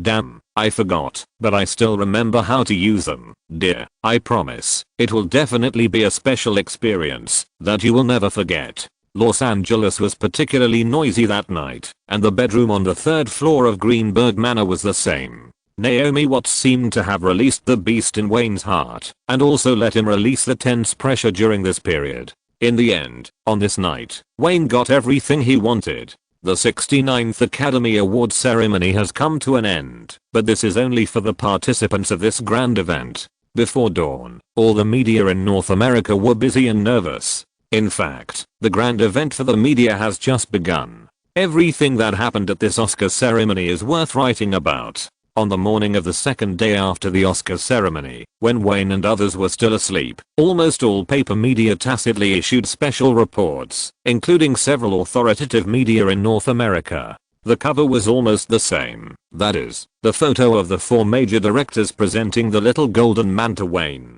There is no need to read the content of the report inside. Just this enlarged photo is hard not to let people imagine. There is an Oscar for Best Director every year, but almost no one has this treatment. Even when Steven Spielberg crushed everything with Schindler's List a few years ago, he was not treated so grandly. the great master of film noir. After several runner-up performances, Wayne Greenberg finally impressed all the Oscar judges with his most expert production style. The Departed received 9 nominations and successfully won 6 Oscars, winning a big victory last night. The Los Angeles Times, a representative and authoritative media that has always had a good relationship with Wayne, directly used the eye-catching headline and sang praises for Wayne outright. The foremost important directors in Hollywood in the 1970s, 1980s and 1990s appeared at the Oscars. Wayne Greenberg lived up to expectations and received the top-level treatment from the Academy. Led by his friend Steven Spielberg, he was awarded the Best Director Oscar together with George Lucas, Francis Ford Coppola, James Cameron and other top directors in the industry.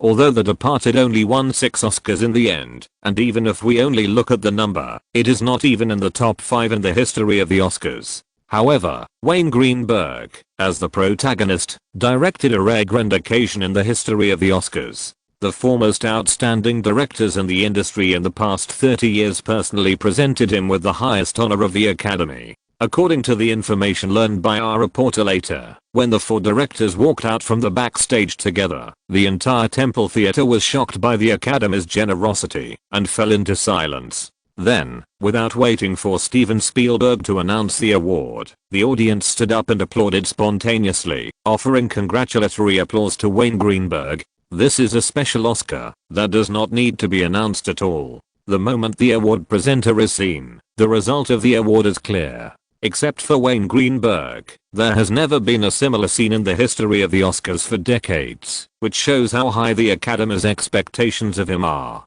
Putting aside his own commercial contribution to the entire Hollywood, Wayne Greenberg is worthy of being the banner of Hollywood directors in the 1990s. From now on, please call him the master of dark movies. The Los Angeles Times used a whole supplement page, first focusing on describing the entire award ceremony last night, and then carefully analyzing the basis for Wayne's extraordinary treatment. The whole report is full of flattering words. In addition to social authoritative media such as the Los Angeles Times, the film magazine Premiere that specializes in reporting Hollywood film news also commented on everything that happened last night. Wayne Greenberg's Best Director Oscar is definitely the most difficult Oscar winner to find fault with since the 1990s. This time, the Academy's recognition is definitely well deserved. Looking at all the nominated films and nominees this year, whether it is qualifications, fame, or film art style, he has firmly occupied an unshakable advantage.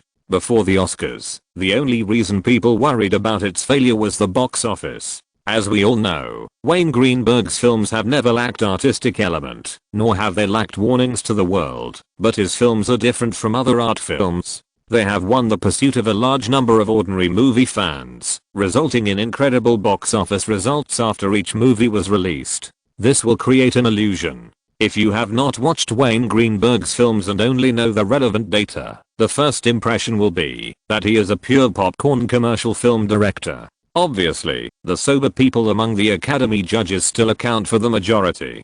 God seems unwilling to see this outstanding young film master continue to wait, and finally gave him all the recognition that belongs to him. If you look back at the history of the Oscars, you will find that no matter how hard the Academy tries to balance and divide the awards, it will eventually fall into the storm of media complaints about a certain film. But this year is quite special. The Academy rarely gave up its own balanced development strategy and stuffed all the awards related to The Departed into Wayne's arms. But compared with the complaints after the awards ceremony in previous years, this year's complaints basically disappeared. In fact, it is not difficult to understand why such a situation occurs. The media will indeed continue to lower their bottom line in order to attract attention, but this does not mean that they are stupid. This year, almost no film can be compared with The Departed. At this time, it is far better to follow the crowd and report news about Wayne. After all, there is no shortage of topics to write about last night's grand event. Wayne's Best Director can be said to be the least controversial of the 4 most important awards. It is completely what everyone expects. Afterwards, the media found through investigation that except for those Academy members who opposed for the sake of opposition, most of the rest basically voted for him as the best director. The advantages of the media owned by Time Warner and News Corporation were also fully demonstrated at this moment. Perhaps none of these group executives were good at making profitable movies, but when it came to using the media to guide public opinion, these two groups were the best in this regard. In the news the next morning, some media even claimed that Wayne Greenberg, the Best Director Oscar winner, could definitely be ranked first in the most important list of the best directors born in the 1990s. Even Steven Spielberg, who personally presented the award to him, had to rank second in this regard. Of course, some mainstream voices were still mixed with some different opinions, such as the report of Hollywood Daily Entertainment. The Departed is indeed what everyone expected, and Wayne Greenberg is indeed the flagship representative of Hollywood directors in the 1990s, but Fargo is also a good Oscar-level film, and its director, the Coen brothers, is definitely the biggest missed gem of this year's Oscars. It is normal for such voices to appear. Although they are not mainstream, their existence is inevitable. Many people know the reason. The Coen brothers are actually reminding the Academy in a different way that their qualifications and films are equally outstanding, but they are just not lucky enough. It is hard to say whether such actions are useful or not, but every year after the Oscars, someone will remind the Academy members that similar news will inevitably be mentioned again when they impact the Oscars next time. This is actually one of the preparations for the awards. But obviously, such voices are very rare, especially this year. After all, it has not been a few years. The merits of Joker that smashed countless overseas market barriers in the past have allowed countless Hollywood film companies and filmmakers to reap far more than expected film revenues over time. In fact, many people in the circle know that the reason why Wayne can get the coveted little golden man at this age and is arranged by the Academy for such a grand treatment is that the above reason played an extremely important role. Facing the media's overwhelming reports the next morning, Wayne was still sleeping with the overtired Australian actress in his arms with a relaxed face. The whole manor was very quiet, and everyone deliberately lightened their hands to avoid disturbing the owner who was resting upstairs. But outside the manor, on the famous Mulholland Drive, in a car heading here, Agent Jimmy had a worried look on his face. He slept for less than 3 hours last night and was woken up by constant calls from work. As he approached his destination, he looked at the backseat of the car with lingering fear. It was almost full of various invitations, interview invitations, and invitations from various North American celebrities. He had actually screened all of these. As for which media or celebrities were lucky enough to get Wayne's nod, it was not up to him to decide. Chapter 523. He is a strong elephant in Hollywood. The sunshine in Los Angeles at the end of March has once again become violent. Not long after the morning, it began to pour heat into the earth, illuminating the entire manor, bright and dazzling. Jimmy sat in the living room of the manor with a tired face, staring at a copy of the New Yorker boredly. The other people sitting in the sofa area did the same. Everyone seemed to be trying their best to slow down their movements, as if they would not disturb the owner who was still sleeping in the bedroom on the 3rd floor. But in fact, even if they shouted together in the living room, they could not disturb the main building of the villa with first-class sound insulation, let alone the master bedroom with excellent ceiling effect. The reason why several people, including Reuben and Anna, did this was because everyone knew how much pressure Wayne had been under during this period. When everything was over, they suddenly got the best result, and they would definitely relieve all the pressure, relax their tense nerves, and have a good sleep. Jimmy, are you sure you don't need to eat some breakfast? When the agent's stomach made a clear protest again, Anna Greenberg raised her eyes from the newspaper in her hand, looked at the agent sitting opposite the coffee table, and asked again. Wayne and the others don't know how long they will sleep.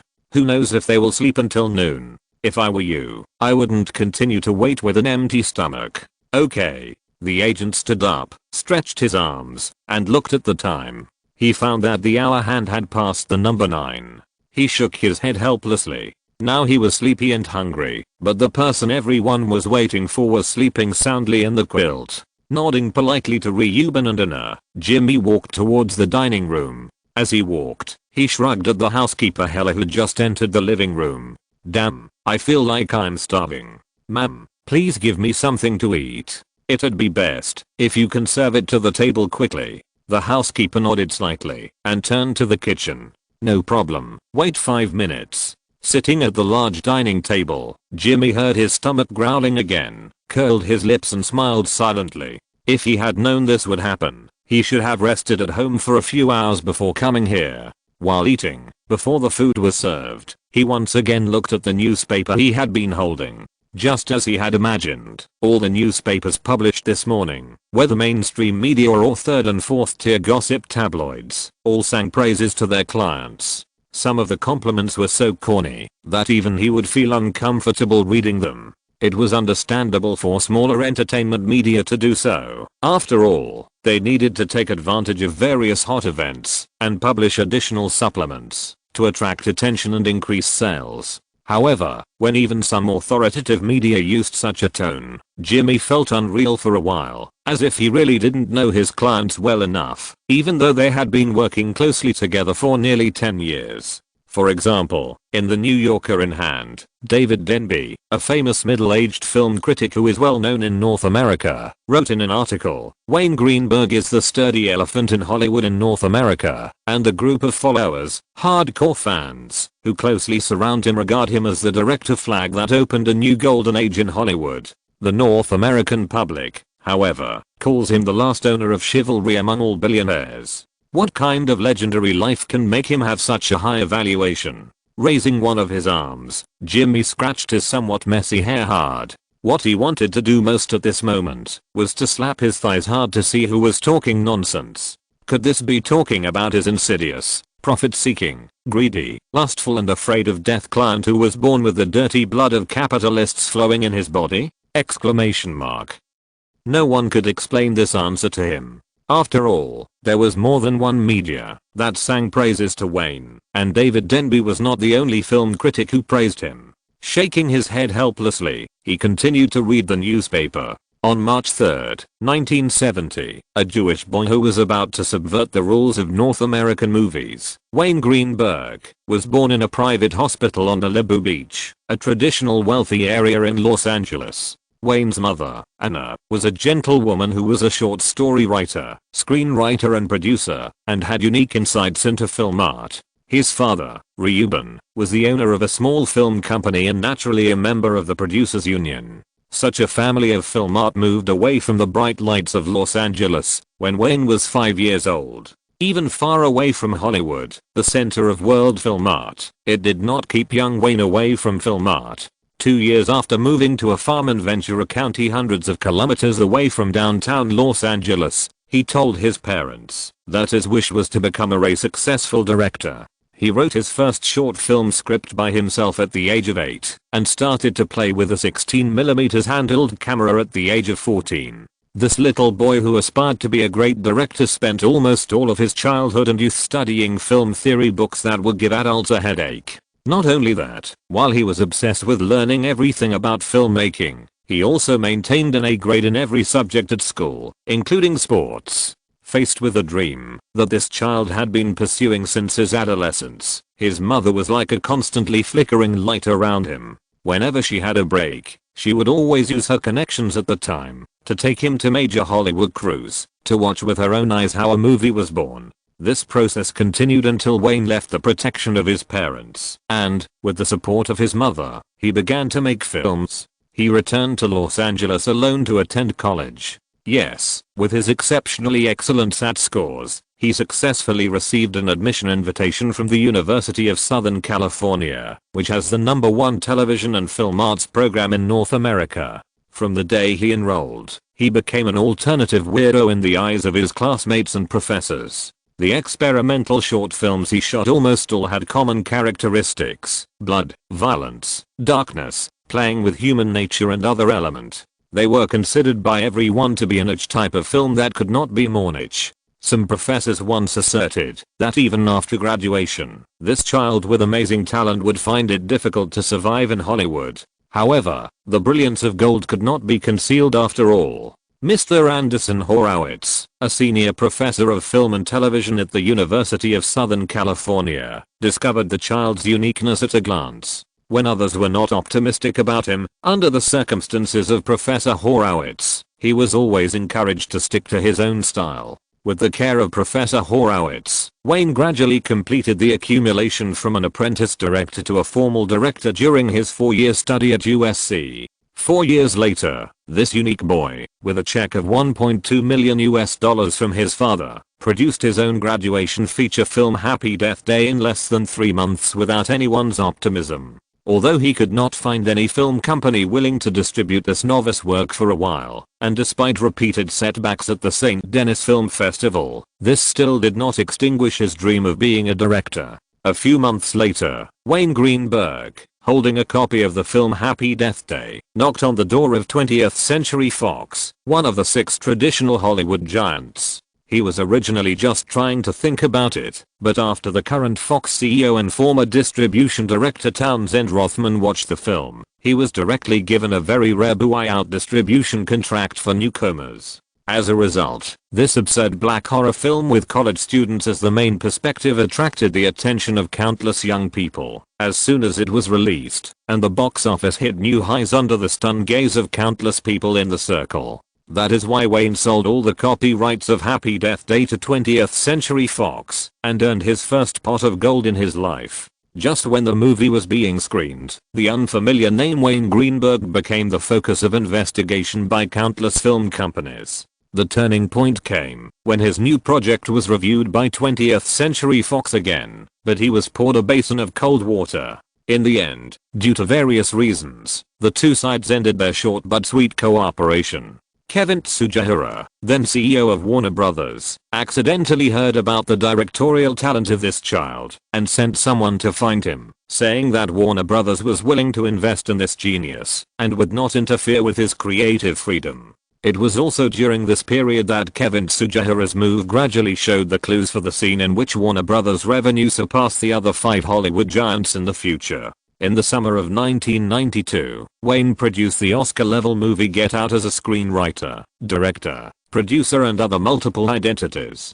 After its release, it caused a huge sensation. It was also from this film that he established his special production style that can balance art and business. Later, in the following years, he successively produced Joker, which is destined to be recorded in film history, and The Clown, which is still called the ceiling of horror films by fans. However, this child whose talent even God would envy, is obviously not satisfied with his current artistic pursuits. He used DC Animation under Warner Brothers as inspiration and successfully produced Jimmy. Just when the agent was already fascinated by the movie, several consecutive shouts made him raise his somewhat confused eyes and look at the surprised housekeeper Hella beside him. "The food has been up for so long, and you haven't moved at all?" Hella looked at each other speechlessly, pointed to the sandwiches and scrambled eggs on the table, and said, "Didn't you say you were starving? Damn it."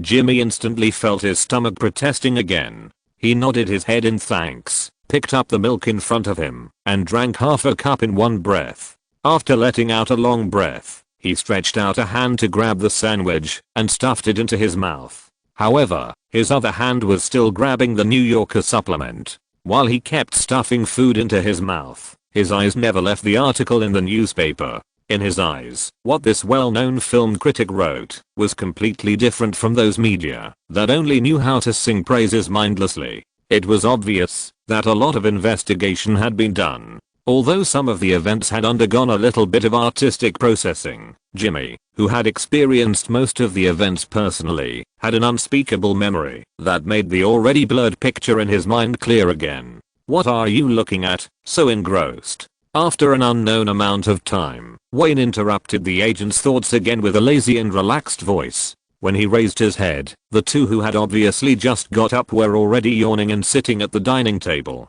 "Good morning, Jimmy." Naomi Watts waved her hand gently and greeted him.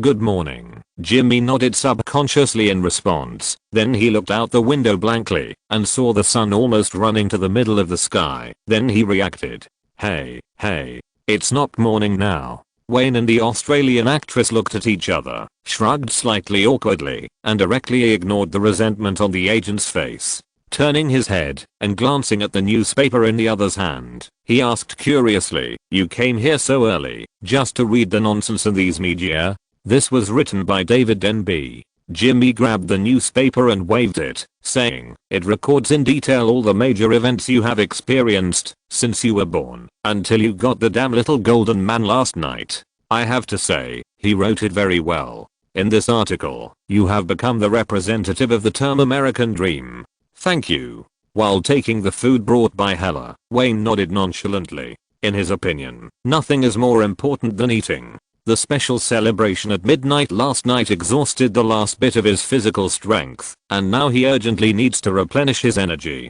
"Good morning, Mom." After greeting his mother who entered the restaurant, he began to lower his head and concentrate on eating. If there were any problems, they would be discussed after he was full. "Naomi, what's wrong with your neck?"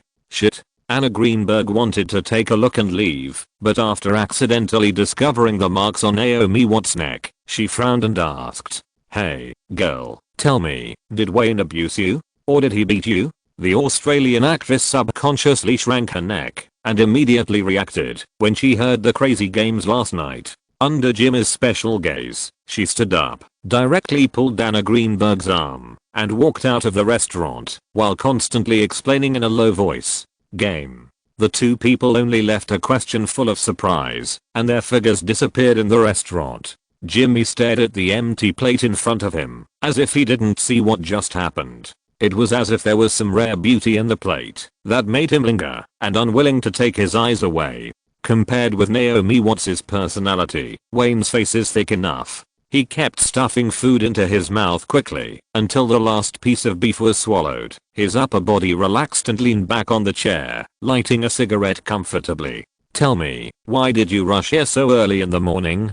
Hearing the question, Jimmy raised his head and said in a hurried tone, "A large number of media interview invitations from various celebrities, and you should know that I don't have that time." Wayne waved his fingers holding the cigarette and said helplessly, "I can rest for 2 days at most. I have to rush back to the post-production studio of Warner Studios. The fine editing of The Dark Knight will be completed soon. I have to grasp the final direction, as well as the soundtrack and some special effects, and whether it is necessary to redub, etc. There are countless jobs waiting for me." When the Oscar ceremony officially ended, he knew very well whether he had gotten what he wanted or not. He must withdraw his energy from the awards season as soon as possible and invest it in The Dark Knight, which will be released in May. The importance of this film is self-evident. Warner Bros. Has been carrying out large-scale and intensive publicity and promotion. If an accident occurs in the post-production work and the release needs to be postponed, it will be a big accident. The loss will not be just a little bit, but all the large amount of publicity funds invested in the early stage. No, Warner Bros. Also wants you to accept some media interviews or more famous talk shows. Jimmy explained patiently. He certainly knew how busy his clients were, but there were some obligations that he couldn't push away. You know, The Departed has never been completely removed from theaters, and they've been waiting for this day. Warner Bros. Has invested so many media resources, just so that after the film wins the Oscar, it can return to theaters on a large scale and make a lot of money. So, at the very least, you have to accept some media interviews and talk about various information about The Departed in front of North American audiences. Promote the film for the second time. Wayne understood what I meant by that. No matter what, the Oscars have an influence in North America and even the entire Western stage that cannot be underestimated. Coupled with the careful arrangements made by the Academy at the Oscars this time, Warner Bros. Would be stupid not to take advantage of the unparalleled marketing benefits of the Oscars. You know, he can get half of all the revenue from The Departed. As long as he thought of this, he nodded silently, and his impatience just now was completely gone. Although talking about benefits with the Oscar, the highest honor in the circle, seems to be diametrically opposed to the award ceremony full of artistic atmosphere. In fact, this is indeed the best marketing gimmick in Hollywood, a marketing gimmick that only comes once a year. Otherwise, why do so many production companies risk their lives to win awards every year? To a certain extent, the ownership of each Oscar can be converted into a film revenue figure in a targeted manner, in US dollars. Talk to Nina and discuss a recent program. Wayne stood up and took the lead as he walked towards the living room, instructing, "It would be best if it were a local media program in Los Angeles." I don't have time to be a frequent flyer before May. Jimmy nodded. Okay, by the way, that bearded New Zealander named Peter Jackson has been clamoring to find you again recently. The script in his hand seems to have been revised almost completely, but he said that he will not show it to anyone except you. Tell him for me that I'm very busy during this period. Ask him to revise it carefully. I'll find him after he's done with this busy period. For Wayne, winning the coveted Oscar also means that his work has become busier. Most of the interview requests and invitations can be ignored, but there are some activities that cannot be avoided at all because the revenue of The Departed is closely related to him. After a brief discussion, Nina and Jimmy had a brief communication with Warner Brothers in the afternoon, and the speed of Warner Brothers was also quite fast. No one would worry about the progress of The Dark Knight more than them. Everything was arranged the next afternoon. The Departed can be said to be a summary of my learning career. Perhaps this film is not the best box office of my works, but it is indeed one of my most satisfying. In the ABC TV channel studio in Burbank, the media capital of Los Angeles, Wayne sat on a single sofa and talked to the host in front of the live camera. This film may not be suitable for all audiences. Some people don't like the violence and bloody scenes in it, and some people can't accept the swear words in the whole film, but the definition of this film is an R-rated film, and it may also be my last R-rated film. Of course, he never forgot what his mission was to sit here. As one of the investors behind the film, he did not hesitate to re-emphasize the concept of the last R-rated film in order to create a gimmick for the film. Many audiences know and are looking forward to the production progress of your new film The Dark Knight.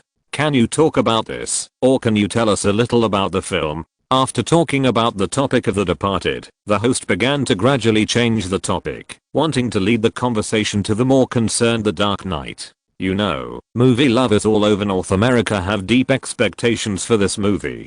This is a story that connects the past and the future of DC movies, and it is also a story about ideas. I think if I want to describe the positioning of the Joker and Batman in this movie, I would use the two sides of a coin as a metaphor. Without giving the host a chance to continue pestering, Wayne said directly to the camera, "The production progress of the film is very good.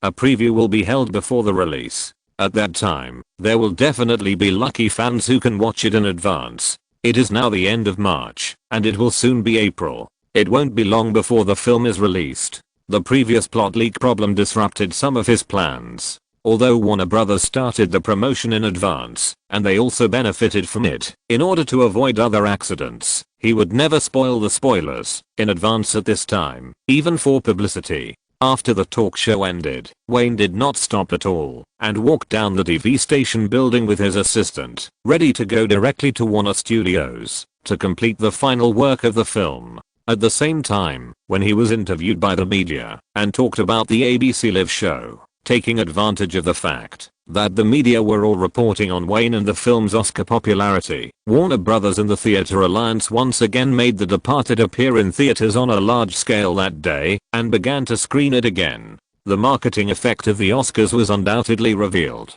Too many fans in North America who had not seen the film were influenced by the Oscars and went out of their homes to buy tickets to watch it in nearby theaters. This also made The Departed, which was expanded from dozens of theaters to 2,200 theaters, present a short-term burst of hard-to-find scenes. What's more surprising is that the box office, which had basically fallen to $30,000 or $20,000 a day, soared to just over $3 million on the first day after the film returned. Warner Brothers and the Theater Alliance knew that this situation would not last for a few days, but they were also very happy at the same time. Now every cent of box office revenue is pure profit beyond their expectations. This is even more true for the distributor Warner Brothers. After all, after a short screening, it means that more profitable time is coming.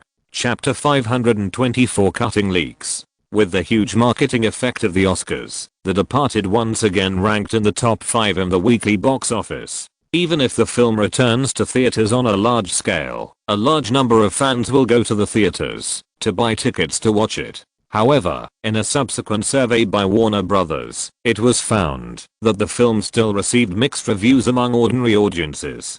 The fact is that this is not a movie suitable for everyone, especially for female audiences. The large amount of foul language, slang, violent and bloody scenes in the film have set up an invisible threshold for watching movies. However, the effect that Warner Brothers wanted has been achieved, and the honors that the film should have received have also been received. Although the box office explosion was suspected to be short-lived and lasted for less than a week, it still contributed nearly $20 million to the film again. It's just a pity that despite the short-lived box office explosion of the film, it still failed to make the total box office in North America exceed or approach $200 million. The time lasted until the second week of April.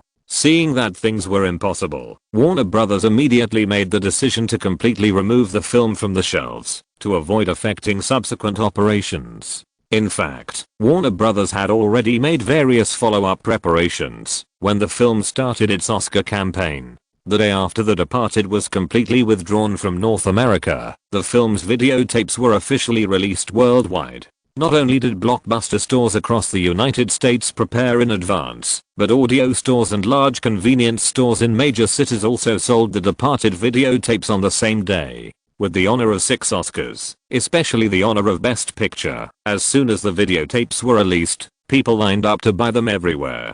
Damn it, Auburn, my pocket money is not enough. In a Blockbuster store in a colored community in downtown Los Angeles, a Mexican teenager said helplessly to the black boy next to him, "Damn it, we came so early to line up and waited for 2 hours before we could get in. I didn't expect the price of the videotape of The Departed to be like this." That's right, this time The Departed carries the reputation of the Oscars, and the videotapes are priced in only 2 ways. The first is the regular version, priced at $11.99, and the second is a director's cut extended version, an Oscar commemorative gift box, priced at $33.99, which will come with 6 exquisite little golden man keychains and a commemorative Oscar poster. In addition to these 2 pricing and versions of videotapes, there are no other options. This pricing method directly hits the bottom line of many people's acceptance. The black boy obviously didn't expect it to be priced this way. The two of them praised the pocket money desperately, and they thought that the regular version would be the same as Batman, priced at around $9.90. A dozen dollars. In fact, both of them could afford it, but they both obviously took a fancy to the Oscar commemorative edition gift box set at first sight. Aiton, how about we pool our money together and buy this commemorative edition? The black boy named Auburn rolled his eyes and suggested, "Let's buy it and go to your house to watch it together, and each of us can keep it for a week." Think about it, in the extended version, I heard that director Wayne Greenberg specially edited a lot of restricted scenes. When the Mexican boy heard the word restricted, he looked at his companion and smiled, and took the initiative to hand over a large handful of change in his pocket. The 2 boys stood in front of the shelf and counted their assets together. Perhaps for many adults, The Departed is not mysterious. Even if it won 6 Oscars at this year's Oscars, the type of film determines that it does not meet the expectations of female audiences. But from another perspective, such a clearly marked R-rated film, especially an R-rated film that won the Oscar, is simply fatal to teenagers. As long as some of the possible scenes are mentioned, every teenager's eyes will light up. This is not one of those damn rich areas. No one cares whether these videotapes are sold to adults. Hey, wait. The black boy Auburn was counting money when his companion suddenly patted his shoulder, pointed to the back of the shelf and said, "Look at this." What the F asterisk asterisk. Both boys were attracted by the back of the shelf. It was also a videotape of The Departed. It was indeed marked as the director's cut and extended version. The only difference from the Oscar gift box was that this was not a gift box and did not contain Oscar-related souvenirs.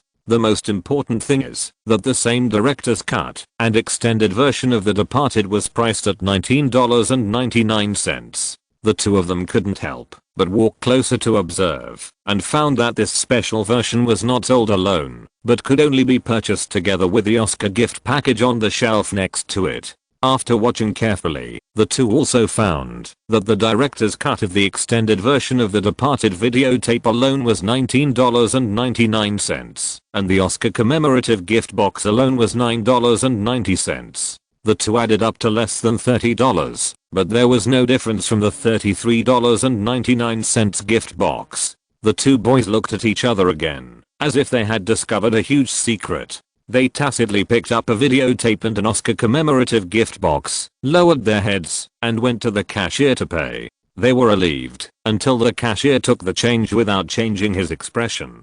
The same situation happened not only in this blockbuster store, but also in sales outlets in cities all over North America. It was happening almost all the time, and it was getting worse. In less than a day, the videotapes that Warner Brothers had prepared to sell for at least 3 days were consumed. Major distribution networks in North America called the marketing department under the distribution department of Warner Brothers to urge them to restock. The hot sales lasted for a whole week. When the sales data statistics were placed on the desks of Jeff Robinov and Wayne in the studio, they saw the specific figures. Although they were far apart, they showed the same bloodthirsty smile. North American first week video sales of $145.5 million US. Global sales of $290.2 million US.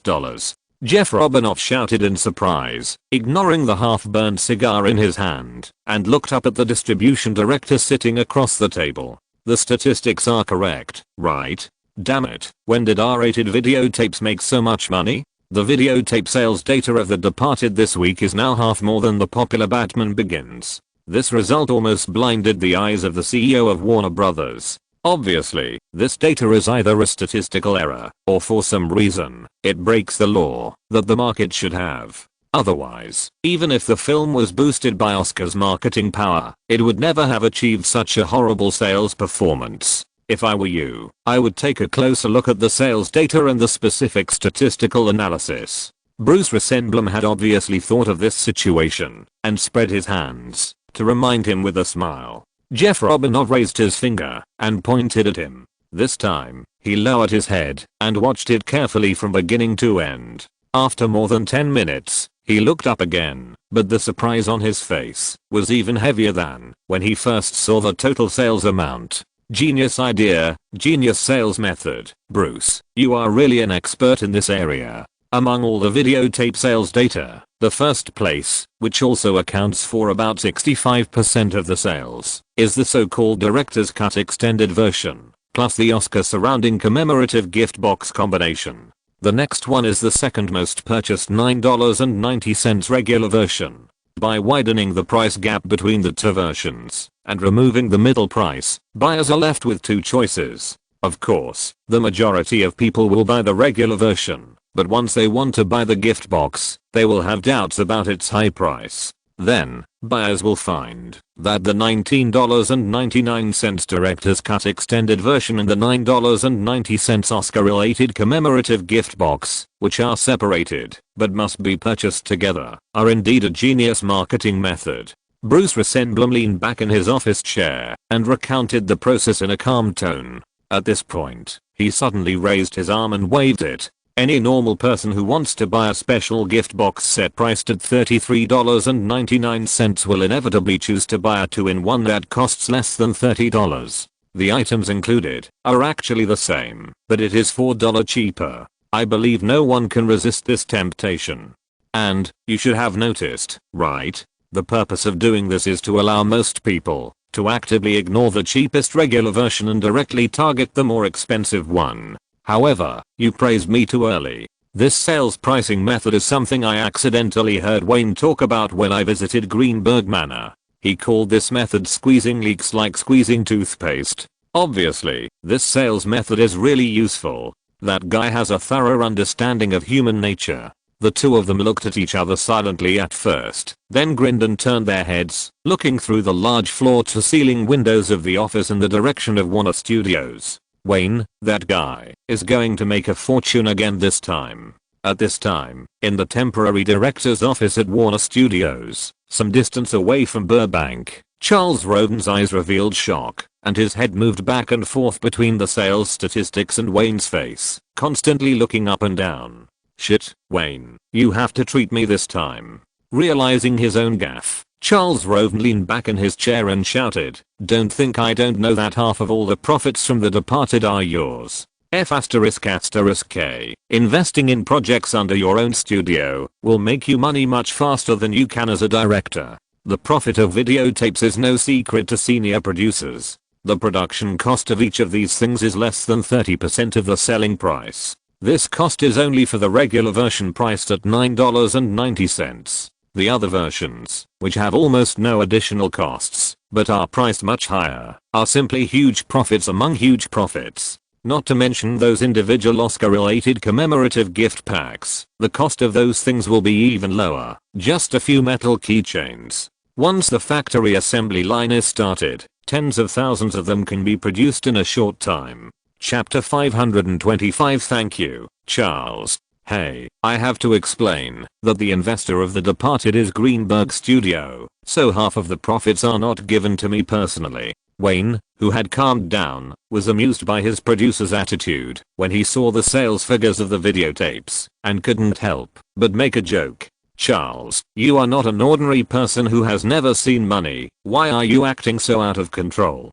Damn it, I'm just a producer. Charles Roven shrugged, and the sourness in his tone was clear. Unlike you, the big money I handle is all invested in the production of the film, while you can put the money into your own pocket. Okay, don't mention the studio as an investor anymore. I'm not stupid. That studio is your backyard that you fully control. Okay. No longer joking with the producer, Wayne smiled and nodded, saying, after we finish all the work on The Dark Knight, I will hold a grand party and invite all the participants to come and have fun. That's fine, right? The idea of holding a celebration party had been in his mind for a long time. After all, during the period of rushing for awards, many celebrities stood up to speak for The Dark Knight. Now that the Oscars are over, seeing that the heat is gradually dissipating, he plans to find time to hold a thank you party and invite those who have supported him to the manor. In fact, when he saw the sales data of the videotape of The Departed, he was also shocked.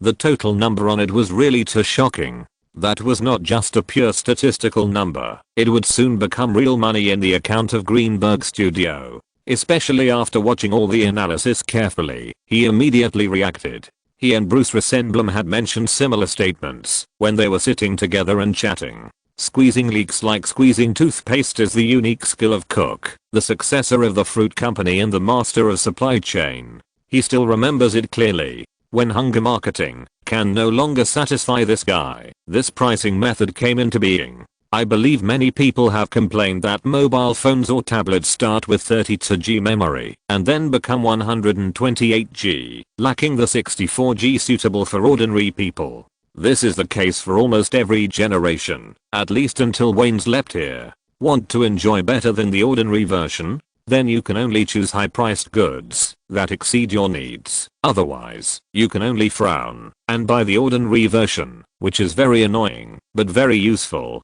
Do you know? Nina, who had been silent all the time, raised her hand and pushed her glasses on her face and said under the gaze of the two men, I heard that many customers who bought videotapes kindly reminded the store staff in charge of sales after checking out that the director's cut of the extended videotape of The Departed is $19.99 and the Oscar-related commemorative gift package is $9.90. However, the director's cut of the extended videotape and the Oscar commemorative gift box set costs $33.99. Countless people chose the former purchase method after looking at the pricing of the items. They all found that, if they bought them separately, it would save many people money, so most people chose the way to save money. But do you know how the staff answered those kind customers who reminded them? The assistant shrugged and gave the answer directly without waiting for the two men to answer. The staff politely told every kind reminder that those who found this problem directly ignored the $11.99 regular version and chose to buy the 2-in-1 version. Even those customers who originally only wanted to buy the $11.99 regular version.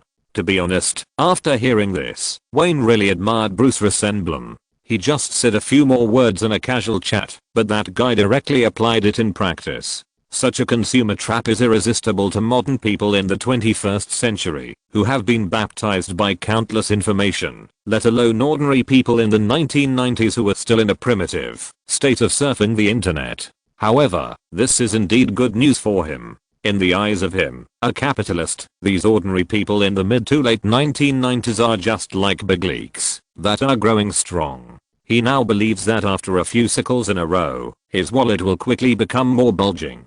F***K. Charles Round swore in a low voice, stood up and wanted to leave the office, ready to go home and rest early. You damn capitalists, your means of exploitation are getting more and more despicable. Thank you, Charles. Before leaving, the producer received Wayne's full gratitude. He grinned helplessly and slammed the door of the temporary office, and the footsteps gradually faded away. Remind Colin Howard to let the accounting team he leads keep a close eye on Warner Brothers' account books. When there were only 2 people left in the office, Wayne put away his smile, tapped the table lightly with one hand, and looked at the statistics on the table and said, "The interests here are too great, and the short-term profits are counted in tens of millions of dollars." He will never look down on anyone's greed, including Warner Brothers, who are in the same boat. He will never give anyone the opportunity to test human nature with a large sum of money. He knows this better than anyone else. And this is only a short-term gain. As time goes by, after the various copyright operations of The Departed begin, the numbers will only become larger and larger due to accumulation. Whoever takes the reputation of Hollywood film companies seriously is a real fool. These people dare to steal the money of the vampires on Wall Street. Nina nodded silently and began to help him pack his belongings, preparing to finish today's work and take a bus home to rest. As time went by, in mid-April, the fine editing of The Dark Knight was completely completed, and all the special effects that needed to be added were also added. The final version of the film that would be released has been basically determined. Although it was known that this was a commercial film mainly for the market, after Wayne's final fine editing and polishing, the entire film was still 152 minutes long. The plot of a full 2.5 hours was obviously unqualified in a commercial film. In order to preserve the integrity of the film, he really couldn't cut anything else. Even if he moved a little more, it would affect the overall effect of the film. In the temporary film pulling room in the Warner Studios studio, light and shadow shone on the faces of every audience member who was watching intently. The whole film had been shown for more than half, and the only audience who really watched the film attentively was John Williams, a famous Hollywood composer. Others, such as editor Julia, assistant director Gilmore and producer Charles Roven, have begun to whisper their views and opinions on the final film. They had watched this version so many times that they could even memorize the specific plot and lines. 2.5 hours had passed, and because the film had not yet added the opening and end credits, the screen was plunged into darkness. John Williams, who had been concentrating on watching the film, let out a long sigh, stood up involuntarily, and clapped his hands at the young man sitting next to him. "Oh my God, Wayne, you are simply creating miracles." Following his own applause, the white-bearded and white-haired music master poured out incoherent words of praise. "I have composed music for Hollywood movies for so many years, Wayne. This movie is the only one that shocked me. No, it cannot be called shocking. How should I describe it? Art. This is the real art of film." After watching the whole movie, John Williams was shocked beyond words. A superhero movie, a commercial film with special effects, action and other elements as selling points, could be shot in this way, especially the Joker in the movie, the guy with a complete criminal concept, who was full of charm that made people intoxicated and unable to extricate themselves. However, after the applause, the Hollywood music master immediately changed his face. Gilmore had already opened the curtains of the temporary film room, and everyone noticed the unhappiness on the old man's face. "I have to say, Wayne, the film is impeccable in every aspect." Without giving everyone time to wonder, John Williams said with a cold face, "If I'm not mistaken, you used some Mozart's music for the temporary soundtrack in the film, right?" Nodding, Wayne obviously didn't even think about guessing the reason why the other party was unhappy, but instead added fuel to the fire. "John, as long as the music you write is better than the one we are using now, that's enough." After hearing his words, John Williams' face instantly became red and ugly. He was so angry that he threw the cigarette butt in his hand to the ground and walked out of the film room without looking back, leaving Wayne confused. Coming to the rest area outside the studio, the Hollywood soundtrack master lit a cigarette again, smoking and sulking, and this process lasted for 30 minutes. Leaving a pile of cigarette butts on the ground, John Williams turned back to the studio and found Wayne in the office under the guidance of the staff. As soon as they met, he said, "What is the reason that makes you feel that I can do better than Mozart?"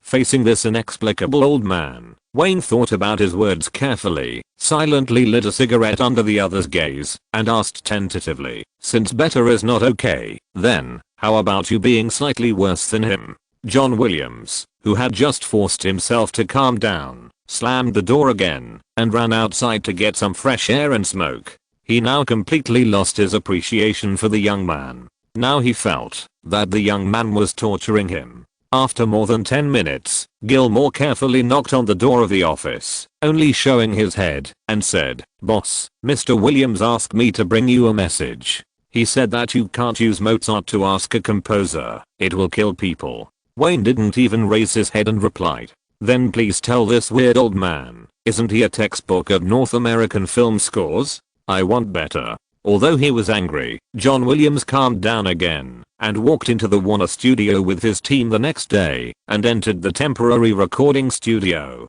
It took only 2 days for the first version of the main score to be completed.